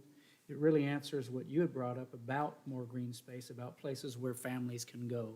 Right. I think it really fits that bill, and to have that portion of the lake, there's different events that we could hold there that I think would be real beneficial. But again, it's, like I say, worth pursuing at this point. So that's my thoughts on it. Mr. Velasquez, any thoughts on? I mean, I saw the photos, and it needs a lot of cleaning up. Correct. At this point, if we move forward and we realize it's not a good investment, can we Yeah, we- withdraw from it. Correct. All I'm looking for is we got to get an appraisal. So let's say the appraisal comes back at 600 and the family says, no, I'm not selling it for 600. Or it comes back at $1 million and it's like, oh, we can't afford it. We're under no obligation. What I'm more concerned about is a phase 2 audit, environmental audit, because I'm a little nervous that there aren't some pesticides that are buried on that property that. Because that's what it major appears to cleanup. look at. Correct. and, It's been a nursery for north of 50 years, so. So, I mean, I just don't know if it's worth the investment. I'm looking at it, it just needs so much cleaning up. And if it's been a nursery here, is that you walking? Yeah. Oh, okay. I don't know if it's, I mean, I'm big on, healthy green yeah. space. I don't know about, a nursery as green space, so, I mean, at this point, what would a survey cost us to, Appraisals, what, a couple thousand? $3,000 for appraisal. Phase 2, I think, is 10 to 12. oh, I don't know if I want a phase 2, though. I mean, you could see it, it's obvious, I mean, Well, you got to figure out where the issue, the hot spots are to know what, because how long has it been out of business? not very long. What? It's not out of business? Belongs to a family member of mine. Say that again? It belongs to my cousin. He passed away, his wife now owns it. Oh, It's not closed, it's still open. oh, it's still open? And they've always followed strict OSHA guidelines with poisons and all that kind of stuff. Oh, okay, But the site mitigation review would need to be done for the city's protection. okay. Absolutely. And yes, there's some cleaning up that needs to be done, but there was a contractor that had a contract on it to build some nice townhomes there. And he hit a lot of guff when he was dealing with the planning or whoever he was dealing with here at the city. So Okay. that contract got canceled, and the property is still for sale. Okay, But it's not a closed business. It's still open. okay. Boy, so how much is this gonna cost us to say yes or no? Hello, somebody? What do give you me- want to do, the appraisal first? If the appraisal comes in crazy number, then, I mean, he told me, and I don't, I'm just taking the realtors, he told me it was about $150,000 to clean the lot, which means, because all the greenhouses need to be taken down. And Yeah, it needs to be cleaned up. Listen, I'm fine either way. It's a beautiful piece of property. It's got its challenges environmentally, no question, and we have to clean it all off and, but it's, the fact that it's there by, Yeah. and it's open space, because I'm kind of, I am for green space. This is a little challenge. I'm looking at the trees, which are beautiful. yeah, it was kind of neat about the little story about the Okay. palm trees from What is, Israel. yeah, I know, I read Yeah, that. What yeah, is yeah. this, though, here? That's it. This is a palm tree? Let me see which one. Huh? Yeah, That's a palm tree? yeah. Wow, that really needs cleaning. Yeah. Okay, I don't know, so I guess, we can figure out what it's gonna cost us.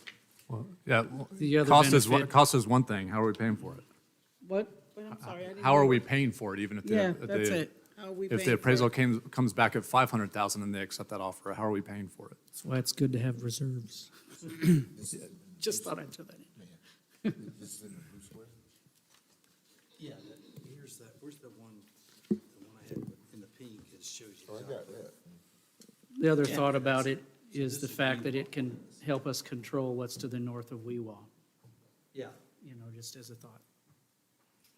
Yeah, Again, I'm not saying jump in, but I'm saying I no, think it's and I worth get it. I pursuing. mean, my issue was, we talked many different times like the Camp Weewah purchase, and I remember, and I don't know if it's the same gentleman that represents the Yeah. sale of the transaction, but he was in here all the times that we had a public hearing on Camp Weewah, almost Right. trying to sell that property to us. So, Right. if he was trying to sell us the value then, why didn't we contemplate it then?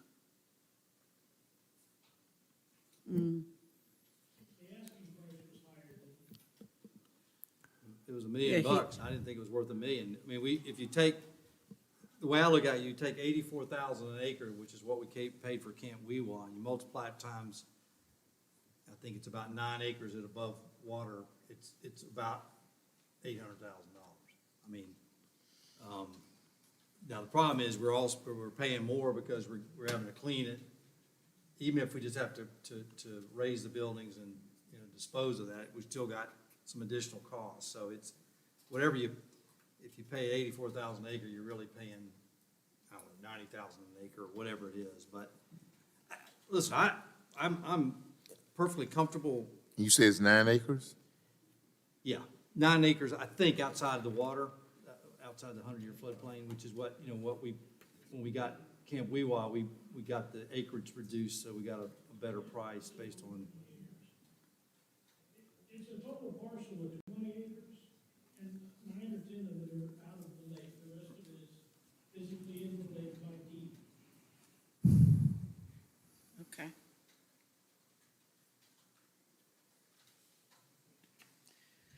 I mean, there's still ways to achieve the aesthetic. I mean, you can create, opaque And how are landscape that would shield any development, if that's what goes there, away Yeah. from the campers at Camp Weewa. No, absolutely. So yea or nay? What do y'all think? What do you think? I don't know, I think, I think it's worth at least getting an appraisal. Okay. Is everybody okay with this, at least an appraisal, and we'll go from there as far as the phase 2 audit? yeah, because the phase 2 audit is too expensive, and then we realize we don't want it, and then we invest it. And what you would do, and if you get a phase 2 audit and you've got a hot spot or two, what would end up happening, you would reduce that off the purchase price, which whoever buys a property is gonna do the same thing we're gonna do. They're gonna have to get a phase 2 audit, and if there's a hot spot they gotta clean up, you know, we could immediately, you know, sign up for a brownfield designation to get, you know, state funding to help us clean it up. You know, it's like we did at the airport. So I mean, all that's possible. So, Okay. Yeah, I'm not for it, because, I mean, again, we don't have an identified funding source, and I can't continue to look at people that think that we're understaffed already and be able to look at them with a straight face. So I would be against it.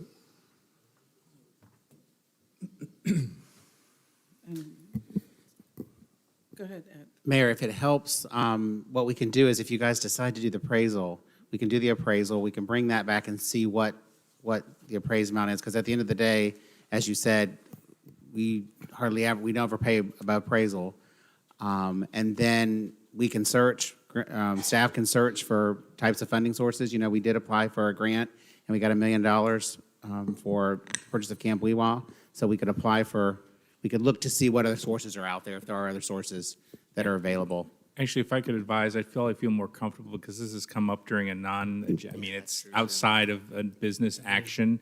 Perhaps it's best for staff to come back and either make a presentation showing potential funding sources for you to evaluate as a business action, and then at that time, you can vote whether or not you want to proceed with a first step, which would be obtaining an appraisal. I think it's more comfortable to do it that. We'll bring it back at a subsequent council meeting than there being a vote here during just a discussion period. You know what? That It's not sounds like a better 11:42. idea.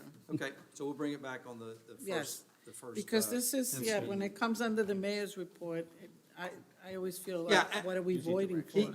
He just reached out to me, and so I just wanted to bring it up, but that's perfectly fine. Okay, next Okay. up, COVID update. Numbers are coming down, still extremely high. Orange County at almost 34%. Our site here at Edwardsfield at 28%, and state of Florida at 29%. Just want a big shout out to Monique Morris. You know, we had 87 entries, so that was what an amazing event. And thank you, Commissioner Smith, for your help there as well. A pension, our prudential pension agreement, we had Prudential overpaid some of our employees in all 3 pension funds, the police, the firefighters, and the general employees, and so it comes to the tune of about just shy of $10,000, and they were trying to figure out a way to claw back the dollars from our employees or our pensioners, and I said, no, that's not gonna happen. I said, we've got $200 million with Prudential. I think you can figure out a way to to come up with $10,000. So they've agreed, and we got an agreement from Prudential that they're gonna pay all the, basically, they're just eating that cost, and then going forward, the pensioners will get what's the correct calculation. So, won't come out of anybody's pocket other than Prudential. The last thing is, on-site media, which is, the one we do with the boxes around the pole, The traffic. traffic. There's like 16 of them that Mullinex has purchased for the next 6 months. And what Mullinex has agreed to do is they're going to take the two best sides of, there's 3 sides to the box. They're going to take the two best sides, and they've offered the city of Apopka one side. So we're trying to put together some things to put on those 16 boxes free. All we got to do is pay for the artwork to put in the boxes. So thought it was a really a generous donation from Mullinex to help us, put, Parks and Rec things out there, whatever we want to put on those boxes for our constituents to see. So with that, we will call it a night.